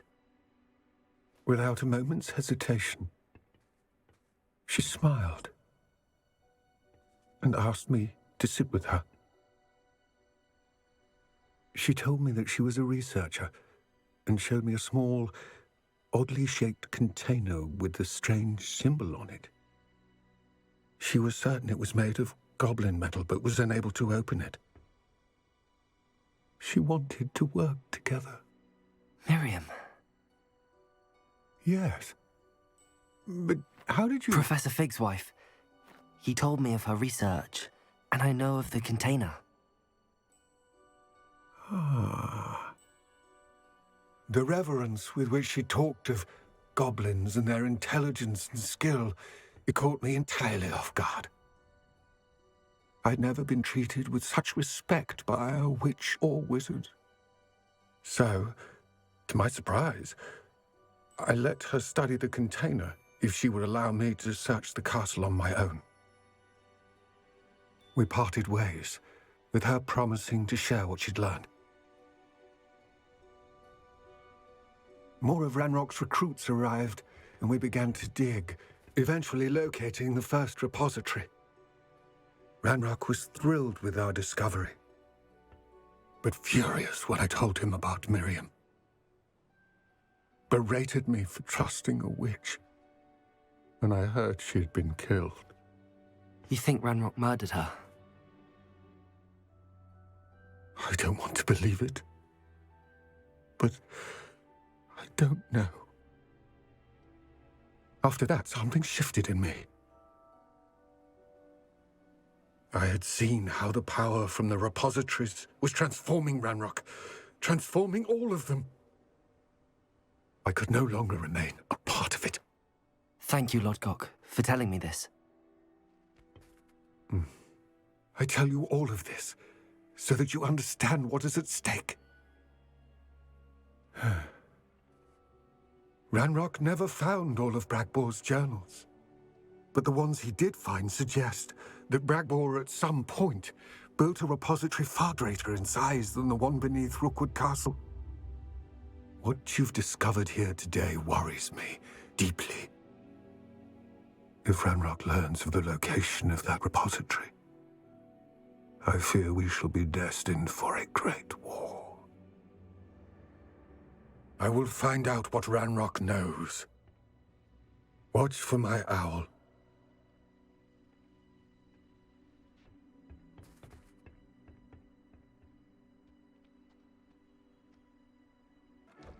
Hello, Deke. You'll be pleased to know that a little Thestral was born. How wonderful to have more Thestrals in our world. Such misunderstood beasts. I'm sorry that we can both see Thestrals, Deke. Deke is privileged to see such majestic beasts, but sometimes wishes Deke couldn't. Deke is to blame. What do you mean, to blame? Years ago, Deke's master ordered Deke to help him capture a phoenix, the rarest of all beasts, that Master had spotted high on a cliff. The phoenix was the most beautiful beast Deke had ever seen. Deke begged Master to leave her be. When Deke hesitated to climb up the cliff as ordered, Deke had to punish himself. As Deke punished himself, Master grew angrier and angrier, and in his frustration cast at the regal bird. Deke suspects the phoenix was protecting eggs when it swooped down in fear and fury. Before Deke could reach him, Master fell from the cliff. Deke stayed on that cliffside for days, punishing himself, before Tobbs found him. What a horrible tale, Deke. I'm so sorry. Deke has only told Professor Weasley that story, and now yourself. Deke often wonders what became of that phoenix. Deke feels fortunate to be at Hogwarts now, helping you rescue beasts. Perhaps Deke can make amends for what came before. I didn't keep you waiting, did I? Not at all. I was just at the post office. Gran told me to expect a package, but it looks as if she forgot to send it. She didn't send me an owl this week either. Perhaps she's busy with her research. What did you find out about the dragon you were tracking? I realised that she didn't know the poachers had her egg, So when she left Horntail Hall, she would have headed straight to her nest. I went back to the tent and tracked her flight. Well done. You certainly know what you're doing. I can't be certain, but I have an idea of one place she may have been heading. I thought we might go and see it for ourselves. Of course.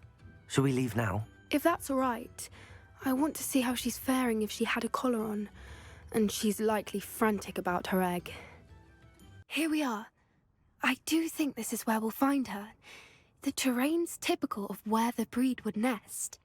I suspect it's how the poachers found her to begin with. They likely camped here and logged her patterns. Perhaps nabbed her first and then her egg. Dragons are hard enough to wrangle, let alone maternal ones. You got all of that from simply standing here? You'd be surprised how easy it is to think like a poacher. Shall we see if she's home? We only need to return her egg. That sounds straightforward enough. We should be in and out. Then we can be finished with the poachers once and for all. Well then, let's find our dragon and return her egg. Wonderful. If she sees us flying about, she might take it as a sign of aggression or food. We should stay on foot.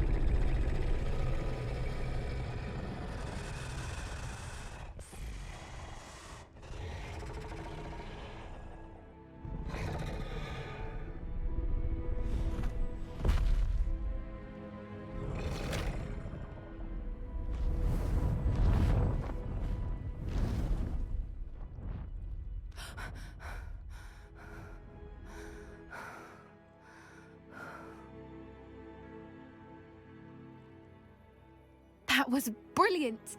And did you see how clever? She left us perfectly unharmed. Creatures are a lot cleverer than most people realize. That's what Gran always says.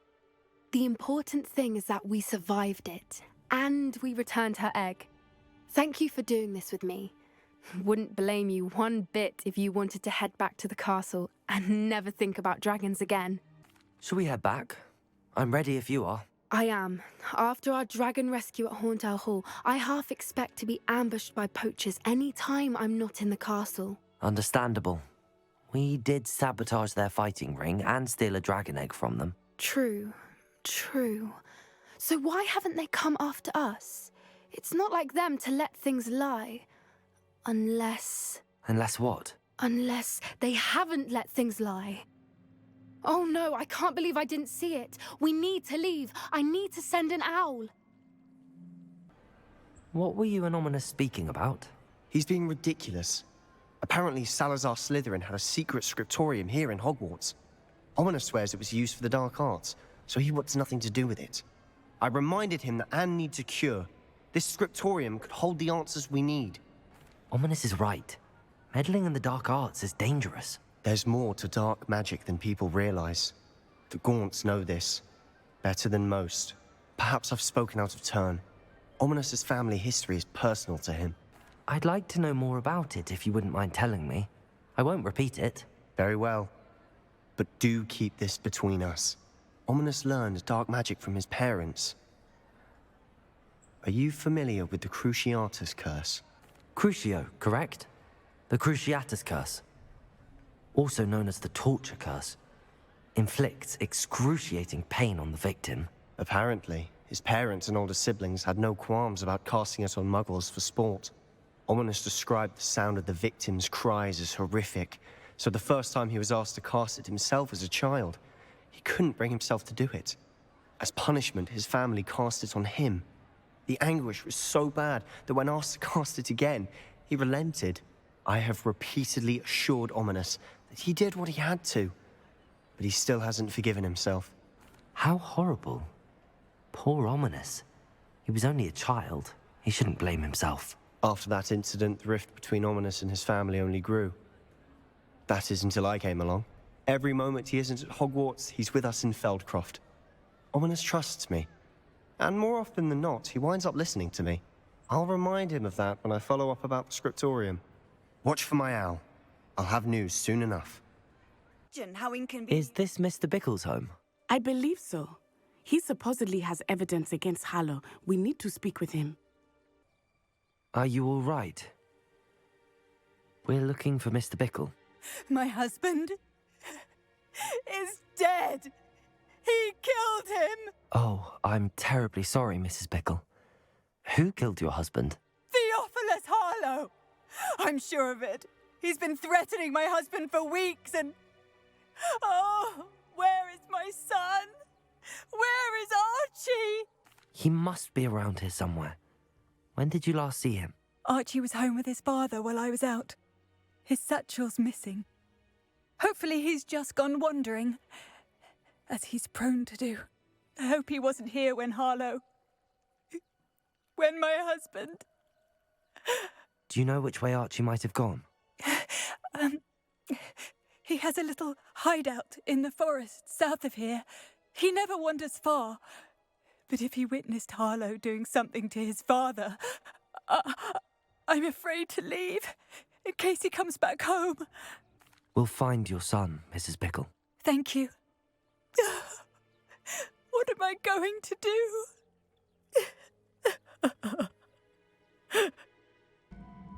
A man called Harlow. He killed my father. We're so sorry, Archie. We won't let him get away with it. But first we need to get you home to your mother. Thank you for saving me. We wouldn't have it any other way, Archie. Now let's get you home. We know a safe way back. Your husband's friends may be in danger. Just as he was. How can we help? You've done enough. My husband was a powerful wizard and couldn't defeat Harlow. The last thing we need is that monster coming after you. We don't want to worry you. I'm sorry again about your husband, Mrs. Bickle. Thank you. And thank you for bringing Archie home. I can never repay the two of you for your kindness.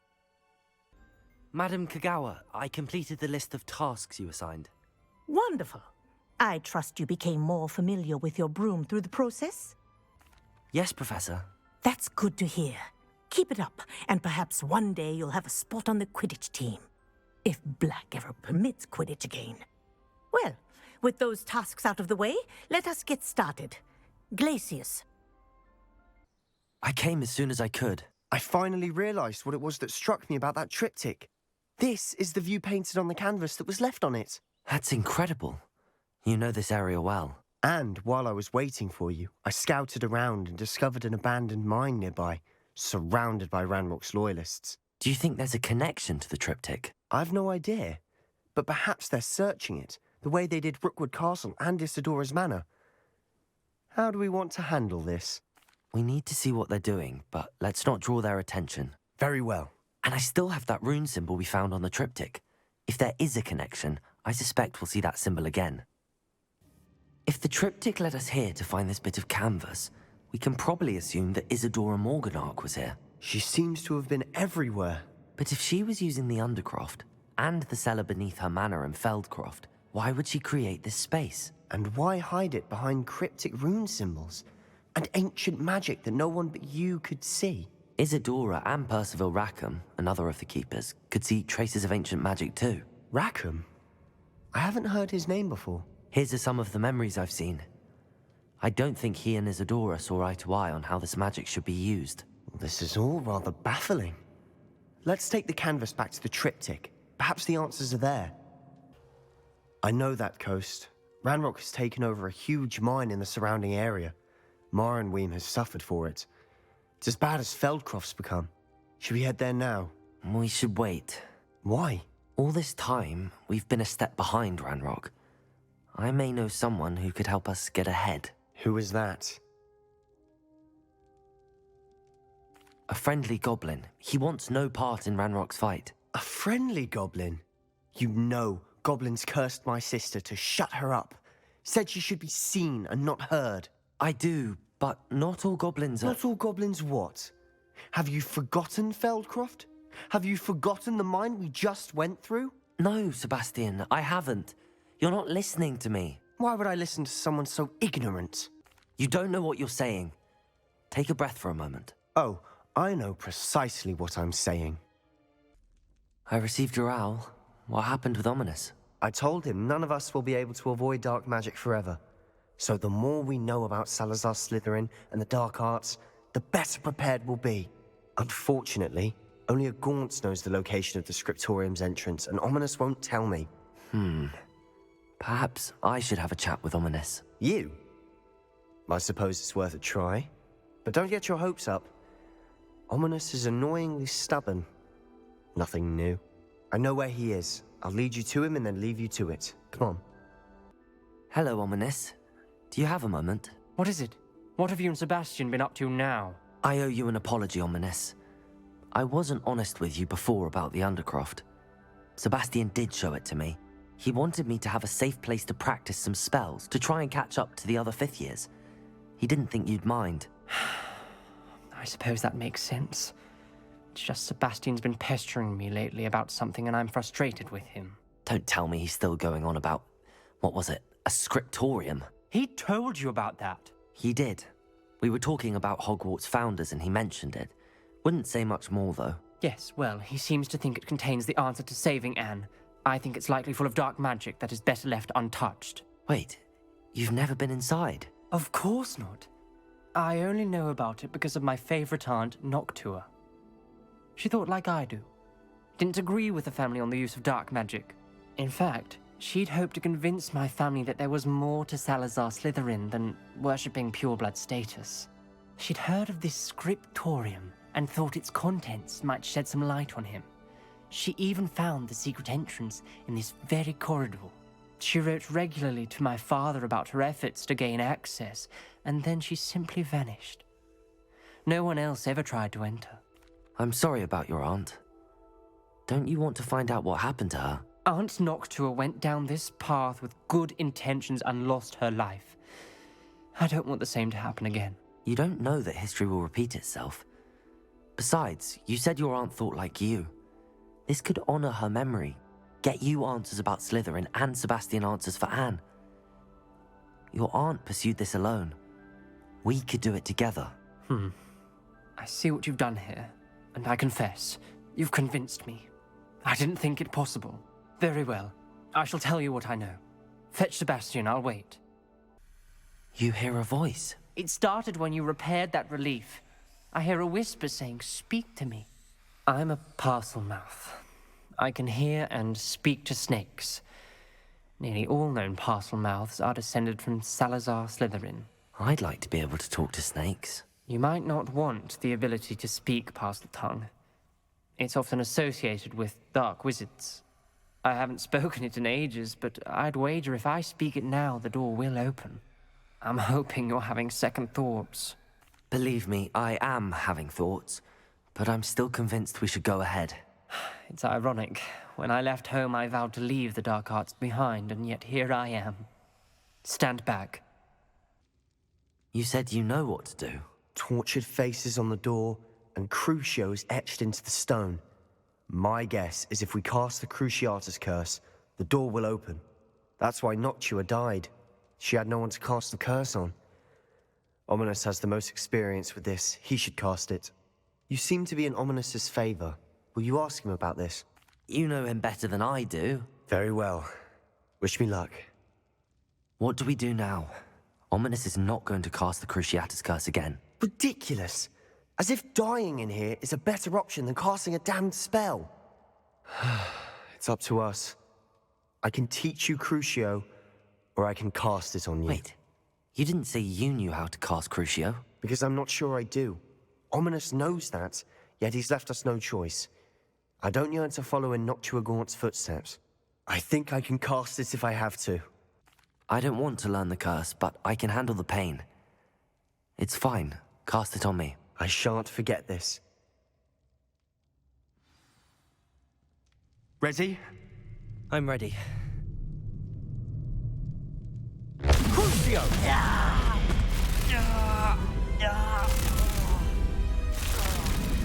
What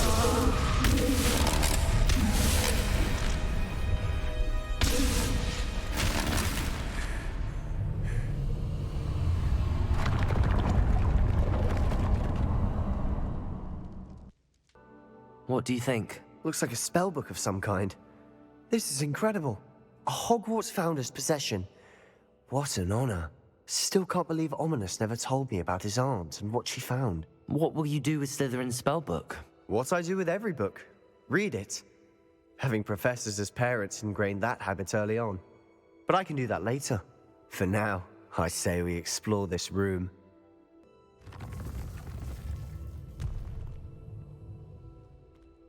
I see a way out. Best news I've heard all day. There you are. You were in such a state when you left. The poachers got to my gran. Someone recognized me in Horntail Hall and they got to her. What do you mean? Is she all right? She's fine, thank goodness. But they were at her house, our house. They assumed I'd sent the egg there. She said they took the whole place apart looking for it, screaming that we'd cost them everything.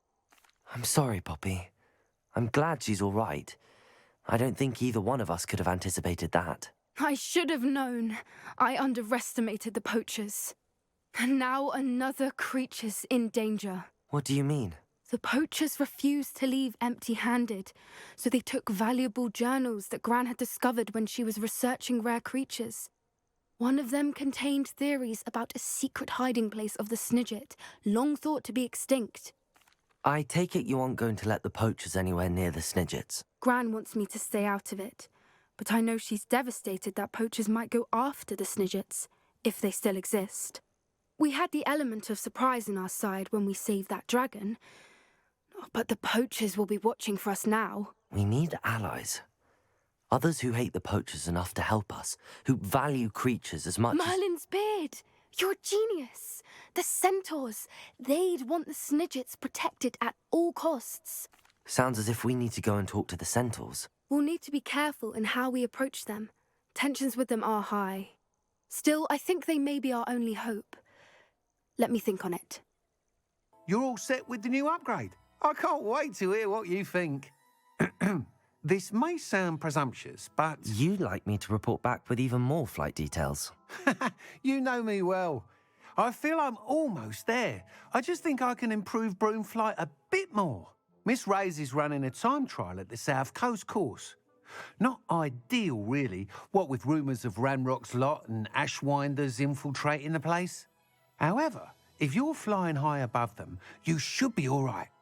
I think. I'm not worried, Mr. Weeks. I'll see if I can find Imelda. I hope you are able to complete these trials. I have a feeling this final upgrade is going to be a sweeping success. Do be careful, of course. I shall look forward to hearing from you soon. Hello again, Imelda. This course is a bit far from the castle, isn't it? Obviously. Evidently too far for most of our classmates. Pathetic. They should be begging me to keep these trials alive, not running scared. I'm surprised our new 5th year showed up. I suppose I appreciate the effort. That's actually... thank you. I know I can be impatient, but I get frustrated by those who don't take things as seriously as I do. And in my experience, that's everyone. Anyway, don't let it go to your head. Right then, enough chatter. I'm confident I've posted a time you won't be able to beat. We'll soon see how I fare, won't we? I'm ready. Get ready to lose, Hufflepuff. Impressive work today, but don't get too comfortable. I'll be on your heels in no time. My family's not going to believe the news when I tell them. They're almost as competitive as I am. Almost. It's been fun competing against your records, Imelda. It has been fun. Glad you're here. 5th year. Not bad. For a Hufflepuff. Hello again, Mr. Weeks. I set a new record at the South Course. Fantastic!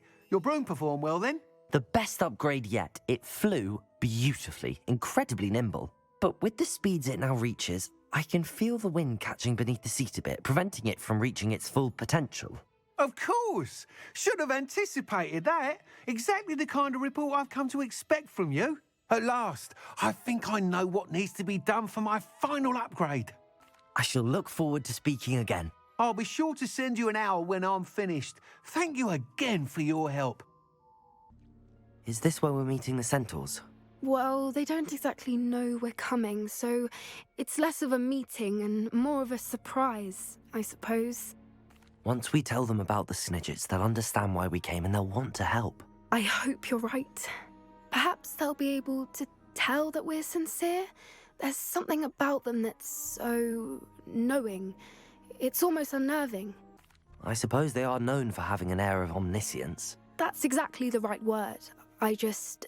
Never mind. What is it? It's nothing, truly. We've no secrets to hide. That's right. We'll simply be honest with them about what we're trying to do. They'll have to help us, won't they? Yes, of course. You're absolutely right. We'll meet with them, tell them about the Snidgets, and I'm sure it'll all be fun.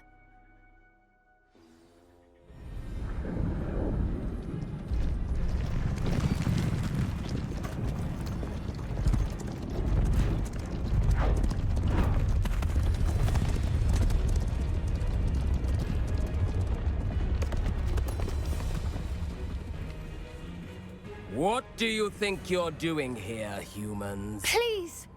We were hoping to speak with you. Ah! I suppose you'd like a tale for your friends of the time you spoke to a centaur, and it spoke back. No, never. We're here because we need your help. Enough! You made a grave error in judgment in coming here, little witch.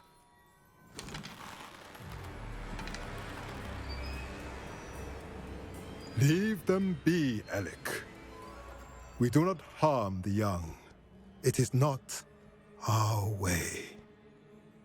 You forget your place, old fool. I'm the leader of this herd, and while you cling to our way, their kind continues to slaughter beasts like us without a care! From what I can see, they have slaughtered no one. They will leave here unharmed. Mark my words, Doran.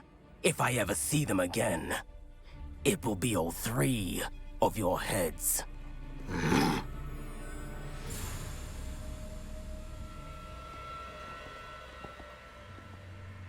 Foolish children. Do you know what happens to wizards who wander here? Now, follow me before Golden I... Snidgets are still alive, and the poachers are after them. They know that the key to finding them lies in the moonlight, but they don't know what that means, yet. Please, help us find the Snidgets before the poachers do. Could it be?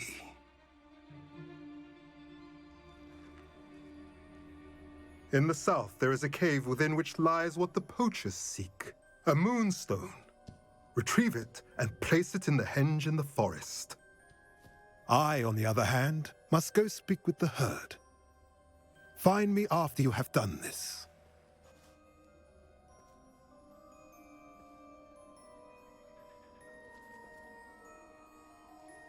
I don't understand. So the moonlight mentioned in the journal doesn't refer to actual moonlight, but to a moonstone. What do moonstones have to do with Snidgets? And why was he so certain about where we could find one? I don't know, but I am inclined to believe him, what with his being a centaur and all. I am too. It is a shame how quickly he left. What was his name? Doran. That's what the leader of the herd called him. Well, if Doran knows something we don't, I'd rather act now and ask questions later. I can head to the library and start looking into the cave you mentioned. Hello, Professor. I have news.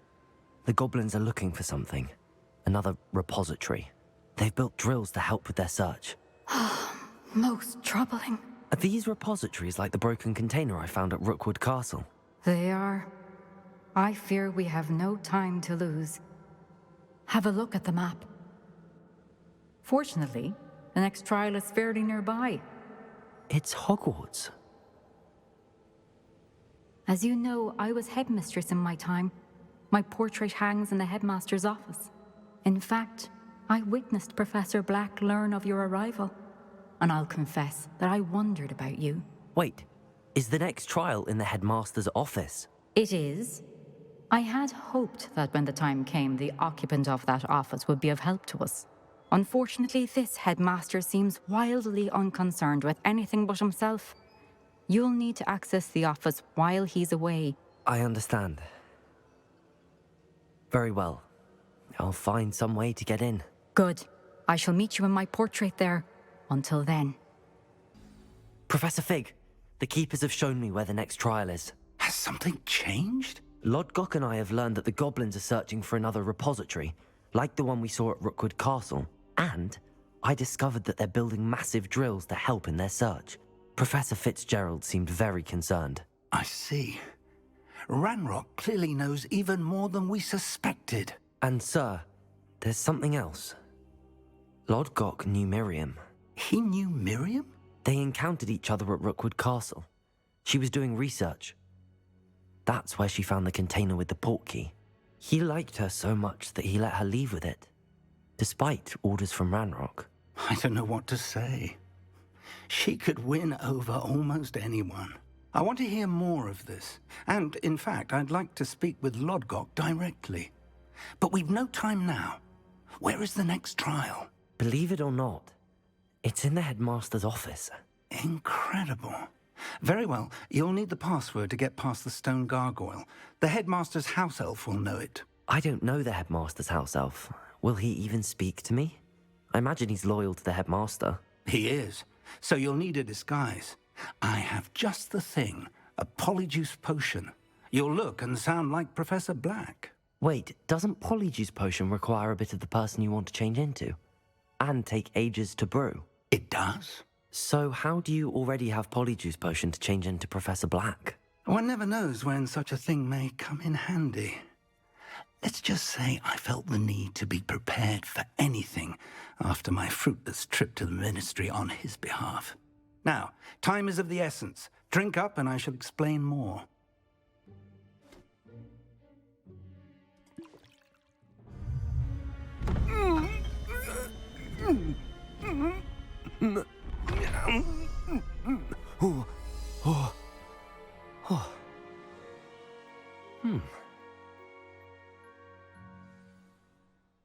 How do you feel? Incredible. I won't forget that taste anytime soon. How do I sound? Convincing. I've taken the liberty of transfiguring your robes. As we discussed, you'll need the password from Scrope, who could be anywhere in the castle. You might look for Professor Kagawa. She's taken to badgering the poor elf about Quidditch in the hopes that he can convince Black to change his mind. Thus far, unsuccessfully. I see. But what if Professor Black sees me? Leave him to me. I shall tell him where to meet a liaison from the Ministry in Hogsmeade. That should give you plenty of time. Thank you, Professor. I suppose we'll meet again in the map chamber. It's rather strange to hear gratitude coming from Professor Black. I'll see you there. Professor, I was hoping to catch you. Places to be, Professor Sharp. Places to be. Of course, sir. Only, you'd asked me about a particular potion, and I did? I did, yes. Well, spit it out, Sharp. I don't have all day. Probably best not to discuss it here, sir. I assure you, Sharp, you may speak freely. Very well. I've brewed the cure for boils you wanted. I can drop it by your office when it's convenient. Of course, yes. No need for all the cloak and dagger. Simply have a student deliver it. A student? Very well, sir, if you insist. I do. And thank you, Sharp. I just hope you've brewed enough for all my boils. Professor Black, again, it is not too late to reconsider your decision regarding Quidditch. We could still have trials and a somewhat shortened season. It would be better than none at all. But the injury, Madam Kagawa. Professor, more than one student has taken a bludger to the head on our pitch. I dare say it knocked some sense into them. And they're fine now. The fact that it happened to be a pureblood, well, that's no reason to... What nonsense! That you would trivialize the health of a student over a silly game. A silly game? You are quite impossible sometimes. Sir, I've a good mind to write to the Department of Magical Games and Sports at the Ministry about you. Good idea. I can even provide the parchment should you need it. Now, where is my elf? Parchment? Very well, I will, and with pleasure. And I spotted Scrope in the Great Hall. Seems to be avoiding me. I wonder why. Good day, Madam Kagawa. Hello, Professor Black. Ah, Professor Weasley. How delightful to see you. Sir? Since I have you here, I wonder if I might, speak with you about Professor Fig. Oh, very well. I've decided to give him a bit more, leeway with his time. Leeway, Professor? Are you sure that's wise? I confess I do worry for his students. He's rarely here as it is. Well, yes. He's handling some official ministry business for me. I see. But, sir, if I may, I am wary of how much time the new fifth year seems to be spending away from the castle, supposedly on Professor Fig's behalf. I've heard unsettling rumors of their escapades. Everything from sneaking into the Forbidden Forest to confronting Ranrock's loyalists and Rookwood's lot. What? Goodness. You cannot believe everything you hear, Professor. No, you cannot. I mean, I shall keep an eye on Fig. You simply keep doing the wonderful job that you're doing. Simply wonderful. Thank you. But I'm happy to look into... Good. That'll be all, Weasley. I mean, Professor Weasley. Good day. Scrope! Oh, greetings, Master. Remind me of the password to my office. Oh, but Master made Scrope swear never to tell anyone, even Master himself. How dare you question me? I've a mind to give you a matching set of ears. Yes, sir. Of course, sir. Scrope begs forgiveness. It is the Black family motto, Master. Right. Of course. Master does remember it. But certainly I remember. It's still stronger together, no?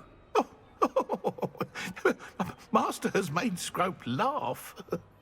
Of course I remember. It's the Black family reigns. Is Master giving Scrope a test? But certainly I remember. It's still stronger together, no? Master has made Scrope laugh. It's purebloods forever, isn't it? Close, Master. Scrope thinks Master is indeed testing Scrope. It is always pure. Obviously. And, of course, as Master knows, in French. Yes, of course. I order you to pronounce it for me. Oh, but Master knows that Scrope's French is most pitiful. Oh, very well. Toujours pur. Ha! Thank you. Never speak of this conversation with me or anyone else. Of course, sir. Scrope shall try his best to keep out of Master's way. It's good to see you. All thanks to Professor Fig's quick thinking. Now what? Approach the pedestal in the antechamber and read the book that appears. I suspect there will be more to this than reading a book. Your suspicions are correct. We shall speak when you are finished.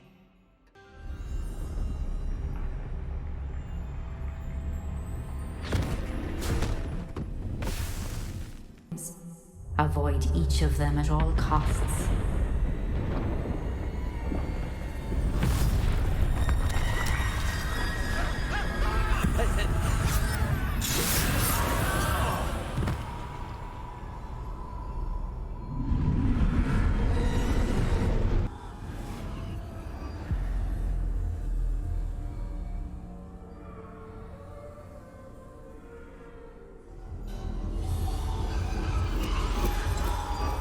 You have outrun death thus far, but have yet to find me. Keep searching, but this time you will be unable to hide. Wield the wand you see before you. Do not squander its extraordinary power.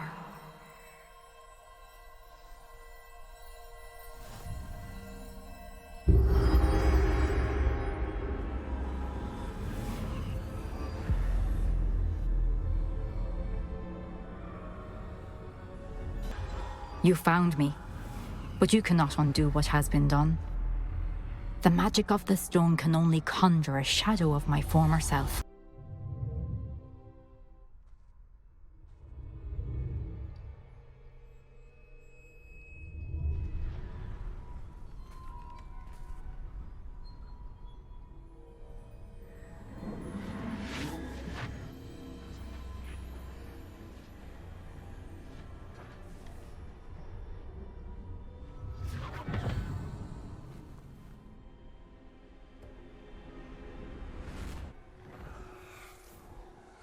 Isadora, what you did for your father was remarkable. Wasn't it? And Percival needn't worry about the strands of emotion or the traces that this magic leaves. I found a way to contain all of it. You haven't stopped. Goblin Silver. You spoke to a goblin about this. Don't worry, he has no idea what we're containing. We don't know what effect any of this may have. The emotions, the dark traits. You sound like Percival. And as it happens, I do know. It is a source of strength, of focus. Somehow it enhances my ability to wield magic. I don't follow, Isadora. I think we can harness it. Power like this is not to be toyed with. In the wrong You hands, saw what I did for my father. Oh, Neve, imagine the good we could do. Everyone is in some kind of pain.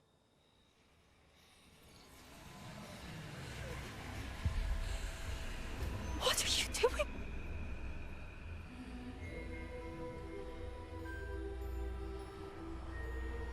Breathe it in. Can you feel it? Oh, Isadora. This must stop. All of it. You've kept this power to yourselves for so long because you fear it. I choose to embrace it.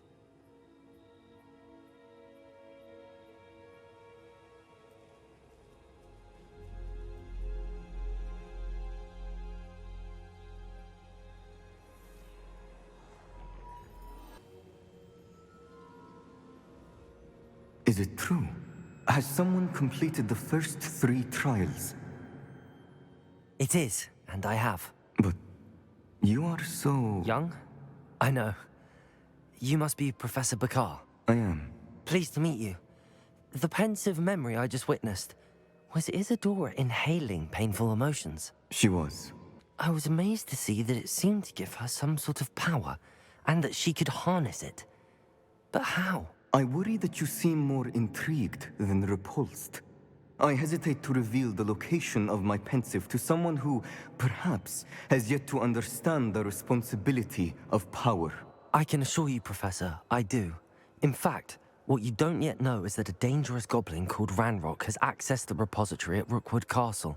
He has learned to harness the contents of it as a source of immense power. He plans to use that power against wizardkind. We have no time to waste. I see. Nonetheless, the knowledge you shall gain after you witness my memories is too valuable to share without further consideration. I shall require time to confer with the other keepers. It seems we have no choice but to wait, frustrating as it is. I heard what you told Professor Bakar. Isadora was inhaling emotions to gain power? She was.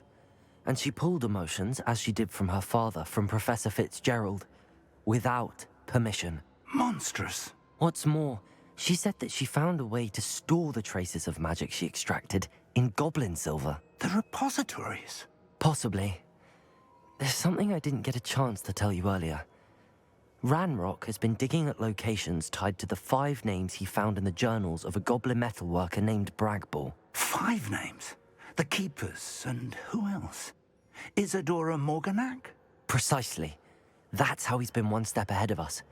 Gringotts, the Tower, Rookwood Castle. If the Keepers won't tell you where the next trial is yet, I say we at least maintain a watch on Ranrock. Perhaps he'll lead us to more information. Perhaps. I hope to hear from Lodgok soon. I haven't heard anything since I learned of the drills.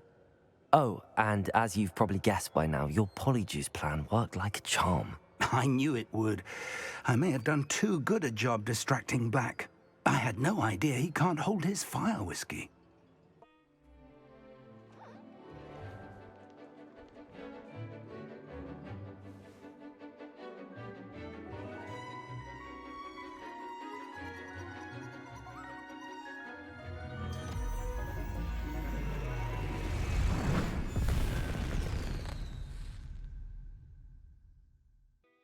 I completed your assignment, Professor. I'm ready to learn Bombarda now. Good. Now, this spell comes with a caveat.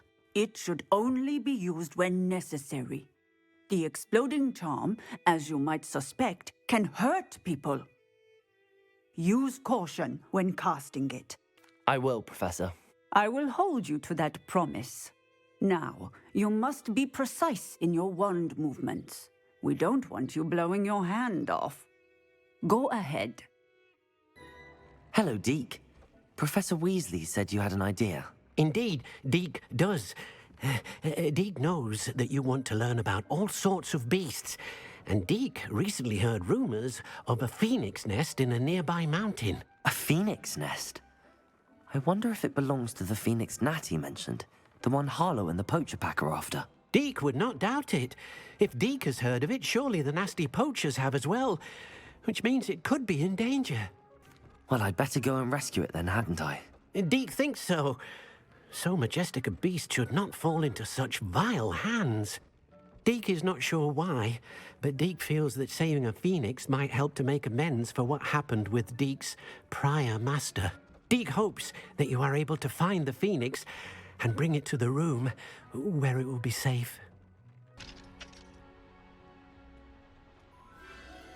The phoenix?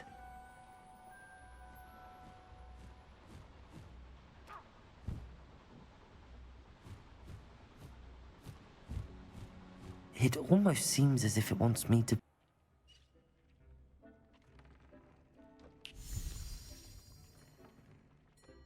Did you find the phoenix? Yes, Deke. And I rescued it from the poachers. I have it here. It's safe. Remarkable! Well, what are you waiting for? Deke cannot wait to...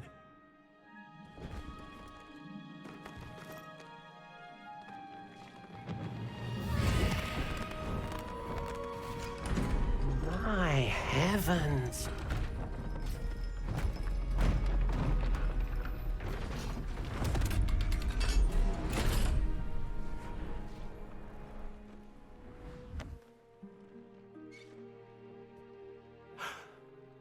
What a beauty!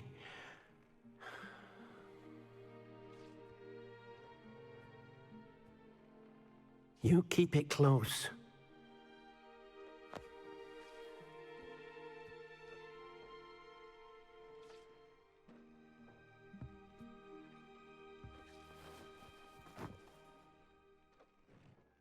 Professor Weasley and Deke were right to tell you about the Room of Requirement. Look at all you've done, and how many beasts you've rescued. A phoenix is safe now, because of you. I couldn't have done it without your help, Deke. Thank you. Deke is grateful for the kind words, and also grateful to have been of assistance to someone like yourself. Helping you do such good for so many beasts has given Deke a sense of peace Deke hasn't known in years. Deke will always be here for you when you need him. I received your owl. Thank you. I'm glad you came. I spotted droves of Ranrock's loyalists coming up from the coast.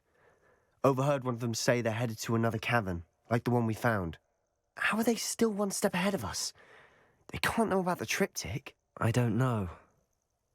I did see another memory. This time it was a keeper named Neve Fitzgerald. She was unnerved by Isadora's use of ancient magic. But I still can't be sure how any of it connects to Ranrock. These keepers are playing games with you. You need to press them for more information. It doesn't work like that. To access each of these memories, I have to complete a trial. It's not as easy as you think. They're showing me the memories in a particular order. Either they don't trust you, or you don't care enough about Anne to ask the difficult questions. Of course I care, Sebastian. We've come this far. Don't let your frustration get the better of you. Fine. I'll defer to your keeper friends, for now. But I don't like it. We don't have a choice. Now, shall we see why the triptych led us here? What were you thinking? I was thinking about dead goblins. You could have got us killed. But I didn't. Sebastian, wait. Wait? For what? Why are you suddenly so cautious? Listen to me. I know you're angry and frustrated, but charging ahead now could undo all the progress we've made. Lord Gok said... Oh, your goblin friend? Stop it. That's enough. Not all goblins are like Ranrock. I am not the enemy. We want the same thing. To find answers. I thought we wanted the same thing. We do. Listen to me. Lord Gok has insights into Ranrock that we don't. He told me that Ranrock somehow knows about the Keepers and is searching anywhere connected to each of them. That's why they always seem to be one step ahead. I know what I'm doing. You need to trust me, or I don't see that we can continue together. Fine. Fine. I'm sorry. I'm letting my emotions get the better of me. And I have been for a while. I do trust you. And I don't think I can help Anne without you. Good. Ranrock clearly knows more than we thought. We need to be careful and do this right, not just go charging in. We have our work cut out for us. We need to work together if we're going to find the final piece to the triptych. Isadora should not have had to keep all this secret. I know from the memories I've seen that the Keepers and Isadora didn't see eye to eye on the use of ancient magic. But I don't understand why she seems to have gone to such great lengths to tell her story without their knowledge. I wish you could see one of her memories. So do I.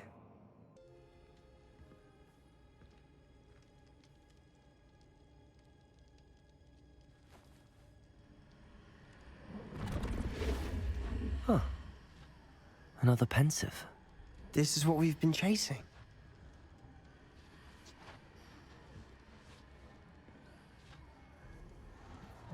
I wonder... What is it? Let's find out.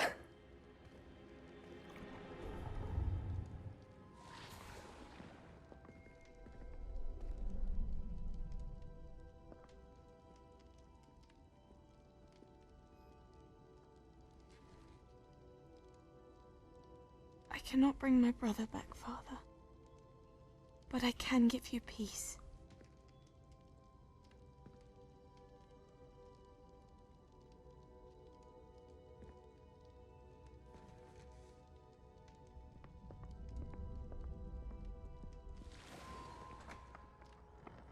Please, have a seat. Isadora, we are all most intrigued to hear. We're ready. I've something to show you. Father, these are my colleagues from Hogwarts. Father hasn't spoken since my brother died. On my travels, I confirmed that which I've always believed. That we have the power to take away pain.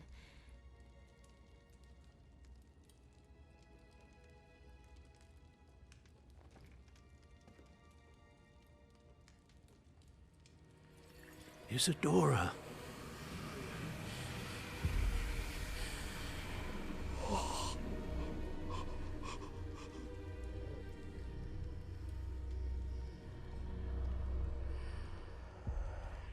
What have you done? I took his pain.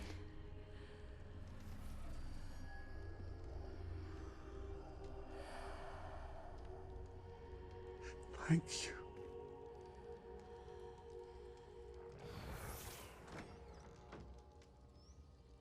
That worked? It did indeed. Of course it did.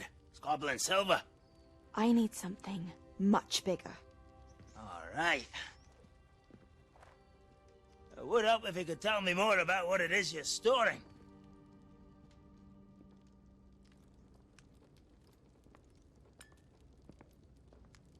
Magic. Left over from a spell I devised to remove pain, but if used correctly, its power can be used to do even more good. Why would you want to store such magic away? I only need to keep it safe until I can convince my colleagues of its worth. Magic like this unnerves some. Not everyone's ready to wield such power.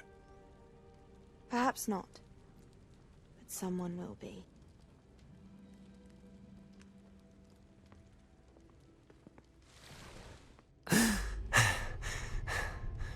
She took away the pain. I knew it. I knew there was a way to help Anne. Something isn't right, Sebastian. What do you mean? You saw what she did. No, not the memories, the portrait. I think the reason Isadora hasn't appeared is because she can't. I don't follow. We have seen that view before.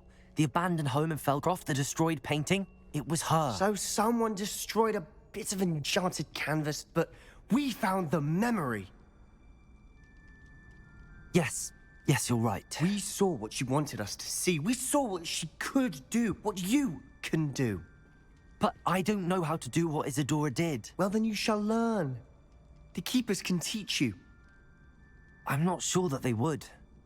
The Keepers believe that removing someone's ability to feel pain, it's a highly complicated, unpredictable form of magic. One that should be wielded with great care. If at all. If at all? You've overcome all of their challenges. You've more than proven yourself. You can wield it. You have the ability.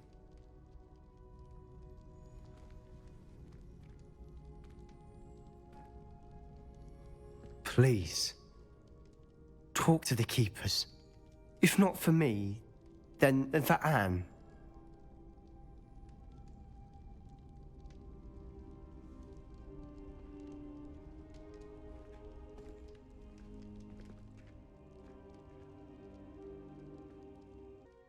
What did you discover in the spellbook we found in the scriptorium? Salazar Slytherin's spellbook was a little difficult to interpret, but fascinating. Evidently, he encouraged teaching dark magic at Hogwarts. Neither the Imperious Curse nor the Killing Curse was unforgivable during his time. He believed students should be prepared to use dark magic when necessary, not to fear it. That's why we had to use Crucio to gain access to the scriptorium. He didn't want his knowledge shared with anyone who was afraid of the power of dark magic. I know we had to do it to open the scriptorium, but it's not something I'd want to repeat. And I'm glad we did it, because in the spellbook I also found something else. References to a lost relic, which, from what I can tell, grants the holder the power to reverse dark magic curses. And you think this relic might be able to save Anne? Precisely. I plan to search for this relic, but I don't think we should tell anyone. Especially Ominous. He wouldn't understand. I see no reason to involve Ominous. I'm glad you agree. When I know more, I shall send an owl. Ominous, Sebastian meant well. I know what I heard. You knew I wouldn't agree with this. Going after that relic is not a good idea. Sebastian doesn't even realize it, but he's as irresponsible and reckless now as his parents were years ago. It's why they died. Poor Anne and Sebastian. That's why I can't understand Sebastian's recklessness. I've practically lost Anne. I can't lose Sebastian too. Please avoid anything to do with that spellbook. Those references in the book seem promising. Everything to do with Salazar Slytherin seems promising until it's too late. I hope Sebastian pursues this no further, but if you think he might, please let me know. Another drill is complete. The wizarding world will crumble.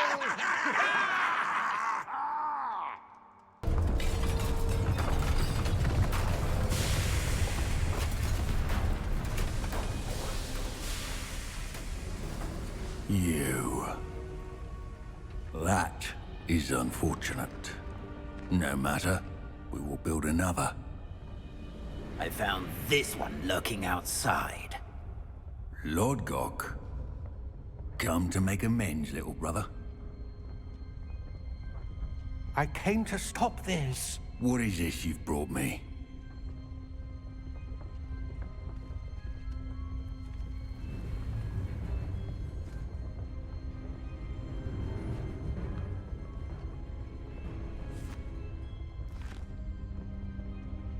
It cannot be.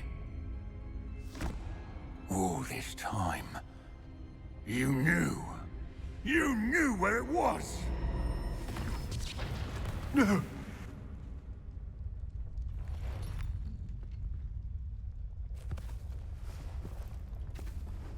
Are you alright? I'll never understand you, Lord Gok. So gullible. That witch did not consider you an equal. She, like all wizard kind, sought only to use you. You're wrong, Ranrock. The young ones are especially deceitful. They are taught to hide their disgust for us, as they exploit us. Astonishing that our ancestors ever trusted each other. All this time, looking everywhere for the final repository, searching in vain for Bragbor's last journal. Wasted my time chasing a child. And my little brother knew where it was all along. But now, I don't need you. I don't need any of you. I was bringing it to you. You are a traitor to our kind!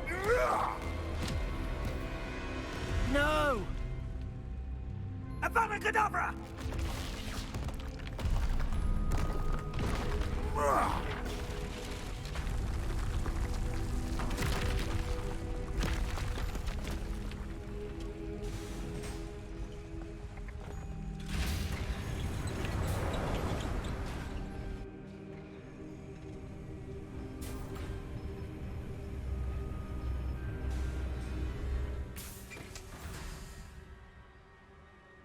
Poor Lord Gok.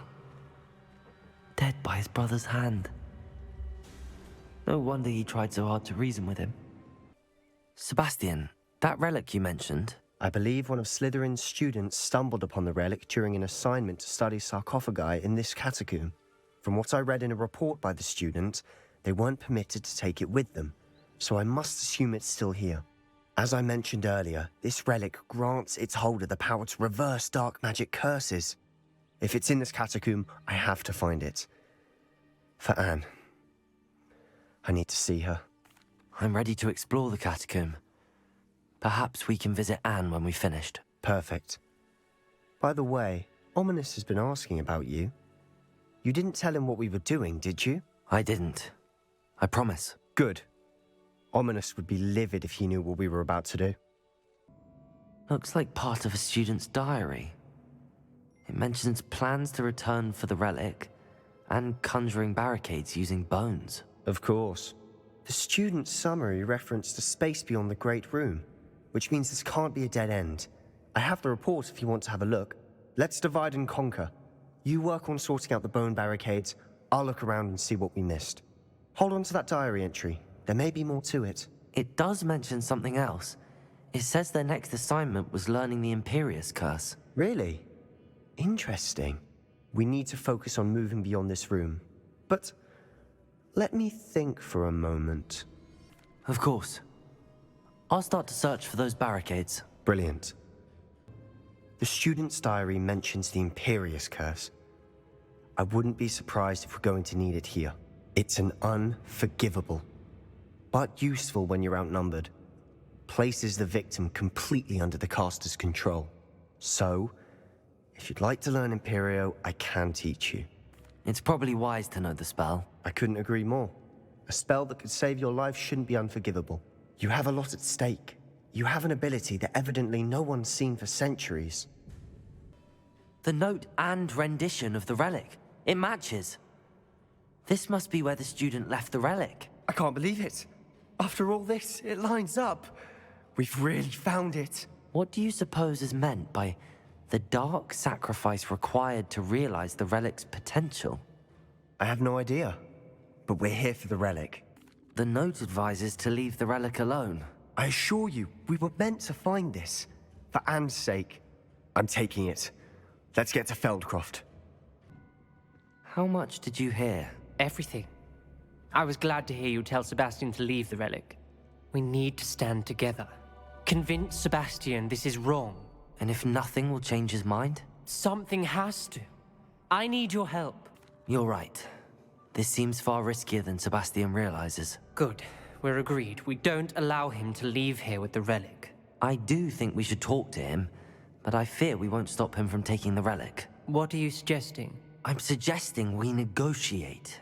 We allow Sebastian to leave with the relic under one condition.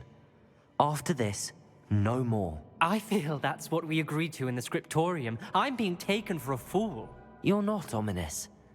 This may be the only way to keep your friendship intact. Let's trust him to know what's best. Fine.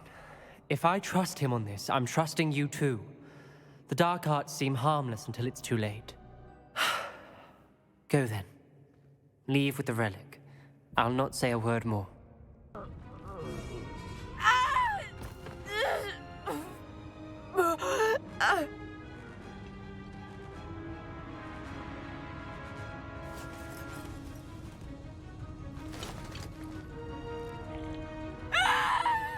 Imperium!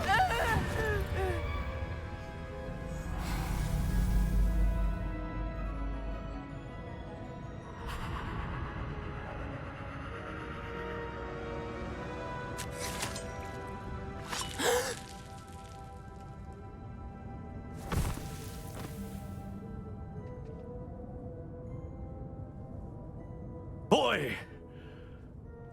What have you done? Saved my sister. With an unforgivable curse. From that damned book, no doubt. Your father would be ashamed. You've gone too far, Sebastian. Stay away from her. From all of us.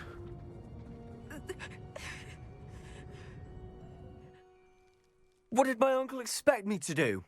The Imperious curse saved Anne's life. That goblin was going to kill her.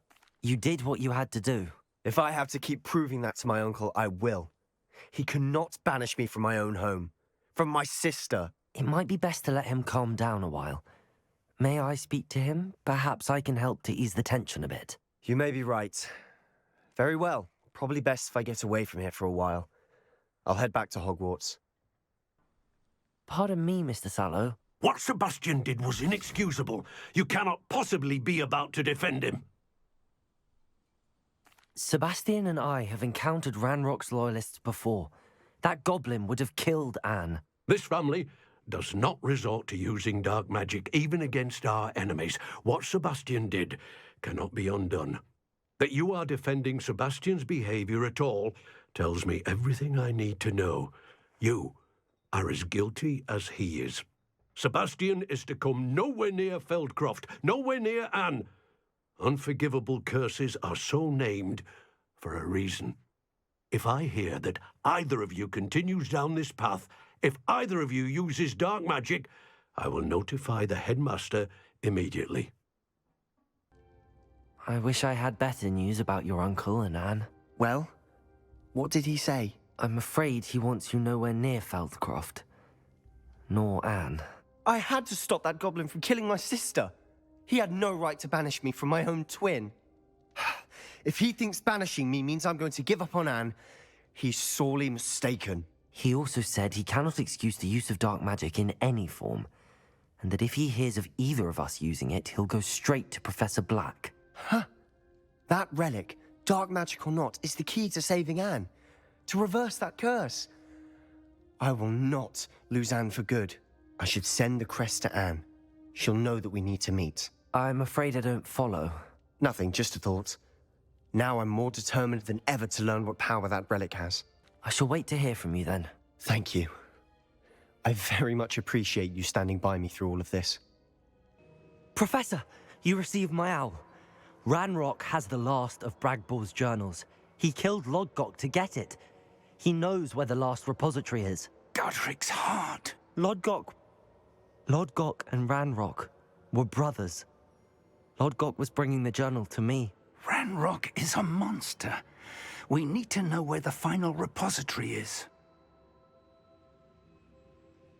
Surely this changes things.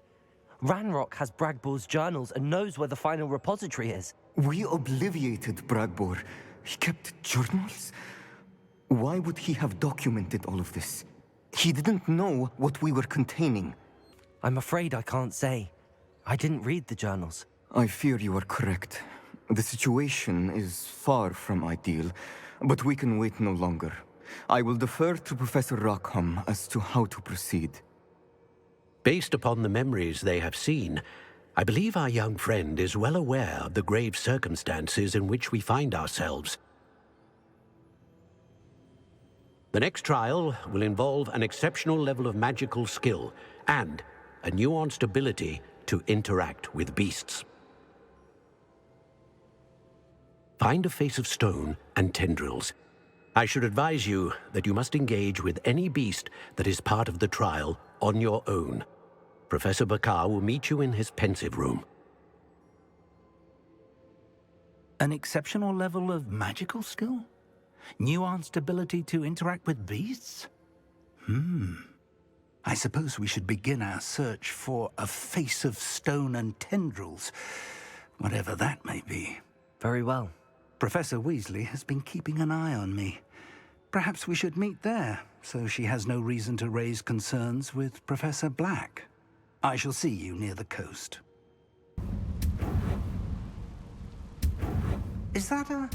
It is. I believe I know what must be done. Do you recognize the head sculpted there? It looks like a grap horn.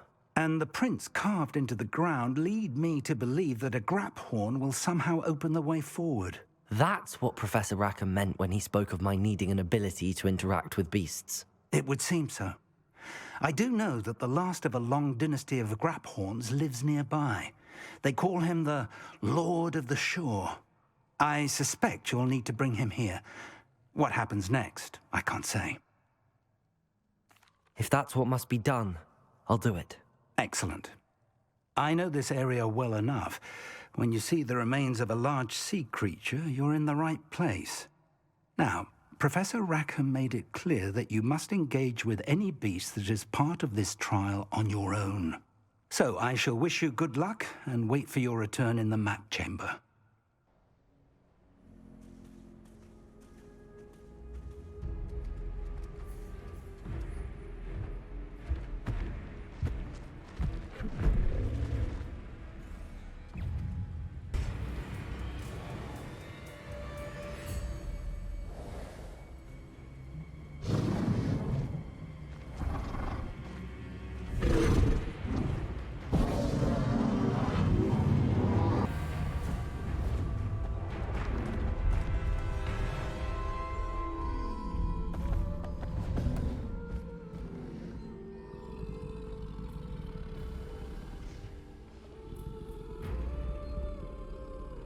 I need your help, friend.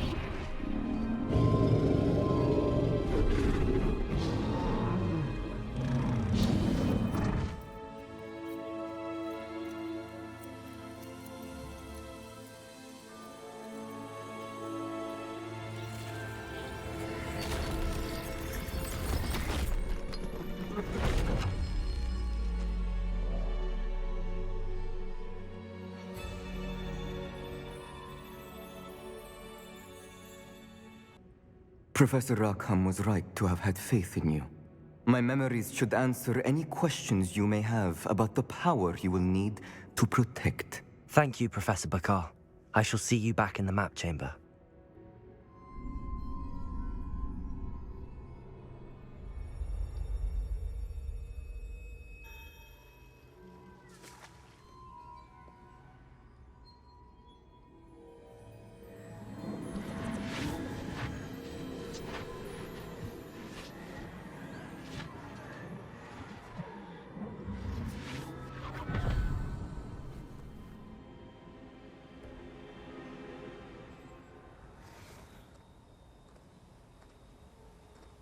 Hello?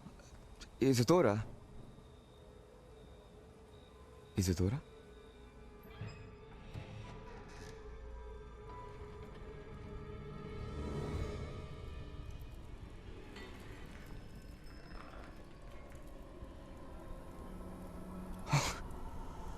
Mr. Morganach,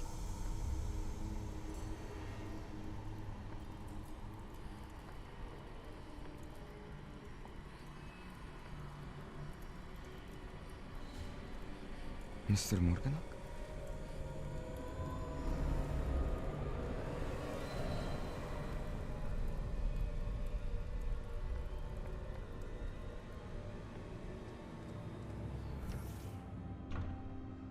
Son, I'm glad you're here. Isadora was not at her home. I know. Her father... Percival. What is it? It is as though he was stripped not only of his pain, but of all emotion. Everything is much worse than I feared. Neve was right. Isadora hasn't stopped. I've just learned that she has been wielding that magic on students. We must gather the others.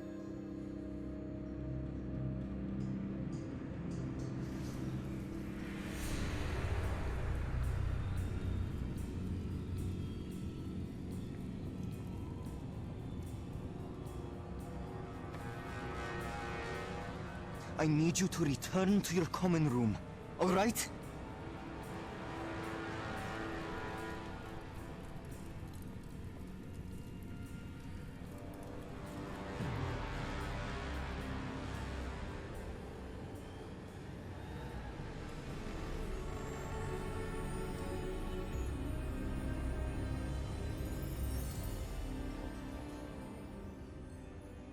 What have you done?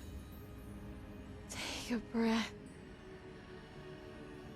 Students, Isadora. Everyone feels pain. And why? Because of your arrogance? Your obsession with secrets? He won't suffer any longer. Not my father, not my students, no one. Isadora, set down your wand.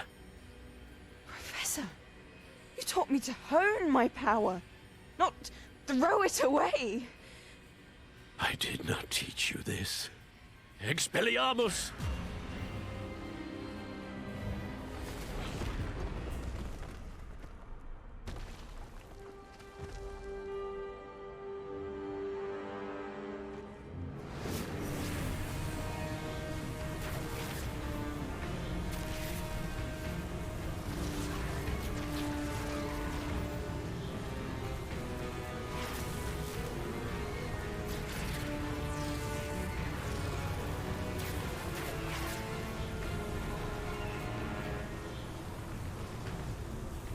Avada Kedavra!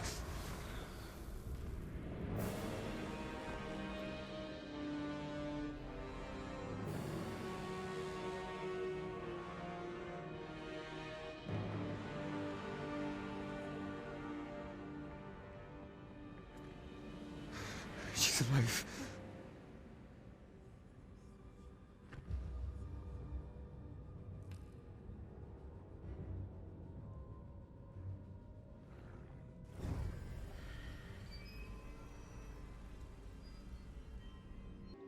The caverns below Hogwarts, where you fought Isadora. Is that the location of the final repository? It is. You see, we could not destroy the strands of emotion Isadora had stolen from so many. So we did all that we could to keep them safe. We also realized that until they could be destroyed, the magic used to create them was a danger to wizard kind. Hence, we became keepers. Keepers of an unfathomable secret.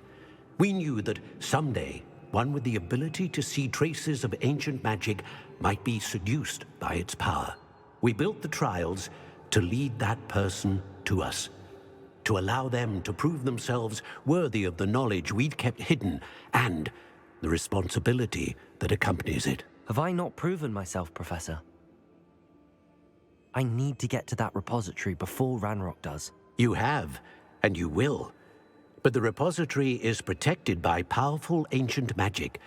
To enter, you must craft a special wand from the 4 artifacts you found above our pensives. So the repository is safe from Ranrock for now?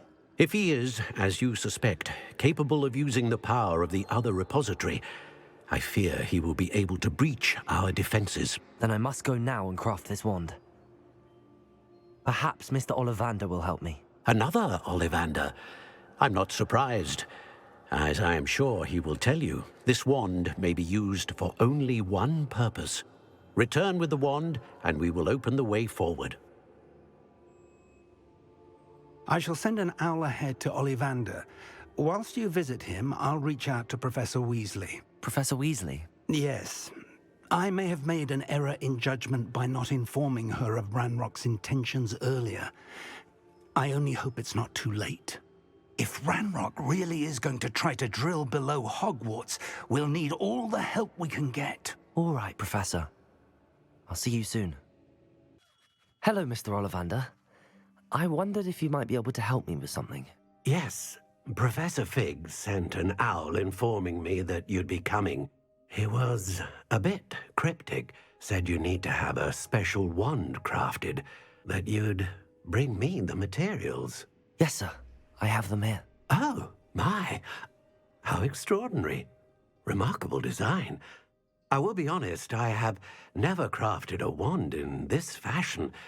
Repaired broken wands, of course, but this is something else entirely. Keeping me on my toes, aren't you? I think I can work with what you've brought me. Let me see what I can do.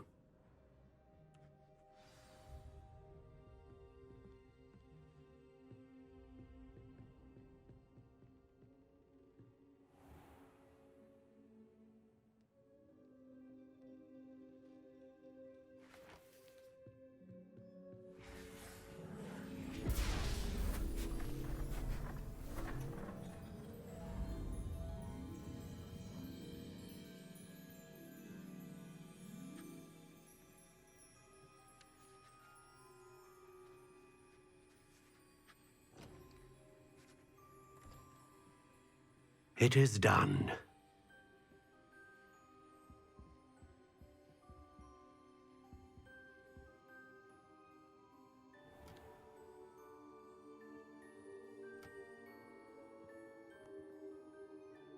I should warn you, I've never seen a wand like this before.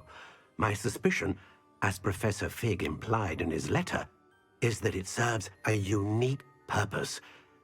I doubt you shall find much use for it otherwise. I understand. Thank you, sir.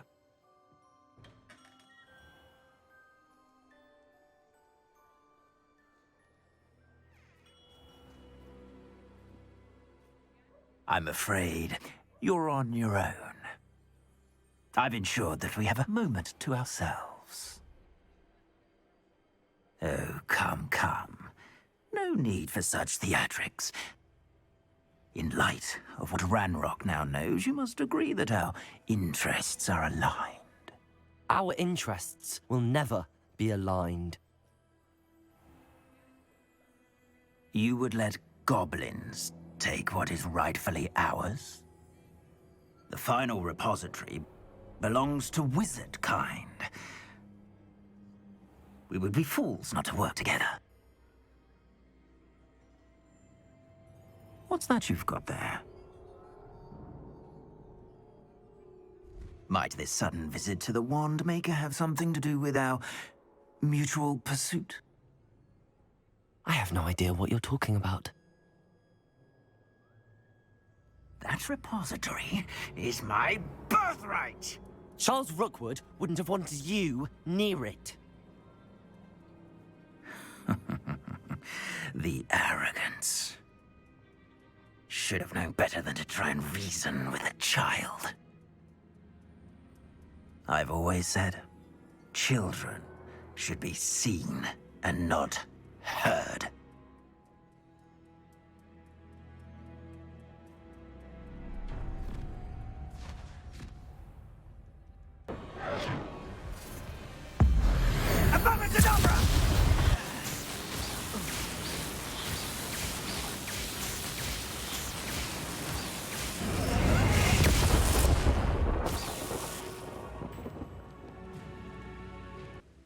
Victor Rookwood is dead. He confronted me as I left Ollivander's with the Keeper's wand. I had to defend myself. Godric's heart. Are you all right? I know you're well able to defend yourself. I've seen it often enough. But Rookwood himself... He destroyed so many lives and he wouldn't have stopped. I'm glad I was able to put an end to him. You're right. He wouldn't have stopped. You did what you had to do. The wizarding community owes you a great debt. Thank you for saying so, Professor. I'm ready for what's next. All right, then. The Keepers have been waiting.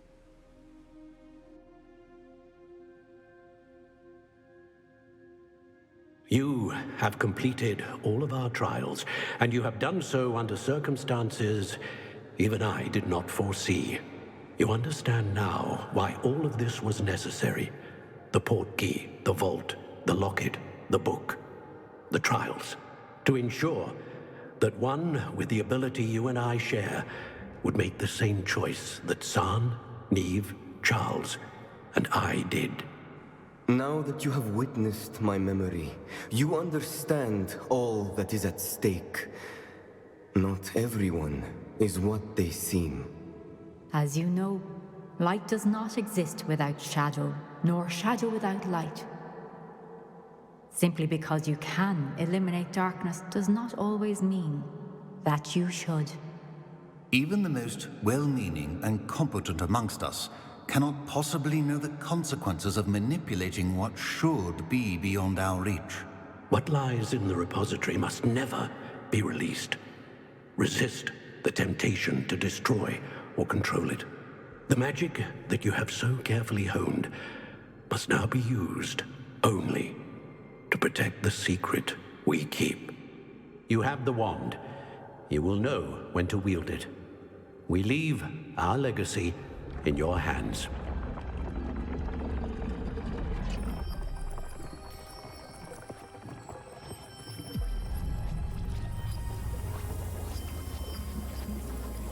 Astonishing. That must be the way to the repository.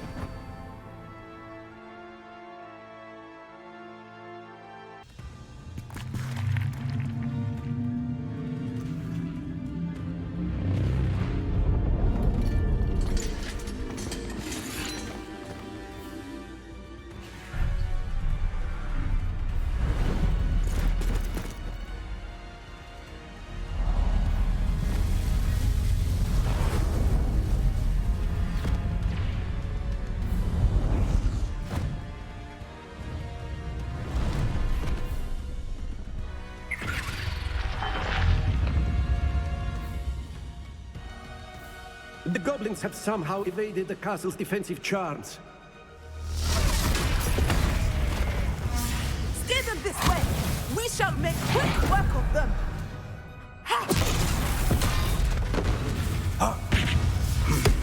They got this.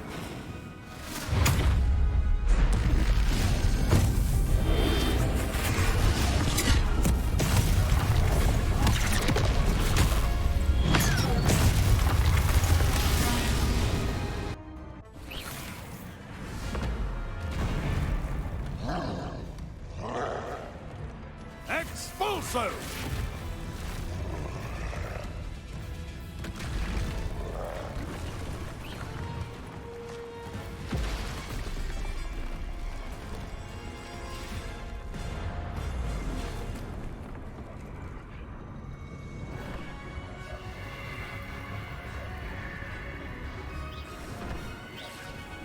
That's our way forward.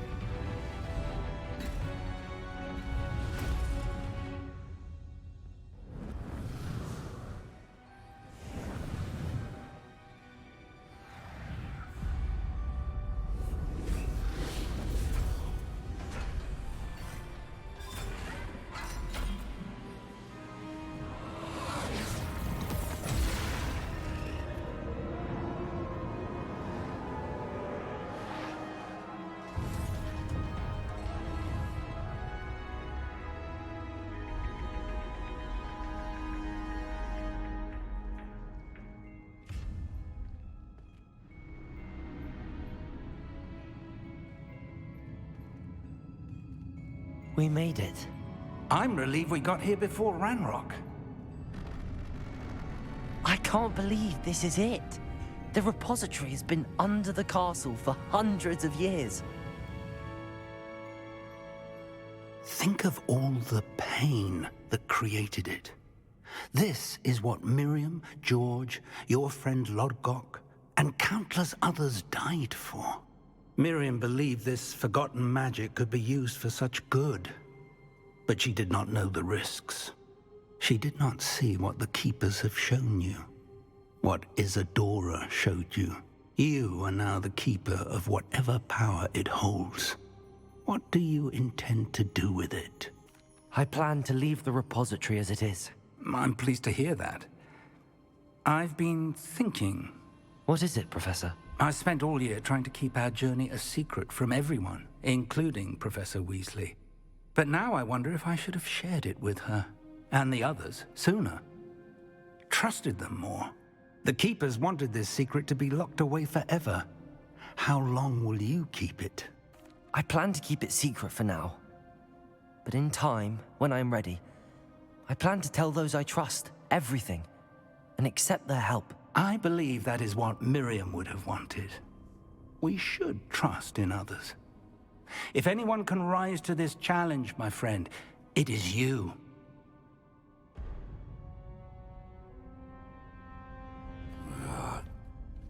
The arrogance of wizard kind. Goblins built this repository. It belongs to us. Enough, Ranrock. It was never yours. I've been wanting to play with this. Miriam's wand. If she'd simply handed over the container, all of this could have been avoided. Foolish, self-important witch. Seems you were two of a kind. She didn't know when to give up either.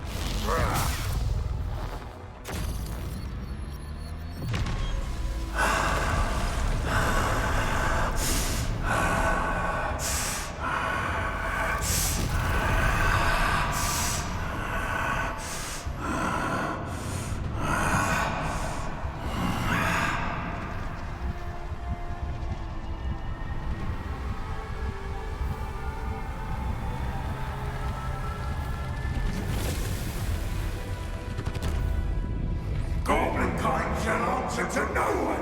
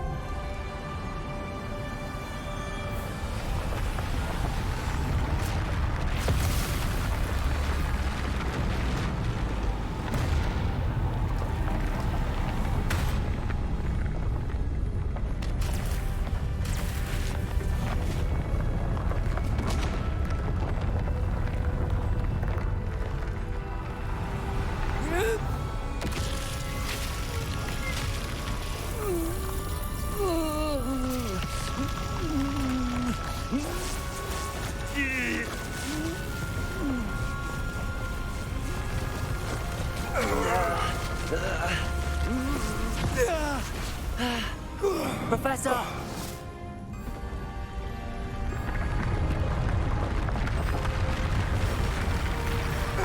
You need to contain it!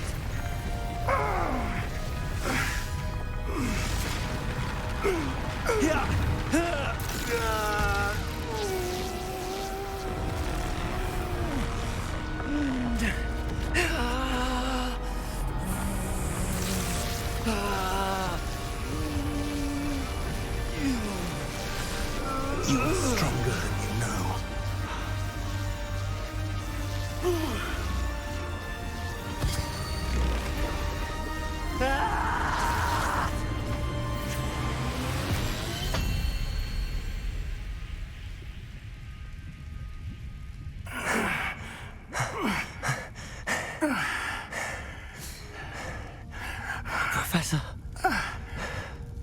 Miriam.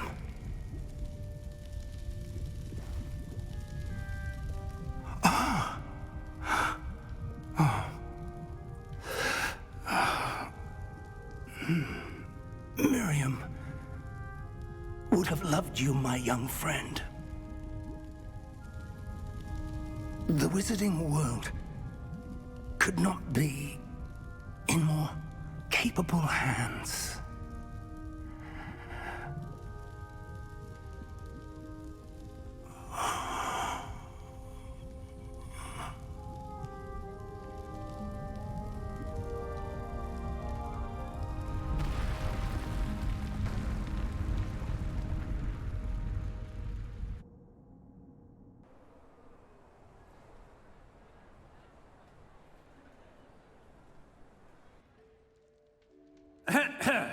Professor Eleazar Fig. I dare say he was a beloved professor to many of you, certainly a long-standing colleague to his peers. A famed adventurer and seeker of knowledge, he built a reputation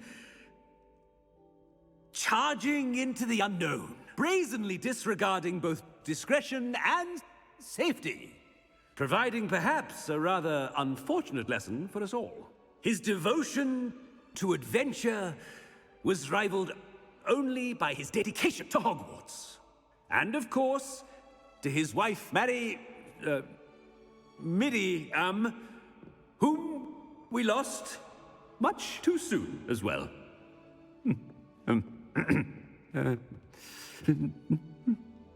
Yeah.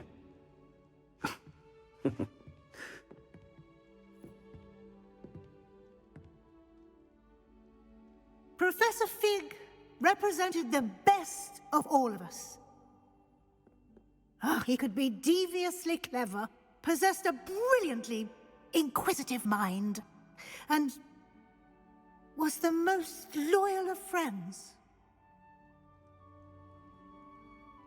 But perhaps it was his remarkable courage, for which we will all be forever indebted to him. If not for Professor Fig,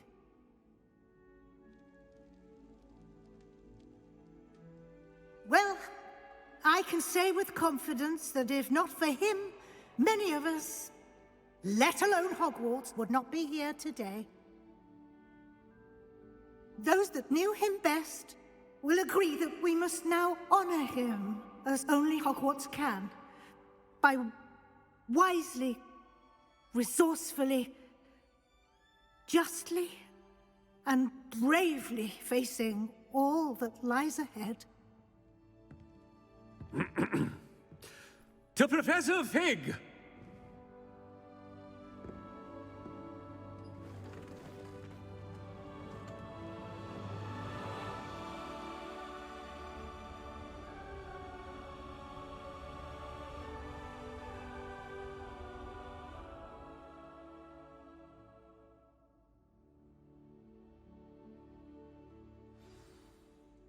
Can't believe we lost Fig. I didn't know him as well as you did, but I know he was a good man. Glad Weasley spoke for him. She honored him well. Fig will be well remembered. Sebastian, there's something you should know. It's to do with Victor Rookwood. I heard a rumor that he confronted you outside of Ollivander's. Sounds as if you faced quite a fight. The rumors are true, and I did, but it's not that. Just before Rookwood attacked, he uttered something familiar. The same words Anne heard before she was cursed. Children should be seen and not heard. Wait, what are you saying? It wasn't one of Ranrock's loyalists who cursed Anne. It was Rookwood. It was Rookwood all along. This can't be. It was the loyalists. It's always been them. The night Anne was cursed, all she saw were goblins. Once Rookwood allied with Ranrock, Isadora's estate became of interest to them both. That's why Rookwood was there the night Anne was cursed. He was working with Ranrock. When he saw your sister, well, he didn't want anyone to know. So he cursed her. And she's never been the same. So cruel. Rookwood deserved what he got. Thank you for telling me. It wasn't a goblin. I suppose I owe you an apology. All this time I thought goblins were the enemy. But it was never that simple. I have a lot to think about. Let's speak again soon.